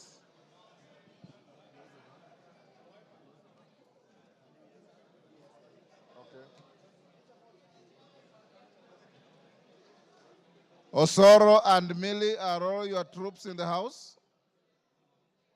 I want to draw the bar.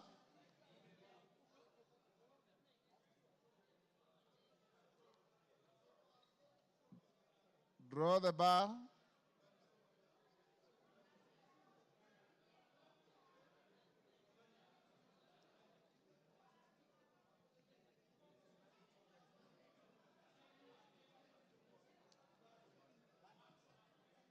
Take your seats.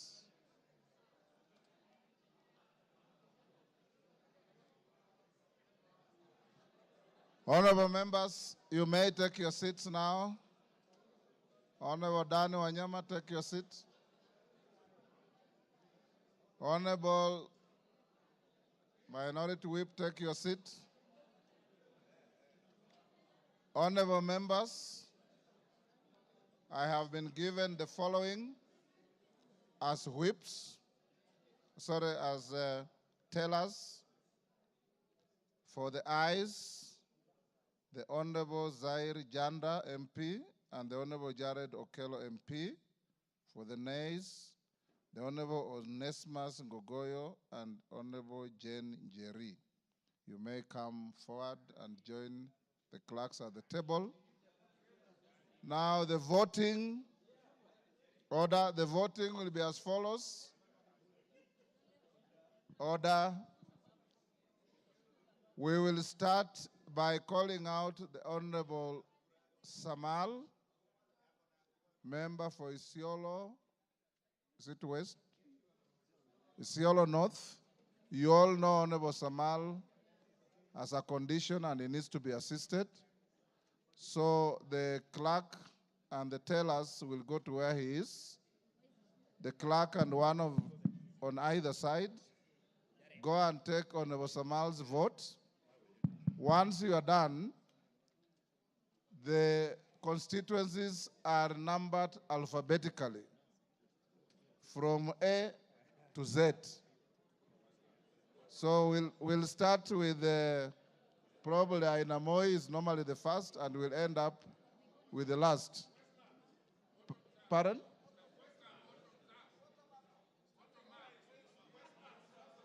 Yes. Okay, Njoroge, take the vote of Honorable Samal, Honorable Kosge, and Honorable Wanyonyi. Then go alphabetically for everybody else.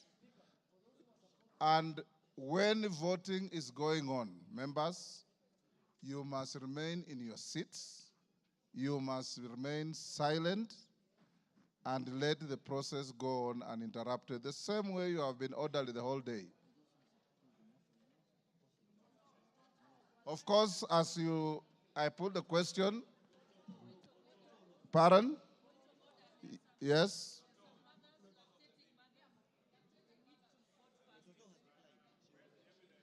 Toto has already indicated to the clerks that she'll wait and vote like everybody else.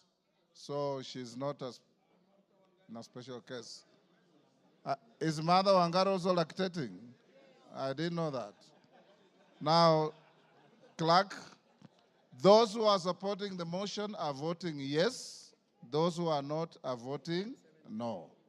The tellers are, as I've told you, for yes, Janda and Okello, for no's, Kasheri and Gogoyo. Clerk, over to you. Voting starts now. Isiolo North, Lomwa Joseph Samal. Westlands, Wetangula Timothy Wanyonyi. Nominated member, Jackson Kosgei Kipkemoi.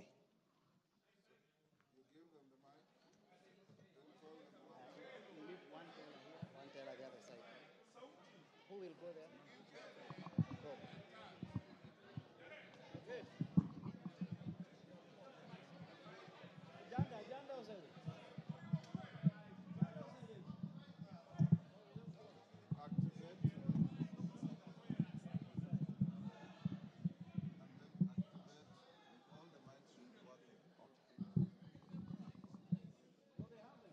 I, Tim Wanyonyi, Member of Parliament for Westlands, I vote no. I vote yes. I vote yes.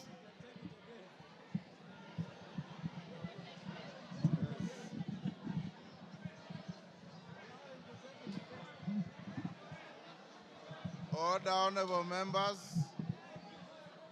He has voted yes. Order. I, Jackson Kipkemoi Koskei, nominated Member of Parliament, I vote yes. Yes. I'll stop them.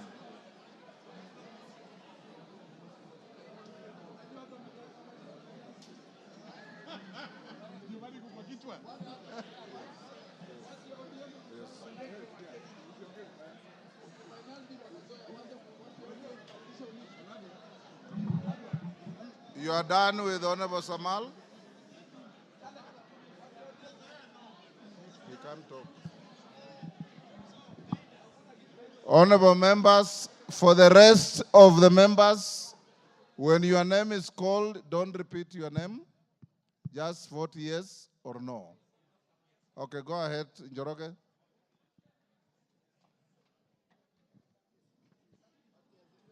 Ainab Koi.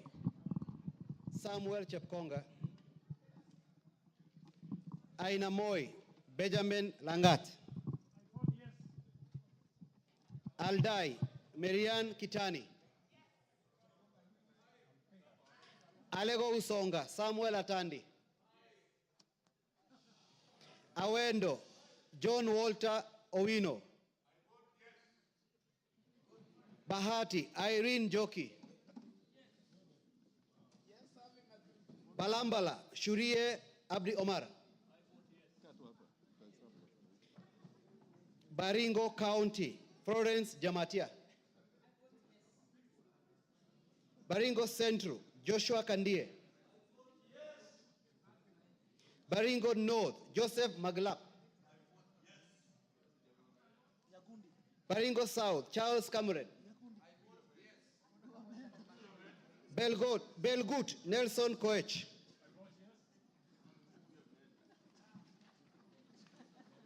Bobasi, Innocent Obiri.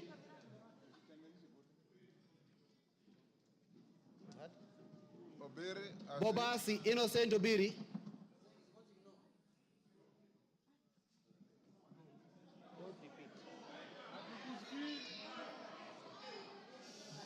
Bamachoge Borabu, Nolfason Obadia.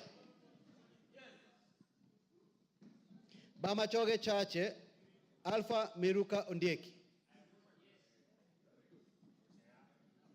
Bomet County, Linet Chepkorir Toto.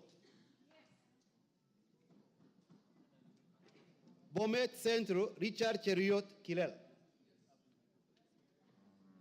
Bomet East, Richard Kipkemoi Yegon.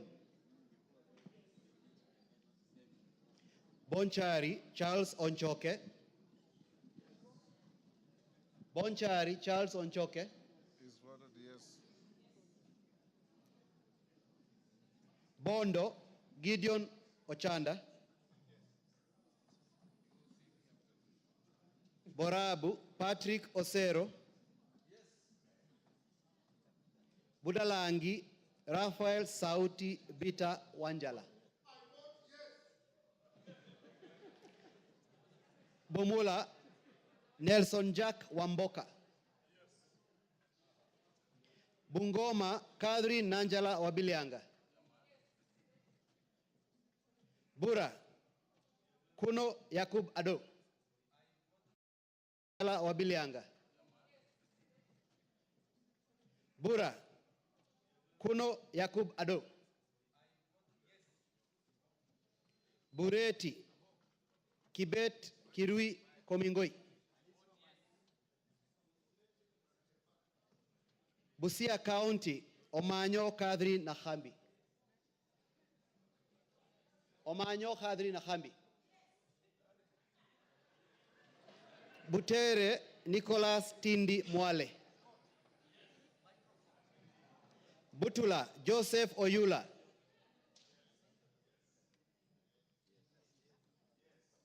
Buuri Muruidhania Rindikiri Mugambi. Central Imenti Moses Nguchine Kirima. Central Imenti Moses Kirima Nguchine. Changamwe Omar Mwinyi. Chebalungu Victor Kipngetich Koech. Cherangani Patrick Simiyu Barasa. Cherangani Patrick Simiyu Barasa.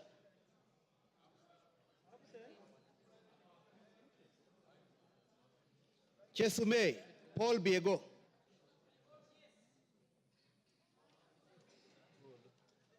Chuka Iganga Ngombe Patrick Ntwega Munene. Dadab Farama Alim. Dagoretti North Beatrice Elachi. Dagoretti South John Kerry Waweru. Eldama Ravine Musa Sirma. Eldas Adan Kenan. Elgeyo Marakwet County Ngerechei Jepto Caroline. Embakasi Central Gadhiro Majadonk Benjamin. Embakasi East Babu Owino Ongili. Embakasi East Babu Owino Ongili.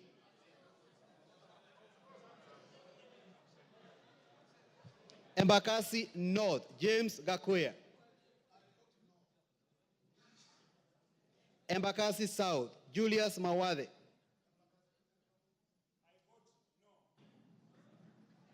Embakasi West Mark Samuel Mwenje Mureithi. Embakasi West Mark Samuel Mwenje Mureithi.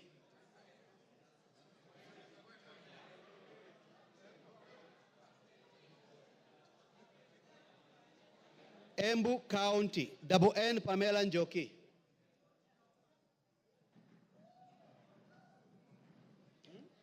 Mgwen. No. Mgwen. Lelmegit Jose Gipto. Emuhaya Omboko Milemba. Emura Dikir Johanna Ngeno. Endebes Robert Pukose. Fafi Yakub Farah. Funyula Oundo Wilberforce. Galole Said Buya Hiribae Said Poster. Ganze Charo Kenneth Tungule. Garissa County Udgon Amina Siad.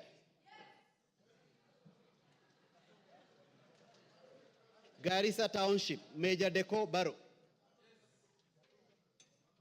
Garsen Ali Wario Guyo.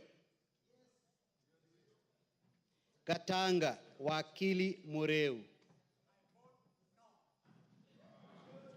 Gatondo North Kururia Njoroge. Gatondo North Kururia Njoroge.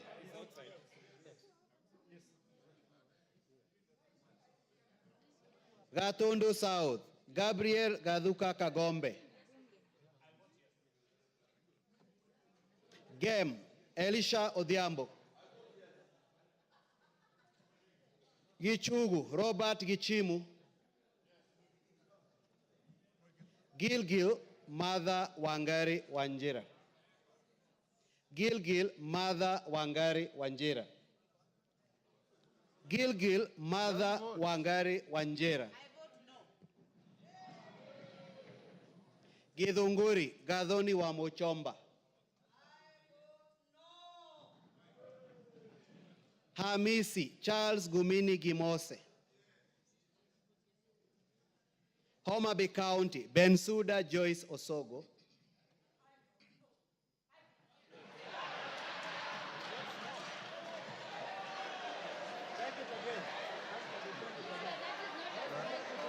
Pardon? Take the vote again. Order, Bensuda, utaitwa tena.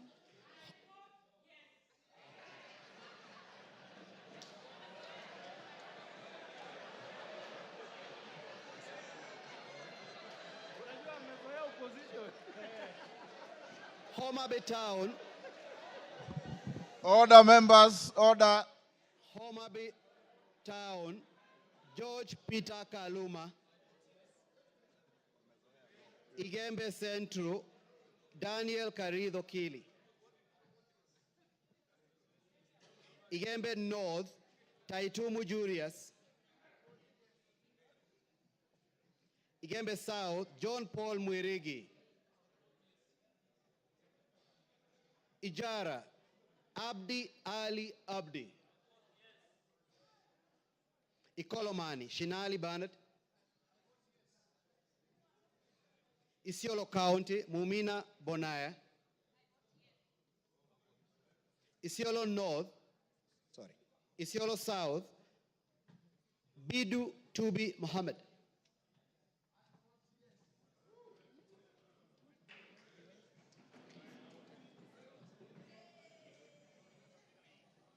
Jomvu Badibadi Twalib.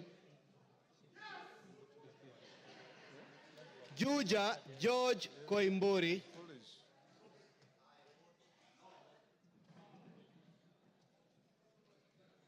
Kabete James Gedua wa Mashukuru. Kabete James Gedua wa Mashukuru. Kabondo Kasipul Ivo Bara. Kabuchai Kalasinga Joseph.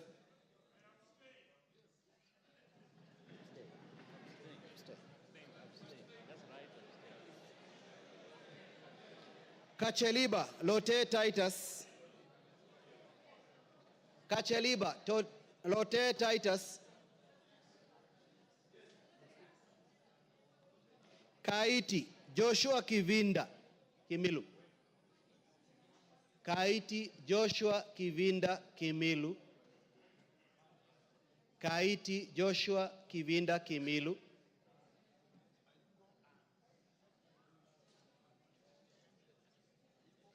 Kajiado County, Lea Sankaire.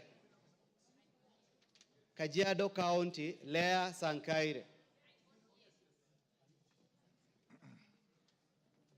Kajiado Central, Memusi Elijah.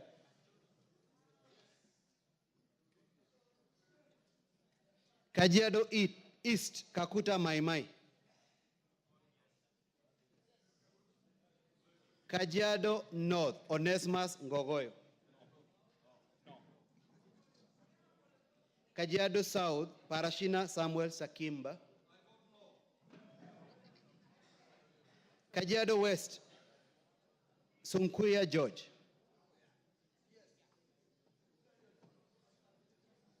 Kakamega County, Elsie Muhanda.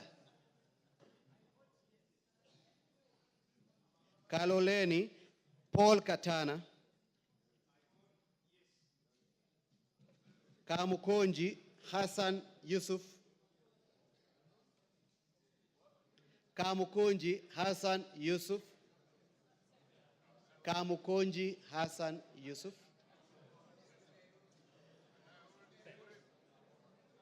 Kandara, Chege Njuguna. Kandui, John Makali.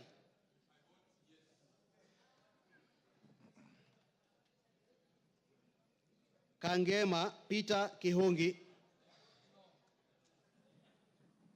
Kagundo Fabian Chule,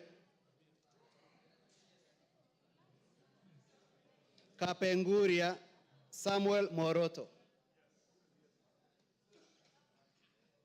Kapsaret Oscar Sudi, Kapsaret Oscar Sudi,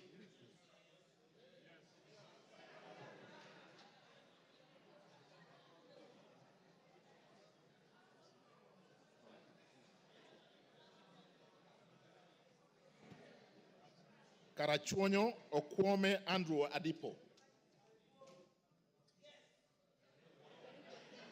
Kasarani Karauri Ronald Kamwiko, Kasipul Were Charles Ongondo,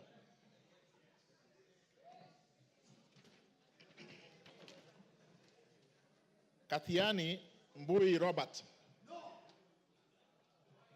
Keyo North Korir Adams Kipsanai, Keyo South Kipkoech Gideon Kimayo, Kericho Kemei Beatrice Chemweno, Keses Ruto Julius Kipleting,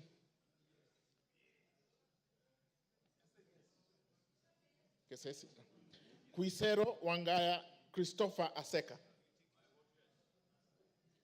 Kiamba Wanjiko John Jogona, Kiambu Waidaka John Mashua, Kiambu Waidaka John Mashua, Kiambu Town. He's not here. Kiambu Murada Ann Wajiko Mugo, Kibra Orero Peter Ochieng, Kibwezi Mbalu Jessica Nduku Kiko,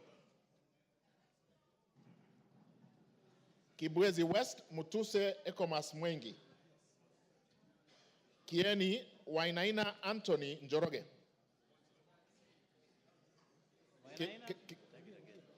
Kieni Wainaina Anthony Njoroge, Kigumo Munyoro Joseph Kamau, Keharu Nyoro Samson Dindi, Kikuyu Ishungwa Anthony Kemani, Kilgoris Sunkuli Julius Lekakeny, Kilifi Mwanyanje Gertrude Mbeyu, Kilifi North Baya Owen Ya, Kilifi South Kitty Richard Ken Chonga, Kilome Zambia Thaddeus Kethua, Kimilili Mutua Didmas Wekesa Barasa, Kiminini Bisao Morris Kakai, Kinango Rai Samuel Gonzi, Gonzi Rai,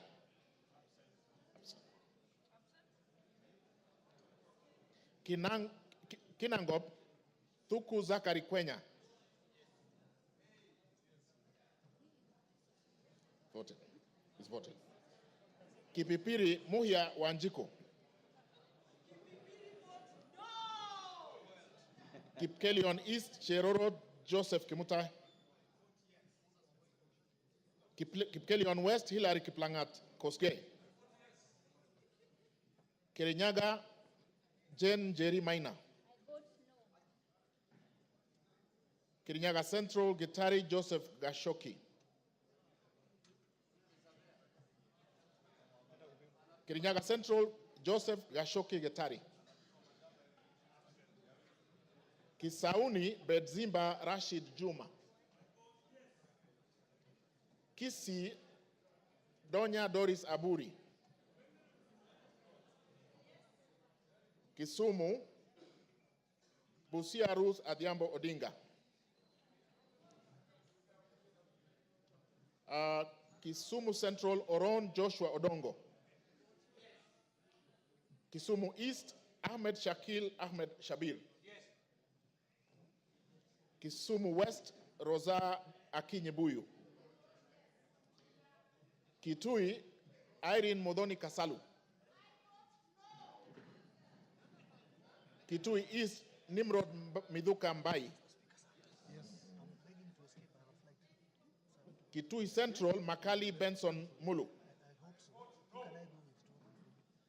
Kitui Rural, Mboni David Mwalika.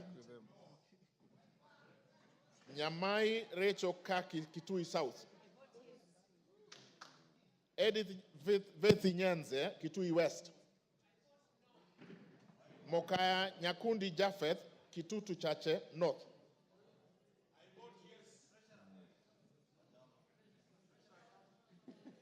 You take it from where? I will repeat from Kitui South. Rachel Kaki Nyamai. She voted. Yes. Nyanza Edith Vethi. She voted. Nyakundi Japheth Mokaya. I vote yes. Kibagendi Anthony.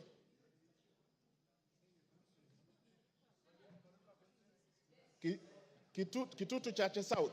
Amesema? No. Kibagendi amesema? Kibagendi kama Kibagendi. Kitutu Chache South, Kibagendi Anthony. Clive, Kitutu Masabak, Clive Ombane Gisairo.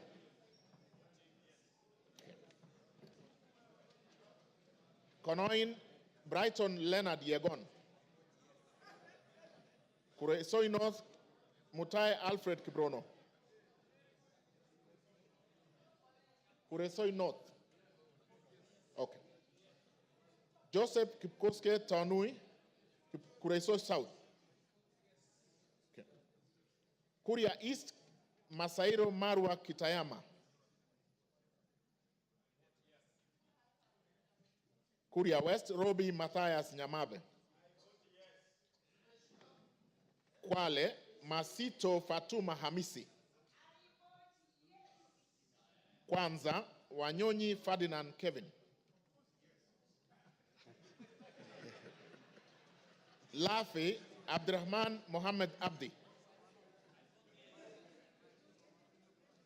Lakdera, Mohammed Abdikadir Hussein. Laikipia, Jane Wangeshi Kagiri. Laikipia East, Festus Mwangi Kionjuri. Laikipia North, Sarah Paulata Korere. Ndio. Laikipia West, Stephen Washira Karani. Laisamis, Joseph Lekuton. Lamu, Monica Mudoni Marufu. Lamu East, Obor Weida Muhammad. Lamu West, Modama Stanley Moiruri. Langata, Felix Odiwor Kode. Kahangara, Larry, Joseph Mburu Kahangara. Likoni, Mishi Juma Hamisi Mbo. Likuyani, Innocent Maino Mugabe. Limuru, John Kiragu Shege. Loima, Akuja Protas Ewesiti. Luanda, Dick Maungu Oyugi.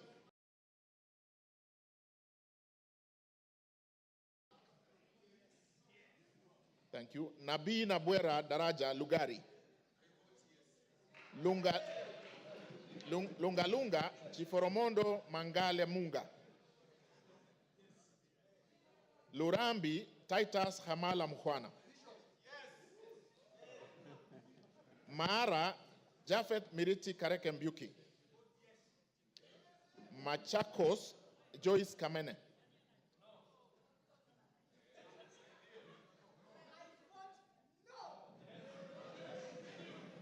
Machakos Town, Caleb Mutiso Mule.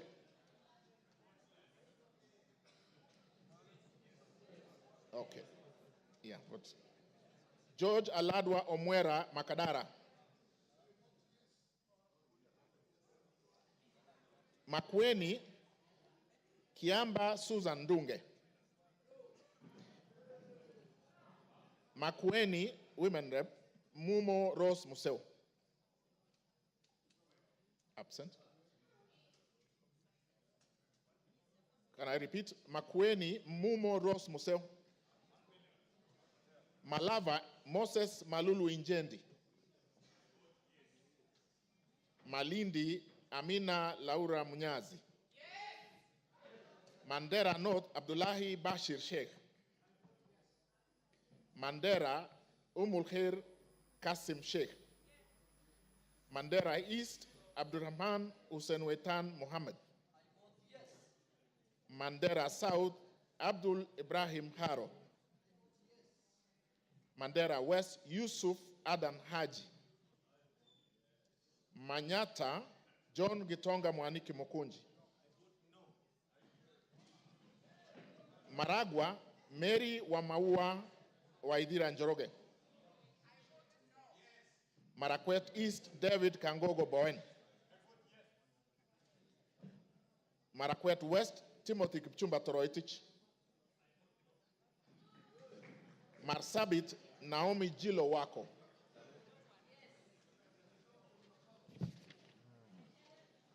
Masinga, Mwalio Joshua Mbithi Mutua. Masinga, Joshua Mbithi Mutua Mwalio. Matayos, Geoffrey Makoha Modanga. Madare, Anthony Oluoch. Madioya, Edwin Mugo Gishoki. Okay. Madira, Kahugu Eric Mwangi.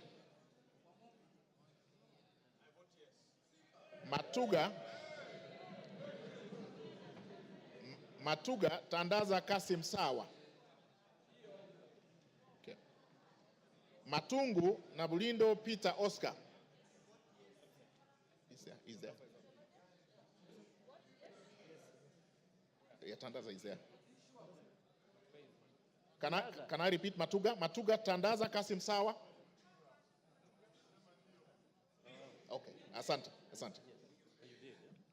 Matungulu, Mule Stephen Mutinda. Mavoko, Kingola Patrick Makau.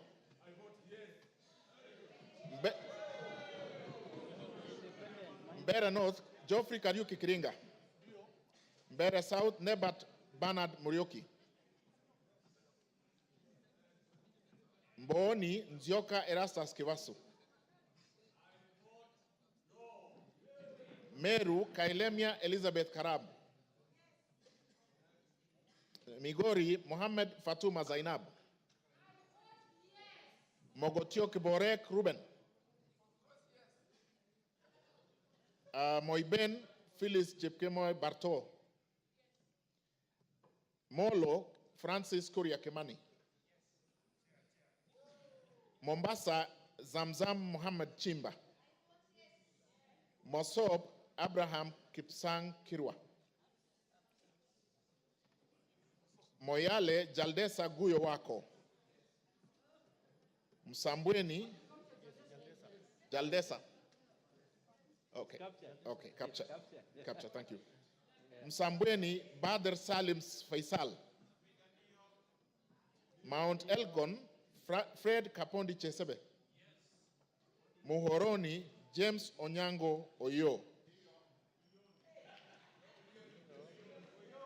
Mukorweini Gishoi Kagusha John Philip. Mumias East Salasia Peter Kalerwa.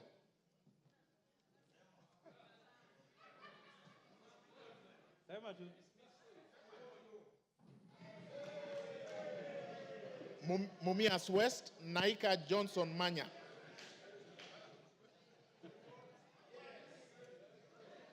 Moranga Betty Njeri Maina. Mvita Mohamed Saud Machele. Mwala Musau Vincent Musioka.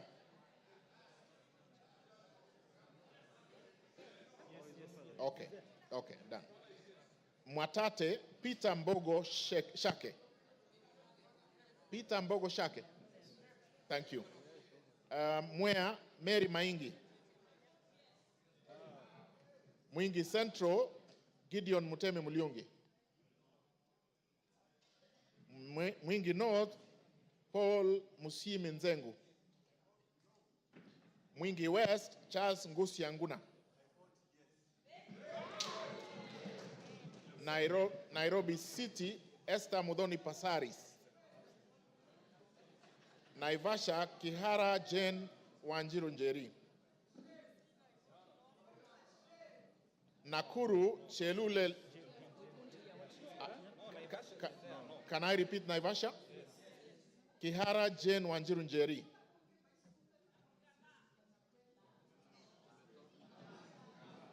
Nakuru Liza Chepkorir Chelule. Nakuru Town East Gikaria David. Nakuru Town West Arama Samuel. Nambale Mulanya Geoffrey Ekesa. Nandi Cynthia Chepkoske Muge. Nandi Hills Bernard Kibor Kitur. Narok Rebecca Nonaishi Tonke. Narok East Lemanken Aramat. Narok North Agnes Mantaine Pareye. Narok South Olentutu Kitilai. Narok West Gabriel Koshal Tongoyo. Navaholo Emmanuel Wangwe. Ndaragwa Gachagua George N. Ndiwa Martin Peter Sowino. Ndia GK George Masharia Kariuki. Njoro Charity Katambi Chepkwony.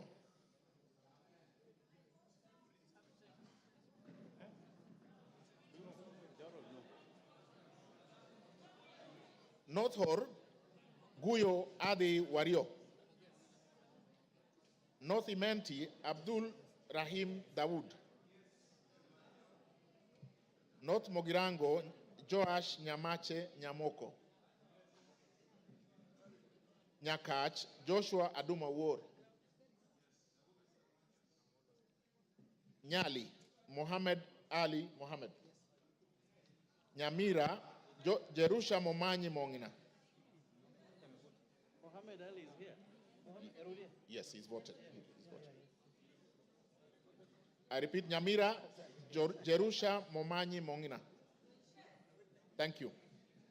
Nyandarua Gitao Faith Wairemo. Nyando Okelo Jared Odoyo. Nyando votes yes. Yaribari Chache Zahid Janda. Yes. Yaribari Masaba Daniel Ogwoka Manduku. Nyatike Tom Boya Odege. Nyeri Rahab Mokami Washira.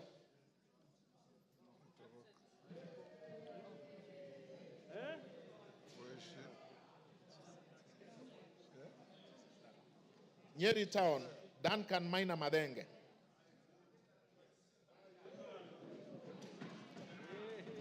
Oljororok Moshira Michael Mwangi. Olkalau David Joguna Kiaraho.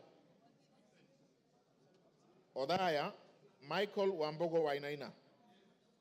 Pokot South David Losiakau Kosing. Rabai Mupe Anthony Nkenga. I have been asked to repeat Pokot South. He said yes. Pokot South, Kosing David Losiakau. Thank you. Rabai Anthony Kenga Mupe.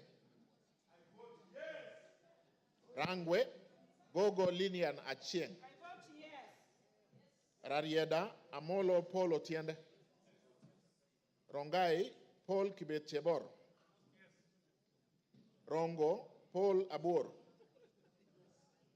Roysambu Agustin Kamade Mwafrika. Ruaraka Francis Kajwang Tom Joseph. Roiro, Kingara Simon Nganga. Runyenjes, Karemba Eric Muchangi Njiru. Sabatia, Sloya Clement Logova. Saboti, Caleb Amisi Luyai. Saku, Raso Dido Ali. Samburu, Pauline Lenguris. Samburu East, Jackson Lekumuntare Lentoijoni. Samburu North, Dominic Eli Letipila. Samburu West, Josephine Naisula Lesuda. Seme, James Wambura Nyikal. Shinyalu, Frederick Lusuli Ikana. Siaya, Odwor Christine Ombaka. Sigor, Peter Lochakapong. Sigor Awetsoin, Justice Kipsang Kemei. Sirisia, John Waluke Koi. Sotik, Francis Kipiegon Arab Sige. South Imenti, Idinji Shadrach Mwiti. South Mogirango, Onyego Silvana Sosoro. Soy, David Kiplagat. Starehe, Maina Mwago Amos. Suba North, Millie Grace Akoto Diambo. Suba South, Karoli Omondi. Subukia, Kashobe Samuel Kenudia. Suna East, Mohammed Junaid Sheikh Nu. Suna West, Peter Francis Masara. Taita Taveta, Lydia Haika Mnene Mizigi. Tana River, Amina Dika Abdullahi. Tarbaj, Hussein Abdibare. Taveta, John Okano Buire. Teso North, Edward Kaunya Oku.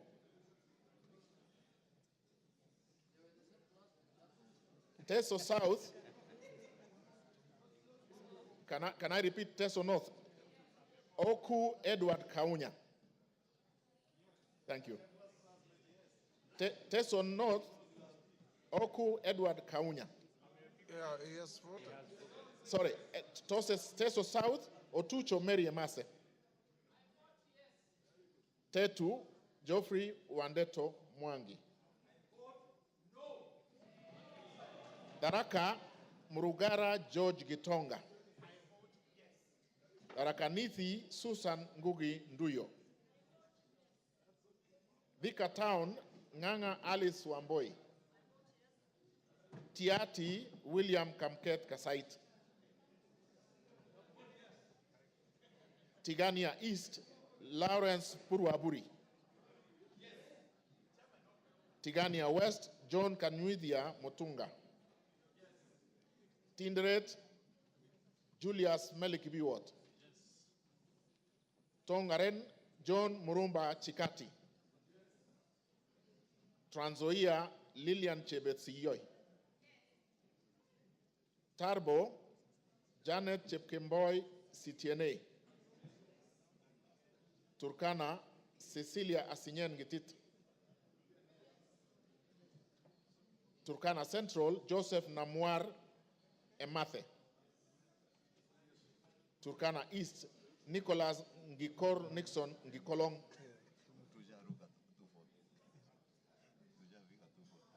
Turkana North, Paul Ekwom Nabuin. Is there? Yeah. Okay.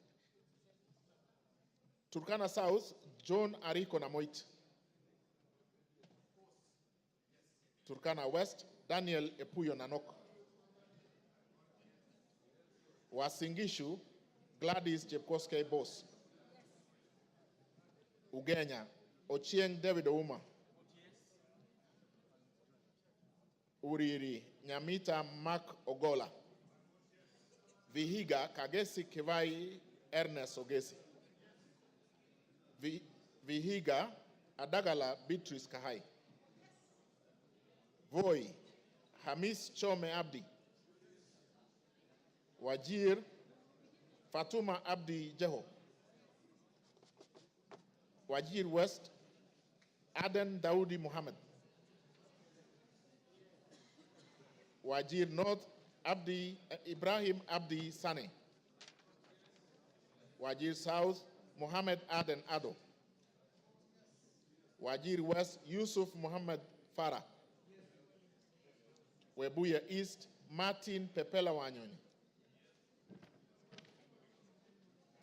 Webuye West, Daniel Wanyamasitati. West Mogirango, Mogaka Stephen. West Pokot, Rael Chepkemoy Kasiwai. Westlands, Timothy. He is already voted. Oh, sorry, we have done that, sorry. Undanyi, Mwakuona Danson Mwashako. Basil Robert Ngui Yata. Yata. Is he here? Ali Abdisirat Khalif. Sabina Wanjiru Shege. Joseph Hamisi Dena.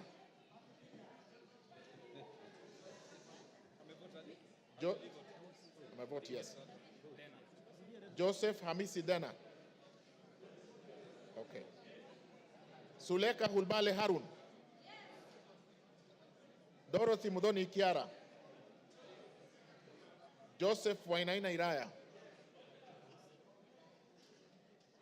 Irene. Joseph Wainaina Iraya. He's voted. Okay. Yes. Irene Nyakerario Mayaka. Umulher Harun Muhammad. Teresia Wanjiro Mwangi. No. Abubakar Ahmed Tali. Yeah. Abubakar Tali. Thank you. You finished? Honorable members, order. Is there any member present who has not had his or her name called out? Is there?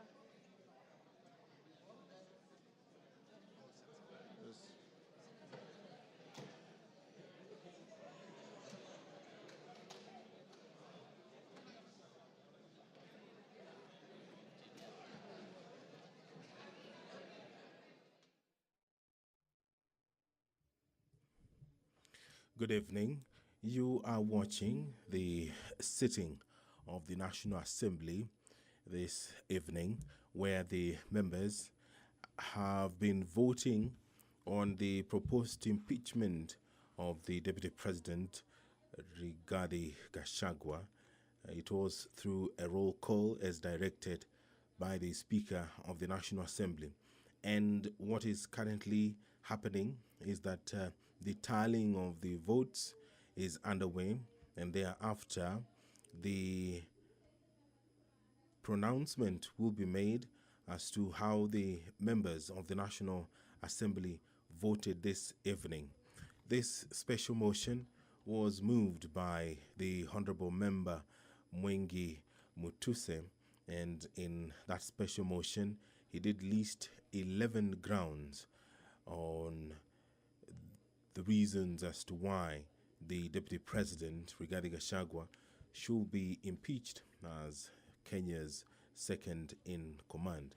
The Member of Parliament cited gross violation of various articles, and also he did cite serious reasons to believe that the Deputy President has committed gross economic crimes. under Section 45, subsection 1, Section 46, Section 47A3, and Section 48(1) of the Anti-Corruption and Economic Crimes Act, and Section 2, 3, 4, and 7 of Proceeds of Crime and Anti-Money Laundering Act. Those are some of the reasons that the honorable member believes that this House should take serious consideration of this special motion to dismiss the Deputy President, who we did hear from this evening between 5 and 7 when he appeared before the National Assembly and made his case, defending himself against accusations that have been leveled against him. And in a couple of minutes, we will hear the results of this division, this historic constitutional moment for the country. And all that you will watch live courtesy of the Parliamentary Broadcasting Unit in conjunction with the Kenya Broadcasting Corporation. The National Assembly was guided by the standing orders, the procedure for removal of the Deputy President, where a member proposes the removal of the Deputy President on the grounds of physical or mental incapacity in terms of Article 150, Sub-Article 1A of the Constitution, Standing Order 63, which talks about the procedure for removal of President on grounds of incapacity shall, with necessary modifications, apply. And Part 2 of the Standing Order 65, where a member proposes to impeach the Deputy President in terms of Article 150, Sub-Article 1B of the Constitution, Standing Order 64, procedure for removal of President by impeachment shall apply with necessary modifications. So the members have been debating, and we will hear the result of this process anytime from now.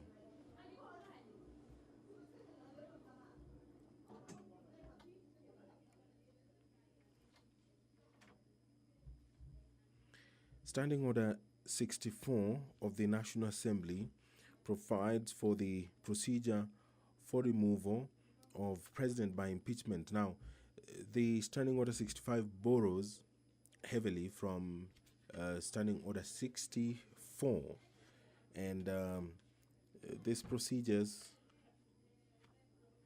they're quite a number, and some of them have been used in this business that the National Assembly began in the morning, and the culmination of it will be heard any time from now. And if you can see on your screen, the Deputy Speaker of the National Assembly, Honorable Gladys Bose, has taken the seat, and that means that she will perhaps be the one who will make the announcement after the tabulation and the tallying of the votes that has concluded, been done.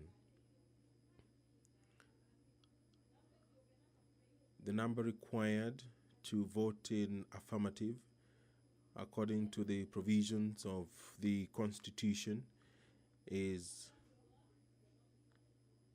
233 members.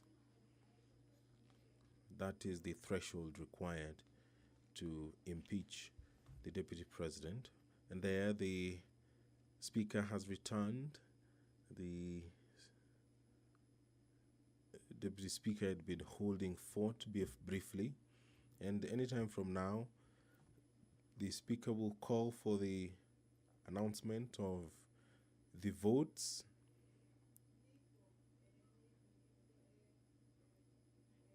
which are currently being verified. It was a requirement that voting be done via roll call, and any moment from now, we will be hearing the result of that roll call. And just a quick recap of the 11 grounds which were outlined by the Honorable Member Mwenge Mutuse. That one, the Deputy President has persistently made utterances threatening to discriminate, exclude, and unlawfully deny sections of the people of Kenya and regions of the Republic of Kenya equal opportunities for public service appointment and allocation of public resources. Ground 2, the Deputy President has made unilateral public statements inconsistent with policy positions collectively adopted by the government and contradicted the President on critical matters of governance and the exercise of the President's functions as a symbol of national unity. Ground 3, that His Excellency the Deputy President interfered with the running of Nairobi City County Government by inciting citizens against the lawful directives of the county government on the planning and relocation of markets and publicly disparaging the leadership of the county government and its decisions. Count 4, gross violation of Article 160, Sub-Article 1 of the Constitution on the institutional and decisional independence of judges. That His Excellency the Deputy President has undermined institutional and decisional independence of a judge through public attacks on a judge of the High Court of Kenya and falsely threatening to file a petition for the removal of the said judge in a matter in which he was a party. Number 5, that His Excellency the Deputy President breached his oath of office and allegiance on account of the utterances and actions attributed to the Deputy President under grounds 1, 2, and 3. And count 6, serious reasons to believe that His Excellency the Deputy President has committed crimes under Section 13(1)(a) and Section 62 of the National Cohesion and Integration Act.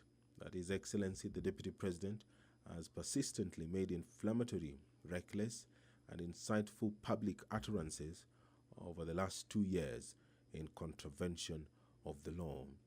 Charge 7, serious reasons to believe that His Excellency the Deputy President has committed gross economic crimes under Sections 45(1), Section 46, Section 47(a)(3), and Section 48(1) of the Anti-Corruption and Economic Crimes Act, and Section 2, Section 3, Section 4, and Section 7 of the Proceeds of Crime and Anti-Money Laundering Act.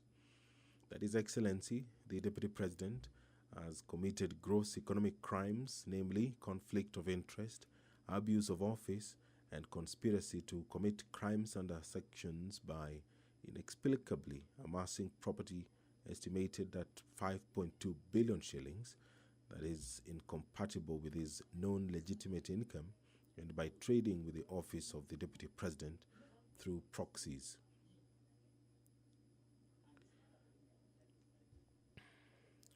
Charge 8, serious reasons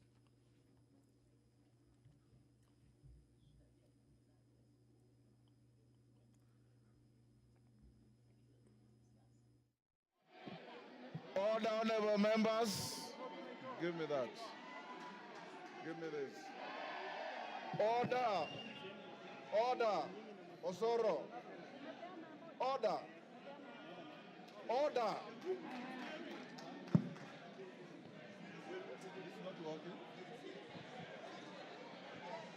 Congratulations. Order. Order, members. Take your seats. Order. Angol, take your seat. Order, members, take your seats.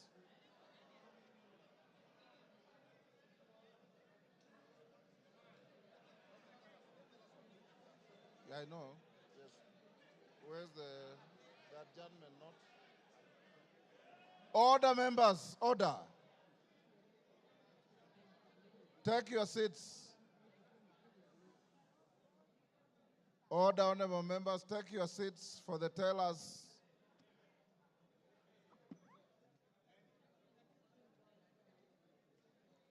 Take your seats.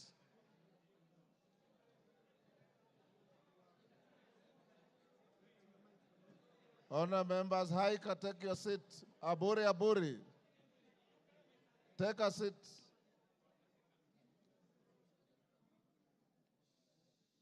Tongoyos, take your seat. Take your seats, members. All is well that ends well. You have been very orderly, and I must salute you. Tell us, you may now approach the chair and announce the results.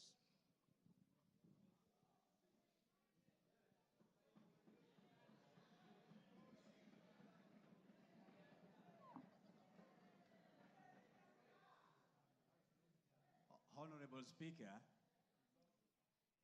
based on the responsibility you bestowed on me, Jared Okello, MP for Nyando, Zahir Janda, Honorable Onesmus Ngogoyo, and Honorable Njeri Maina, we are here to declare the results as follows, Honorable Speaker. The nays, 44. Abstentions, 1. And the ayes, 281.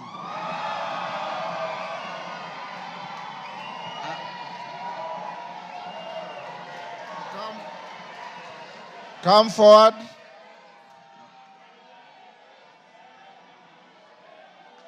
Order.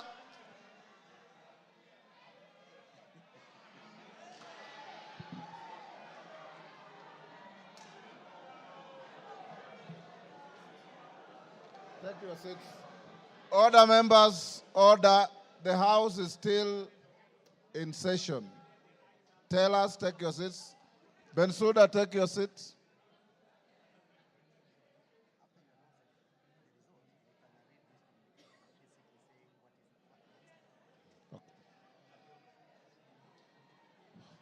Order, members, order.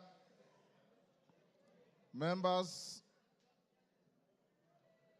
the results of the division on the motion are as follows. Abstentions, 1. The noes, 44. The ayes, 281. So the ayes have it.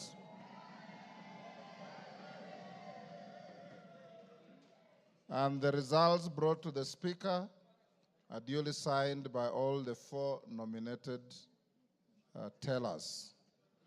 Honourable members, I have a short communication following that.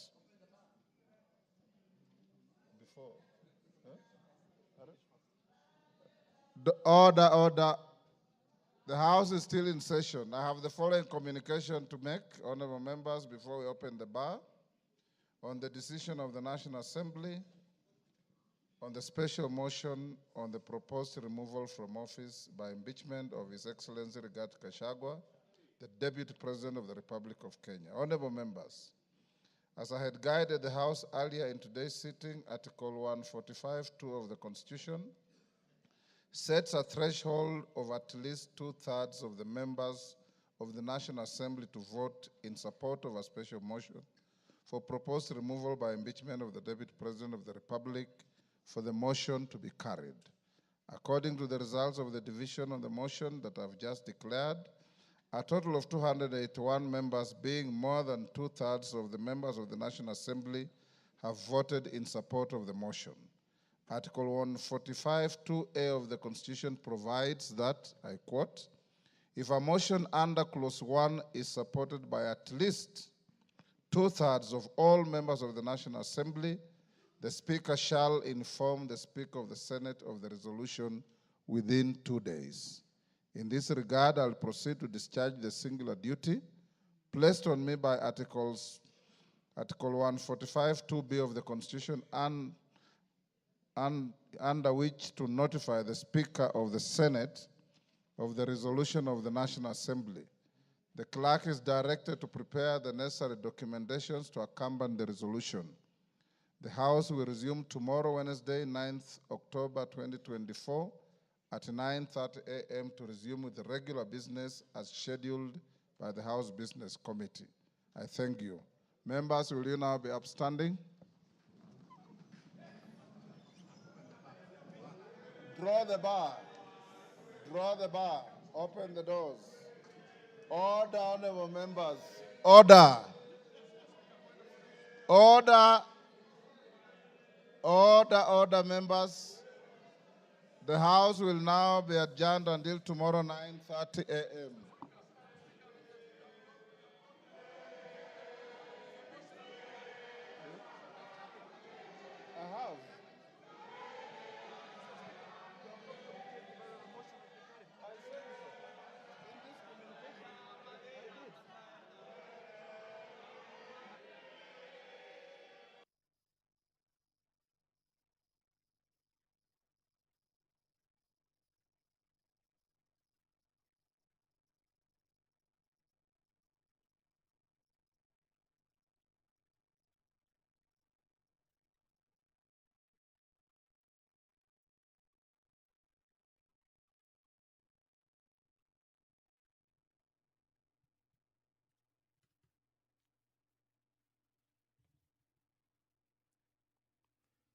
You've been watching the sitting of the National Assembly where the House has approved the impeachment of Deputy President Rigathi Gachagua on 11 charges. The special motion was moved by the Honorable Member for Kibwezi West, Honorable Ecomas Mwengi Mutuse.